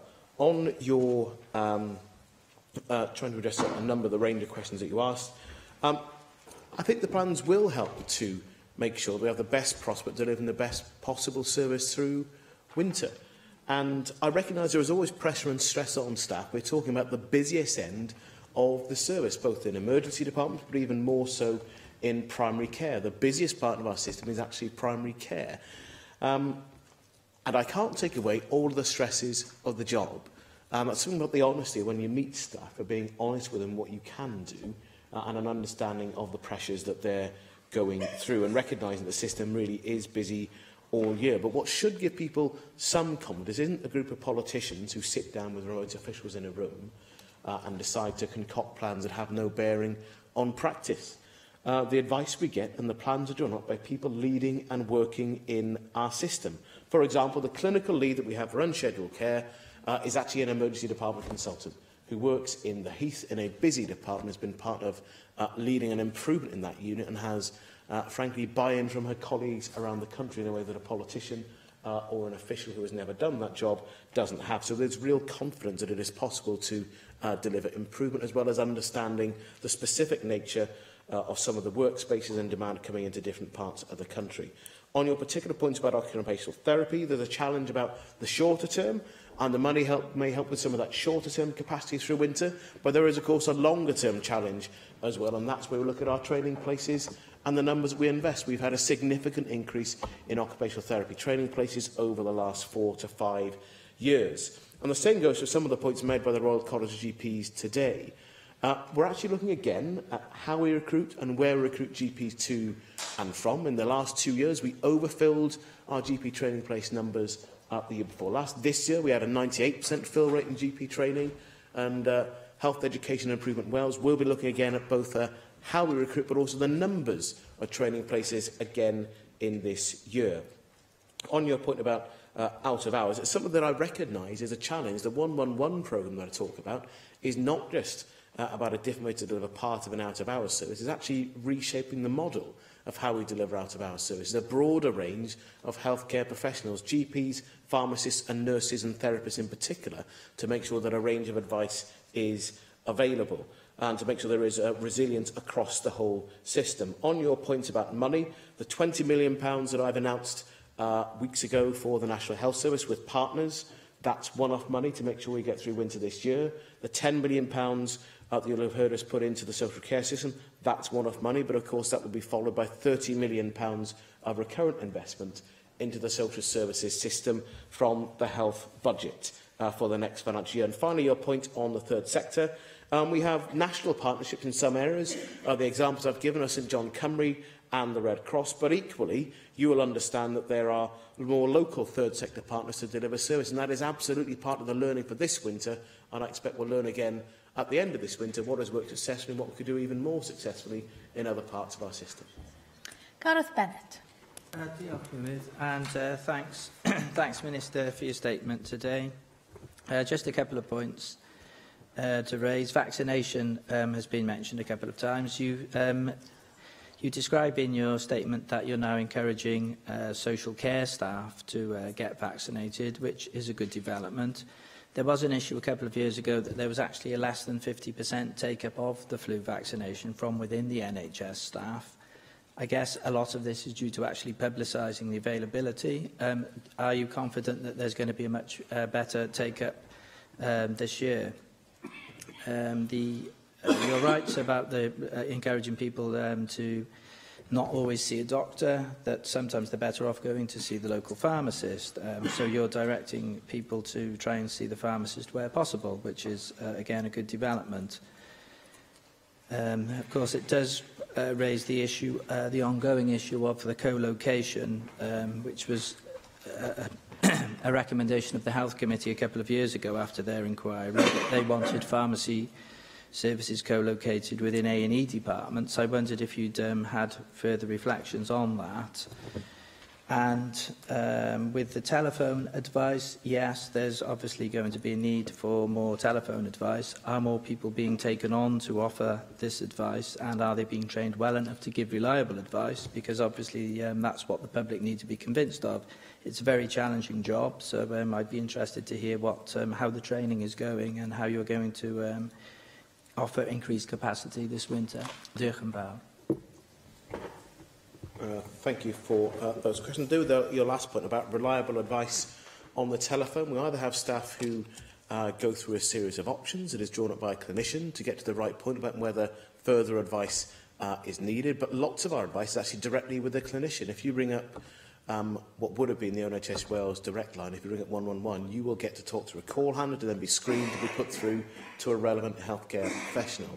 So yes, there is training available, and it's actually about making better use in those telephony services of skills that paramedics have as well. The successful pilot that I visited last winter in North Wales that has been rolled out is actually using the skills of advanced paramedics to screen calls and to give people advice to avoid actually having to send an ambulance where it's not necessary. We know, for example, in some of the big priorities for improving the Welsh Ambulance Service this year that We think that the ambulance service thinks that up to 3/4 of COPD admissions could be avoided if they got the right advice and support, and they could do that and deliver that over the telephone. And that is about the right person giving that advice. I do think we'll see again an improvement in the uptake of the flu vaccine from NHS staff. We've seen that over the last couple of years, and that isn't by accident. It's a deliberate attempt, both by health boards as employers, but also, frankly, with some leadership from staff organisations as well. Both the RCN and Unison, I know, have been very consistent in encouraging their members to take up the flu vaccine and making sure that those opportunities are available in workplaces for that to take place. And we've learned for that by looking this year through community pharmacy to deliver the flu vaccine service for residential care staff. By definition, residents in those areas are much more likely to be vulnerable. And your points about pharmacy, I would much rather see a pharmacy service where people recognise and get it in the community. I reckon there's challenges about having a pharmacy service located in A&E, but I want the message to be, use your pharmacy in your community. It's at the most convenient place. You'll avoid needing to go onto a busy hospital site to go to an A&E and try and get the support and advice that you could and should get there, rather than travelling unnecessarily to a hospital. And I think that will help the person who doesn't need to go to hospital, as well as those that really do, to avoid additional traffic unnecessarily. David Rees. Can I thank the Cabinet Secretary for his statement this afternoon? It's important that we look at the issues facing us. One of the disadvantages of going after other speakers is that most of the questions get asked. One of the advantages is I don't spend so much of your time.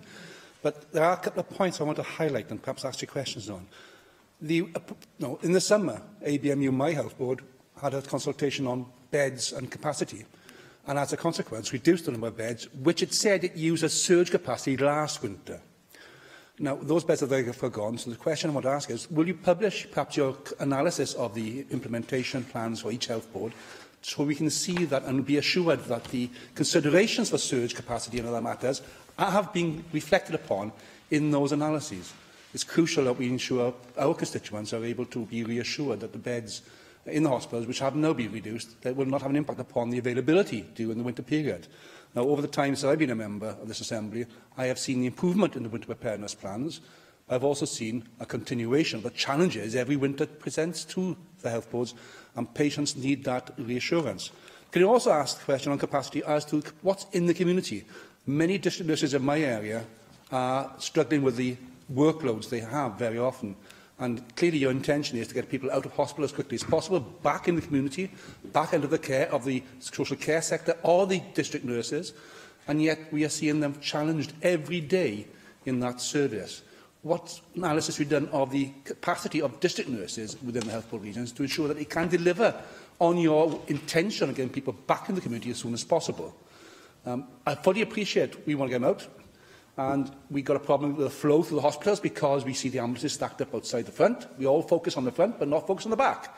We've got to get people in the community, but being cared in the community is the crucial element here.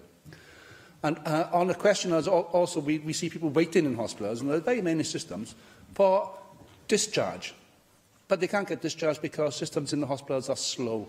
Will you also ensure that the systems and the preparedness of those health boards allow patients to be discharged quickly, and there's not some bureaucracy being kept? I've been told about pharmacies. How many patients wait in a hospital in a bed for hours whilst they wait for pharmacy to actually deliver the medications before they can be released? So have you done an analysis of the systems within the health boards to ensure that this flow we all want, is actually achievable? Thank you for the questions. We could publish a series of the key actions from local health board winter plans, but you'll know that, of course, every health board plans to flex its bed capacity during winter because they know there'll be a greater likelihood of needing to admit people for the right reasons, and they're more likely to stay for longer, as outlined earlier. But I'll certainly consider publishing something in a useful way that would inform members rather than provide more fog, and will actually be helpful for members to look at as well. On your point about the type of capacity needed, well, it reinforces the crucial part between the health service, local government, but also housing providers as well. So actually be able to plan and commission for the right capacity in the right place, because often it doesn't need to be a hospital bed, it could be a bed in the care sector, and it's often more appropriate for that person. And that you'll definitely see that running through the winter plans that each partnership has provided. And I recognise your consistent interest in district nurse capacity, not just for this winter actually, but more broadly, and the chief nurse principles that have been introduced. It's one of the areas we're looking at with a potential extension on staffing numbers to understand not just what we need, but how many people need and where we want them to be. So there'll be work done not just by the Chief Nurse's Office, but of course HIW will take an interest in that as well. On your challenge about discharge from hospital, it's one of the areas that I've regularly focused on actually about understanding what more could we get out of the pharmacy, in particular hospital pharmacy, where people have got their discharge advice and they're ready to go and actually need to be able to go home and to have medication to go with them. And it is one of the areas where I think we'll be able to make greater progress through the next year, because I do think there's a great role for community pharmacy. If they're prepared to step up and they're able to deliver that service to patients in their own home, those people can leave hospital more quickly than some of them are able to do now. I think there's real gain to be made in delivering that greater flow. And actually, for the person who wants to leave the hospital, enable them to do so. But 2 of the big 5 winter delivery priorities are a focus on getting people out of hospital to when they're ready, but also looking at discharge to assess models as well. We regularly talk about this. Discharge someone to assess their need rather than keep them in a hospital in an artificial environment to try and understand the need in their home environment. It reinforced the point about the role of therapists, and in particular occupational therapists, to understand the need of that person. And again, that is a partnership between health and local government. It goes back to where we launched the Healthier Wales plan. When we went to Anasa Bull and we looked at the work that therapists has led to get someone out of hospital sooner, into their own home to assess their need, and a package of care that was provided. That's a genuine partnership we're looking for between health, local government and, crucially, the citizen. Thank you, Cabinet Secretary. The next items are the Sustainable Drainage Enforcement Wales Order 2018 and the Sustainable Drainage Appeals Wales Regulations 2018. In accordance with Standing Order 12.24, I propose that the following 2 motions and items 8 and 9 are grouped for debate. Does any member object the grouping? I call on the Minister for Environment, therefore, to move the motions. Hannah Blythen. The 2 items laid before the Assembly today are part of the regulatory suite for making sustainable drainage systems, or SUDS, a mandatory requirement on new developments from early next year. Both of these instruments have been introduced under powers contained in Schedule 3 to the Flood and Water Management Act 2010. A number of external organisations have contributed significantly to the development of this policy, and I would like to take the opportunity to thank those representatives from local authorities, the Welsh Local Government Association, the Home Builders Federation, water companies and Natural Resources Wales. The 2010 Act makes provision for the establishment of a SUDS approving body, or SAB, to be set up within each local authority alongside their lead local flood authority duties. SAB approval will be required before construction of drainage systems can commence on new and redeveloped sites. The Sustainable Drainage Enforcement Order provides for the enforcement of breach of the approval required in relation to drainage systems. The order makes provision for the SAB or local planning authority to exercise powers of entry and issue enforcement notice or stop notices to a developer who breaches the requirement for approval.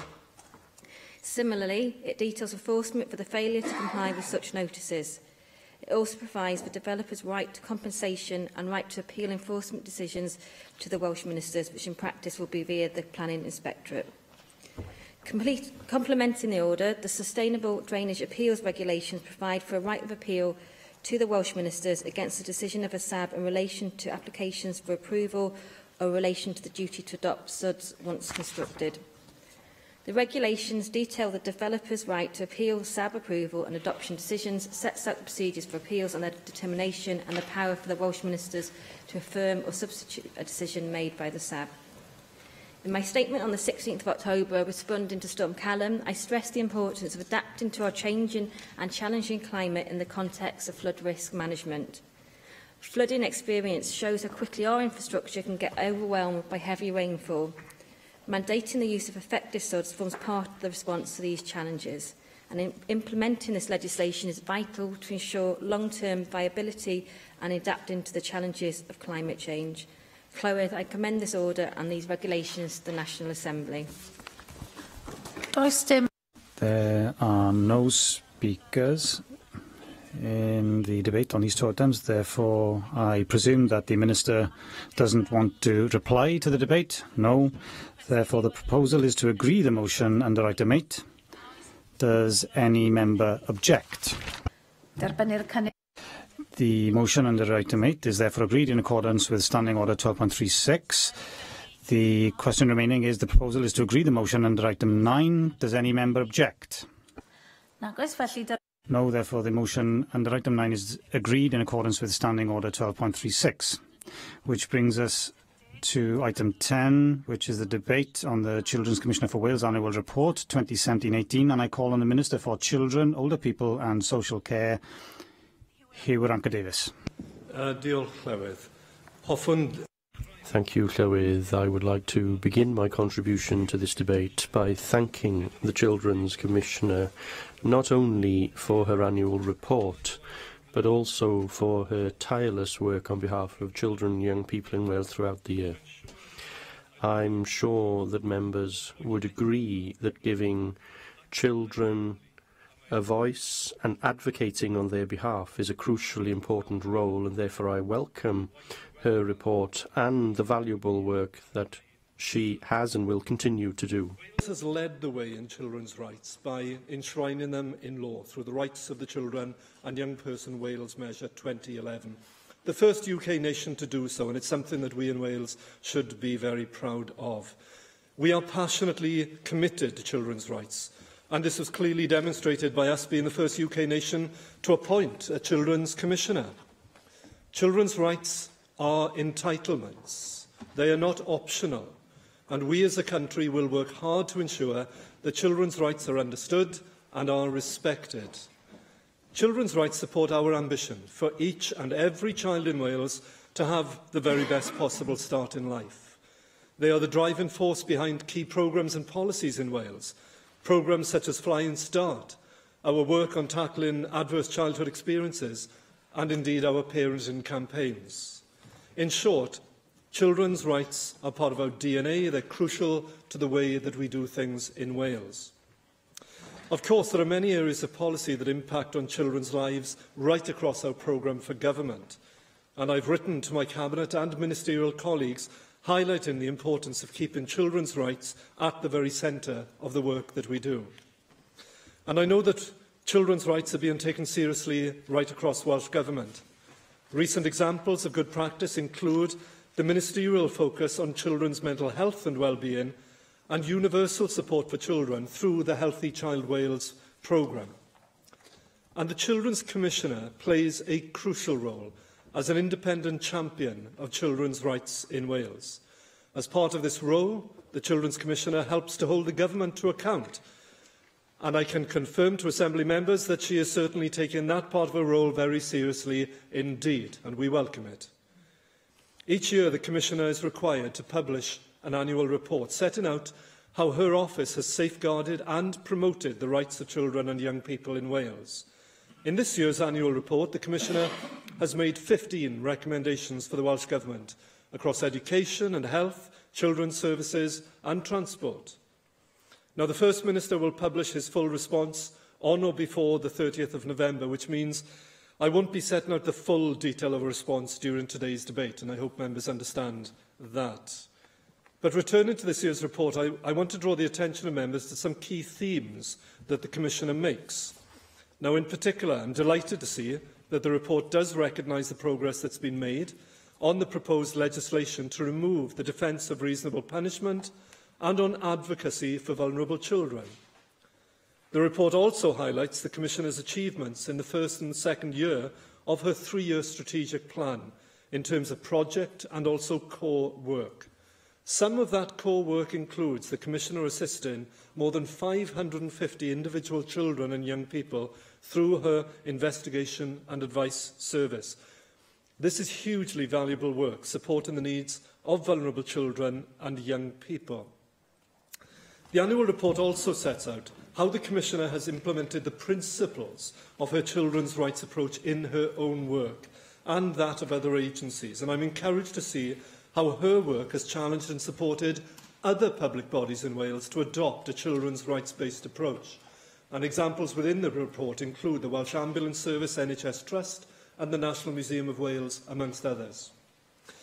The need to get services working more effectively together for our children and young people is a prominent theme in this year's report, and I couldn't agree more that this needs to be done. This is also a major priority for the Welsh Government's reform programme. If we want to bring about real and sustainable change, we must work together to deliver services in a coordinated and integrated and a timely way. And we have to ensure that the rights of children and young people are embedded deeply in everything that we do. It's only when our programmes come together seamlessly that we will get the best value for parents and children from the limited resources that are available to us. So we are committed to working across Welsh Government with the public and with the third sector and with our own communities, including with children and young people. And the research we know is clear. Childhood experiences are instrumental in shaping our lives. They impact our physical and our mental health, and they influence educational outcomes and economic prosperity lifelong. And the research also makes clear that with the right support, children can overcome and recover from childhood adversity. Our role is to help them build the resilience they need to be able to do so. And to achieve this, we're committed to supporting that joined-up, responsive early years system that puts the unique needs of each child and family right at its heart. This was a central commitment we made in Prosperity for All. It is important that we work together to maximise the opportunities to improve the outcomes for our children and our young people, to ensure that they all have the best possible start in life and go on to fulfil their potential. And we do know that we only do that effectively when we listen and respond to the views and needs of children and young people themselves. Article 12 recognises their right to have their voice heard and listened to and acted upon in decisions which affect them. We're committed to ensuring children and young people are full and active citizens in Wales whose views are taken into account. They have clear views and a valuable contribution to make to the design of our services. So I am clear as Minister that children's views will continue to be essential in the development and the delivery of our legislation, our policies and our programmes. We must ensure that they consistently have an active voice in the workings of government. And for the only point today, I'll turn to Brexit. With Brexit currently dominating the news across the UK, it is imperative that we do not lose sight of those that it will impact the most. I've been taking the time to listen to the views of children on Brexit and other issues. They've talked to me with great passion about their concerns for future funding, their opportunities to study abroad, whether Brexit will lead to a reduction in environmental standards and so on. We owe it to them to fight for the best outcome for Wales in the current negotiations. We will do everything in our power to ensure that their voices are heard and our children's futures are not harmed. We want our children to grow up in a Wales they can be proud of. Now, I note that the member for Ynys Môn has put forward an amendment to the government's motion. With regret, I say we won't be supporting the amendment. The RAG ratings referred to in the amendment are the Commissioner's assessment of the Welsh Government's response to recommendations in her 2016-17 annual report. They do not form part of this year's annual report itself, so I hope members will understand why we won't be supporting those, useful as the RAG ratings are. As a government, we have and will continue to work collaboratively with the Commissioner and others for the benefit of children and young people. I will continue to focus on delivering for children and young people right across Wales, ensuring that their voices and their rights are at the forefront of everything that we as a nation hope to achieve. Felly, Therefore, I look forward to having conversations with the Children's Commissioner and practitioners who work with children, and most importantly, with children and young people themselves, about how we will do that. Thank you very much. I have selected the amendment to the motion, and I call on Sian Gwenllian to move Amendment 1 tabled in the name of Rhys ap Iorwerth. Thank you very much. Despite the claims made by the Minister, it's a cause of concern that many recent decisions taken by the Welsh Government have been taken without giving full consideration to the rights of children. In her written evidence to the scrutiny of the draft Welsh Government budget. The Children's Commissioner states in a report which is quite damning of the Welsh Government, she says this. Appear to be add-on within this budget. There does not appear to have been progress around the prominence of children and children's rights within the budget considerations. There is a lack of analytical evidence in the form of children's rights impact assessments to show whether children are better or worse off as a result of the budget decisions. Doedd na ddim asesiad. There was no child impact assessment prepared for the budget proposals, not even for the three important areas which have been subject to budgetary cuts, which is the school uniform grant, the minority ethnic attainment grant, and the All Wales Schools Contact Programme. The Commissioner's report, which will be discussed on Thursday, raises major questions, and I do look forward to hearing the Government committing to taking specific steps to increase and improve its performance significantly. I turn specifically, therefore, to the Commissioner's annual report for 2017-18 and refer specifically to the traffic light system of monitoring progress of the Welsh Government in terms of taking action on recommendations, which is an excellent system for scrutiny. And yes, we are scrutinising work emerging from the 2016-17 annual report.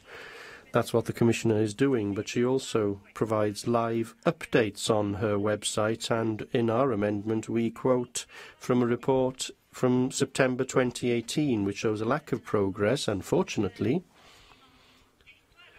with only 4 of the recommendations categorised as green, 5 categorised as red.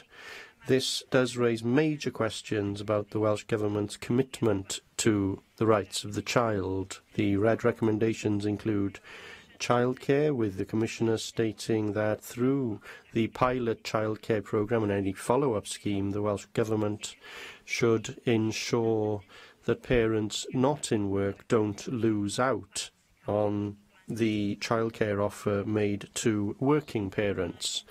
She goes on to say that the current proposal would mean that the children who would benefit most from childcare would miss that opportunity to develop key life skills at an early stage, with the most disadvantaged children starting school 10 months behind those from wealthier backgrounds. Plaid Cymru shares the Commissioner's concern. Another issue that's flagged up as being read by the Commissioner is government deficiencies in terms of elective home education. Again, I quote the Commissioner, the Welsh Government needs to reform current guidance in order to give them statutory force, as well as including a mandatory register of all children educated in the home in order to ensure that those children don't go under the radar, even in terms of general services. Every child has a right to an education, and local authorities have a responsibility to ensure that they receive an education. We must enable local authorities to do this work. According to the Children's Commissioner, since this recommendation was made, the Cabinet Secretary published, or made a statement rather, in the Senedd in January 2018 outlining an intention to consult on changes to subordinate legislation to strengthen current powers held by local authorities, but to date no consultation has been held, and the expected timetable for this is the spring of 2019. Again, those are the words of the Commissioner. Whilst the Welsh Government is dragging its feet, there is a risk that many children will miss out on their right to an education, and there is a risk that there are children who are going under the radar in terms of the receipt of fundamental basic services. Briefly, another issue that the Welsh Government has failed to take action on is British Sign Language. According to the Deaf Children's Society Wales last year, deaf pupils were 26% less likely to receive A star to C grades in the core subject as compared to their peers who don't have a hearing impairment, and this gap exists because of the barriers that those with hearing impairments suffer, and this again is flagged up with a red light by the Commissioner. There's no time to pursue the other two areas, but ministers do need to address these issues as a matter of urgency for those that have been flagged as red by the Commissioner, but also those that are amber.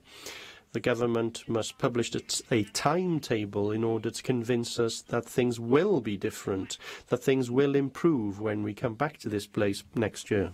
Davis.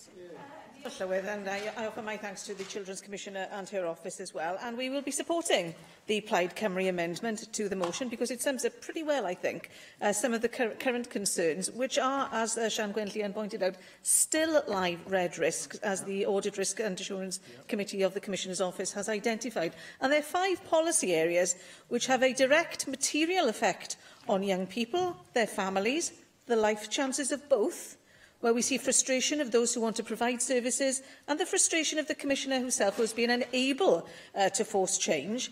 And what is also rather worrying, I think, is that this is not dominating the headlines. To help us hold Welsh Government to account and help the people we serve better understand what we do in this place and how we represent them on their priorities, I really hope that the media will scrutinise Welsh Government's response to this report, or, as we've just heard, lack of response to this report, because I suspect action on the failures addressed within it matter more to our constituents than smoking in town centres and Power's festive pizza mess-up, I have to say.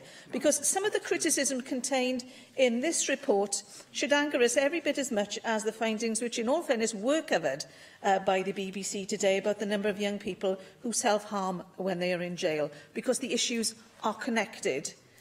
The mental health of these young people should be far more urgently important to them and to us as a society than the distraction of whether they've got the vote or not. Because those of us who do have a vote need to keep asking why we're failing to keep our very young out of prison. And despite the Commissioner's welcome work with health boards and Park Prison in my own region, where they have a very good record of working with families to maintain a healthy parental relationship, but we're on the wrong end of this self-harm report, and despite the work with local councils, it seems that our aspirations for better health advocacy and a reduction in the instance and effects of bullying at an early age are broadly unmet. And of course, this echoes the concerns articulated in the Mind Over Matter report, which I won't go into again today. But if the Commissioner is recommending giving statutory force to a national approach to statutory advocacy in order to improve the offer in health and even education, Welsh Government must tell us if and when they intend to do this. We talk about early intervention in this place all the time, and advocacy is part of that. It can be highly effective at community level, preventing escalating issues which allow our vulnerable young people to become damaged adults. And while there may have been some progress, it's neither geographically consistent. For example, with looked after children, the take-up of the advocacy offer was just 2% in Gwynedd, but 88% in Caerphilly. Nor does it capture health and education as fully as it might. So I hope the recommendation relating to the regional partnership boards is something against which we'll see clear progress by next year. Having said that, I would also hope to be able to follow the spend on that progress. As we've said before, particularly in our committee, integrated budgets make the connection between expenditure and outcomes for children and young people unnecessarily difficult to trace. Now, turning to education directly, I've seen firsthand how the right way has made a difference. Craigcefn Park School in my own region is a really good example of how everyone's understanding of children's rights has contributed to the whole school ethos, and the application of that has now turned the fortunes of that school around and made it exactly the kind of school we would all want to see.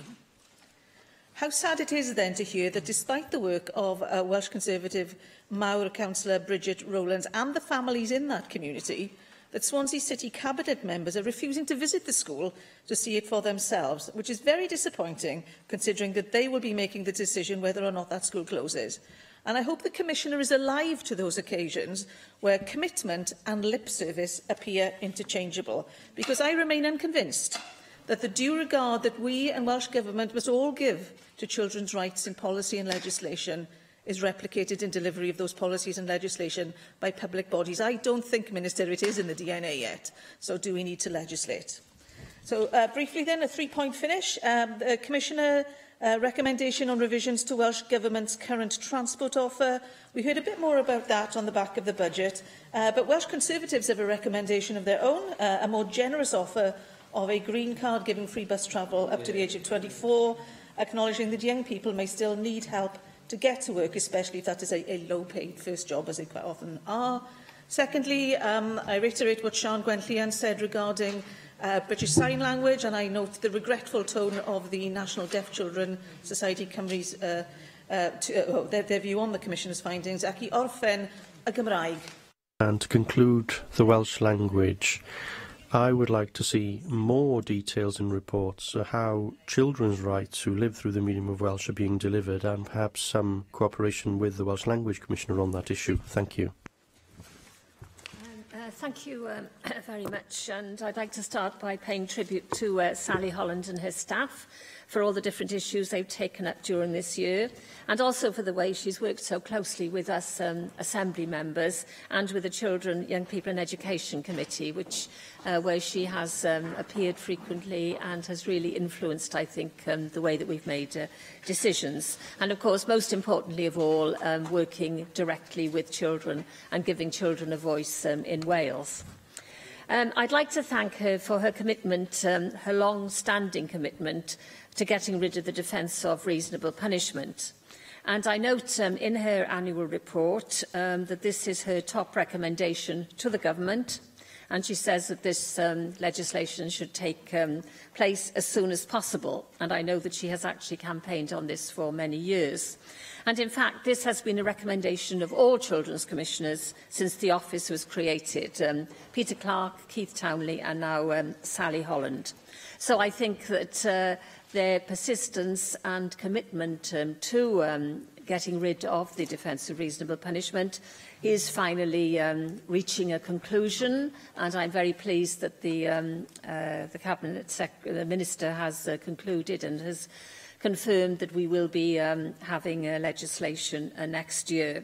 And more research is actually reinforcing the importance of the Welsh Government taking this action, because a report published in the BMJ Open in October, looking at 88 countries, found that countries which had outlawed smacking or hitting children there was much less likelihood of violence and fighting between young people. And fighting was less common among 13-year-old boys and girls in countries with a total ban on corporal punishment compared with those without, with 31% less fighting for boys and 58% less for girls. And there's also been a lot of research recently from the American Academy of Pediatrics, which provides guidance for doctors and child health care providers, and says that has published a new policy statement which recommends that adults caring for children use healthy forms of discipline, such as positive reinforcement of appropriate behaviours, setting limits and setting expectations, and not using spanking, hitting, slapping, threatening, insulting, humiliating or shaming. So the research is certainly reinforcing the decision that the Welsh Government has taken to go ahead with this legislation. And Sally Holland, in her annual report, actually quotes young children and young people's views about this legislation. And I think it shows really what children do think. It says, children should be protected, not smacked. Smacking can go always too far. Where do you draw the line? Some people think you have to smack children for them to learn how to behave. I'd agree, it's completely unnecessary. You should talk and explain so that they don't do the same thing again. Instead of smacking, you can ban TV or the iPad. Anything is better than smacking. So Sally Holland has been taking direct evidence from children about their views on smacking. So it's absolutely great that the Welsh Government is taking this action, and we'll be soon joining the many countries around the world who have already done this. Finally, I would just like to refer to an issue that the Children's Commissioner made last week when she drew attention to the inequalities in school sport. I'm sure many of you did see the stuff on the television about the frustration that young women feel about not having equal access to sport. And it can't be right that more and more girls, for example, are wanting to play football, but a 13-year-old girl says she's been criticised and called a man or a lesbian for playing a boy's sport. And she was told by her teachers that she can't play football in school as hockey and netball are the sports for girls. And Sally Holland quite rightly says it's depressing to hear about gender stereotyping in schools in this day and age. And she described the sex segregation of school sport as surprising in 2018. So I think this is a very important point that has been brought up by Sally Holland, because we want our young people, girls and boys, to stay as active as possible, and school sport is obviously one of the key ways to do that. So I'd like to ask the Cabinet Secretary to comment on that when he does respond, because I think we really do have to find out on the number of schools, especially secondary schools, that still offer only segregated sport for boys and girls, and whether there is any guidance on schools on this. Darren Miller.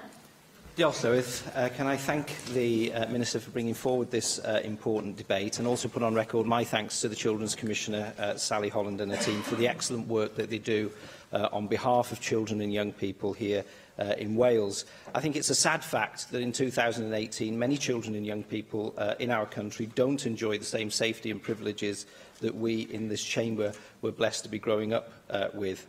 So I welcome some of the key recommendations in Sally Holland's report, which of course are aimed at giving vulnerable young people and children access to the help and support that they need. I did note the references which the Commissioner made to the work of the Children and Young People and Educations Committee on Mental Health. And I think it is important that we ensure that there is access, as Susie Davies quite rightly said, to ensure that people can get access to those services in a very timely manner. And I picked up, of course, on her references to bullying also, and the need to ensure that that is tackled quite rightly, as has already been discussed this afternoon. But, Presiding Officer, we've got much to do for our children and young people. The youngsters of today are the Assembly members of tomorrow, and we must ask ourselves what legacy we are leaving to them. Will they be looking back in gratitude when they sit in this chamber in the future, or will they be wishing that we had done more? A key part of our advocacy will be making the right policy decisions. When there is so much to do, it's vital that we do the right thing for our children and young people. And I have to say that one thing I'm disappointed about in the Commissioner's report is the recommendation to remove the defence of reasonable chastisement. It seems to me to be the wrong course of action when you consider the actual harms that children are indeed facing. The report states that children in Wales do not have equal protection from assault in the law compared to adults, but of course that is misleading and inaccurate.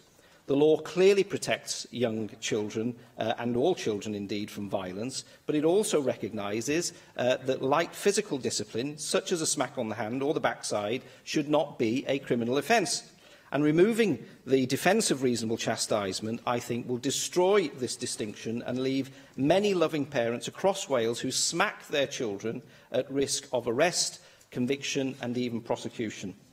The report goes on to say, of course, that the Government has an obligation to take action where there's a potential risk of harm to children in Wales, and I agree with that, absolutely. But there are people out there who do abuse children, and we should be empowering social services and the police to track them down and bring them to justice, not wasting the time of the police and social services by sending them after ordinary, hard-working mums and dads who choose to occasionally smack their children as a form of discipline. The evidence does not show that light smacking does any harm to children.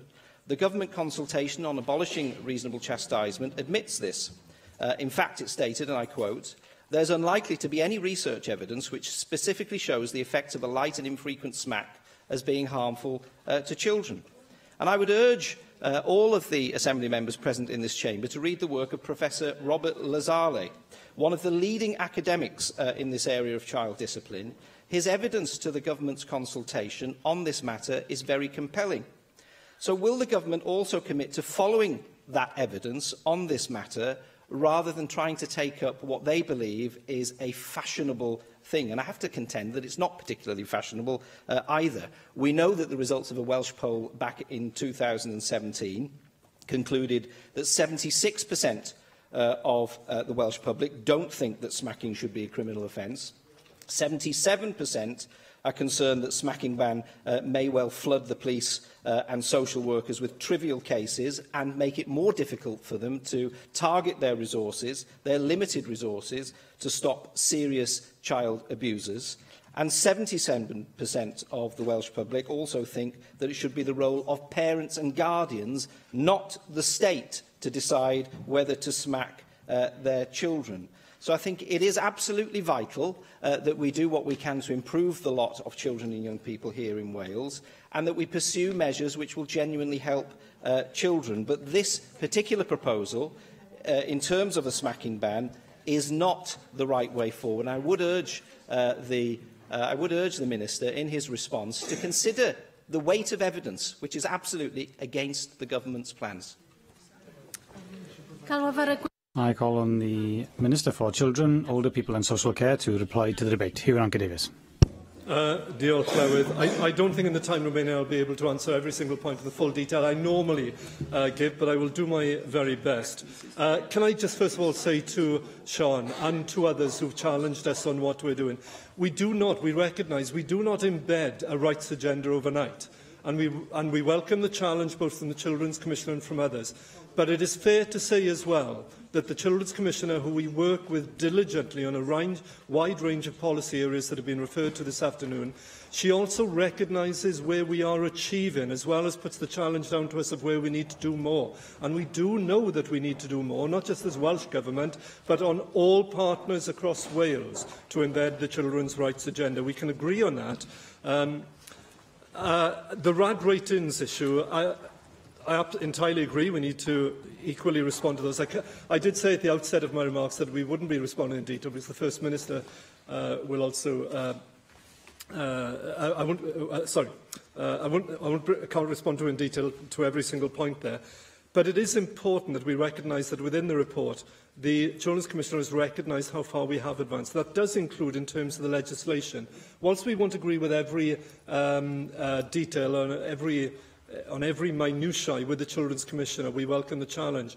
Darren, it's interesting that you've just expressed an area where you disagree fundamentally with the Children's Commissioner, but also many other people out there now who see that it is actually time to follow in our own way in Wales what 53 other countries have done. And not in a question, by the way, of interfering in children's rights, but also balancing that rights that we talked about of the child for a safe, secure home, wrapped up with the work that we've done over many years now with positive parenting, which is bearing dividends as well there. And we have committed, Julie, I have to say, to bring forward, the First Minister made clear that we would bring forward legislation in year 3 of this Assembly, which is the year now in front of us, and we look forward to doing that. And we will work through the detail with all parties, by the way, and we will listen to the views of stakeholders, but we've made clear that we are bringing forward this legislation because we think it is actually in line with the work that we've done on positive parenting. It is the right thing as well for a modern and progressive country like Wales to do that believes in the children's rights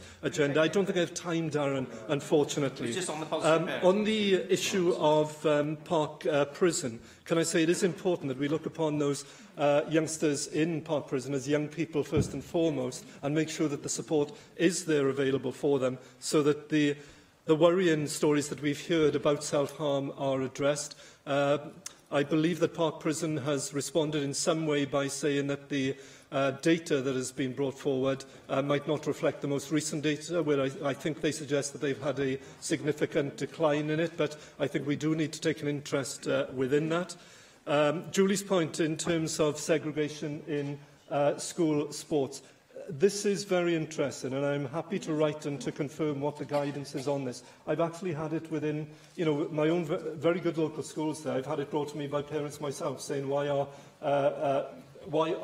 girls and boys split for sessions when they're actually playing together outside of the school within a sports team, and yet within the school somehow they're being split within sessions or even within playtime. So I'll happily write on that matter. If I could turn to the issue of sign language in the very short time available to me.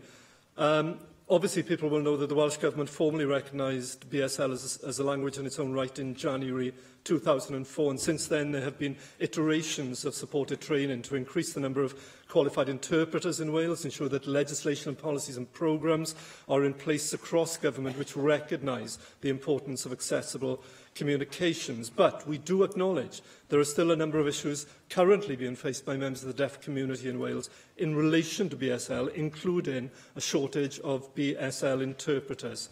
So the Welsh Government recently responded to the AGW Speak My Language report. It contained recommendations on how public bodies, particularly those on frontline services, provide interpretation and translation services for BSL and other languages. And the Welsh Government accepted all 3 recommendations and indicated we will be reviewing current provision of BSL to ensure that our approach meets the needs of individuals and their families. We'll continue to progress work on these actions over the coming month. And we're also considering recommendations made in a report by the Petitions Committee to improve access to education and services in British Sign Language. Now, I want to thank all the members. I wanted to turn to the issue of elective home education as well in the couple of minutes that I have. Now, we're in agreement with the Children's Commissioner that all children in Wales should be accounted for. However, this isn't a matter just for education, it's also a matter of concern for all agencies with responsibility for children and young people and making them visible. So we've instigated cross-departmental work to consider the strengthening of those multi-agency processes for those children not in routine contact with universal services.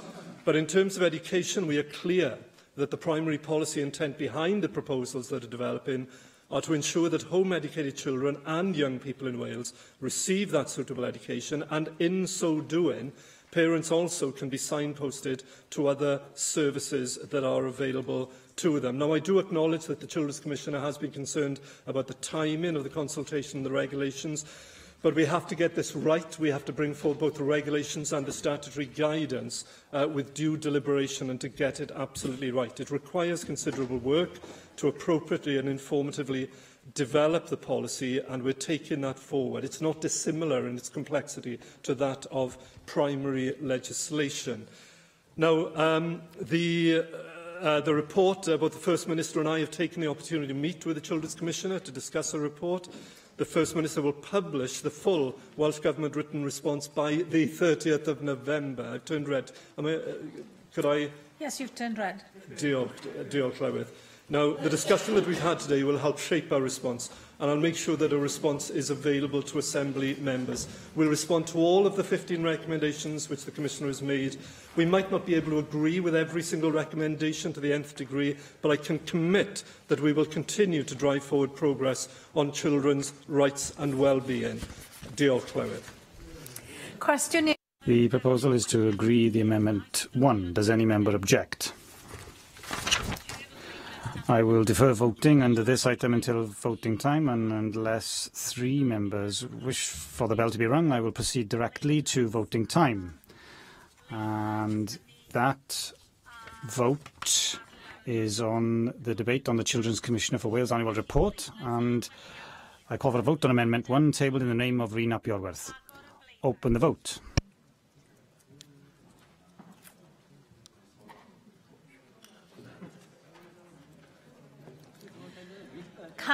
Close the vote. In favour, 18, no abstentions, 28 against, so Amendment 1 is not agreed. I call, therefore, for a vote on the motion tabled in the name of Julie James. Open the vote.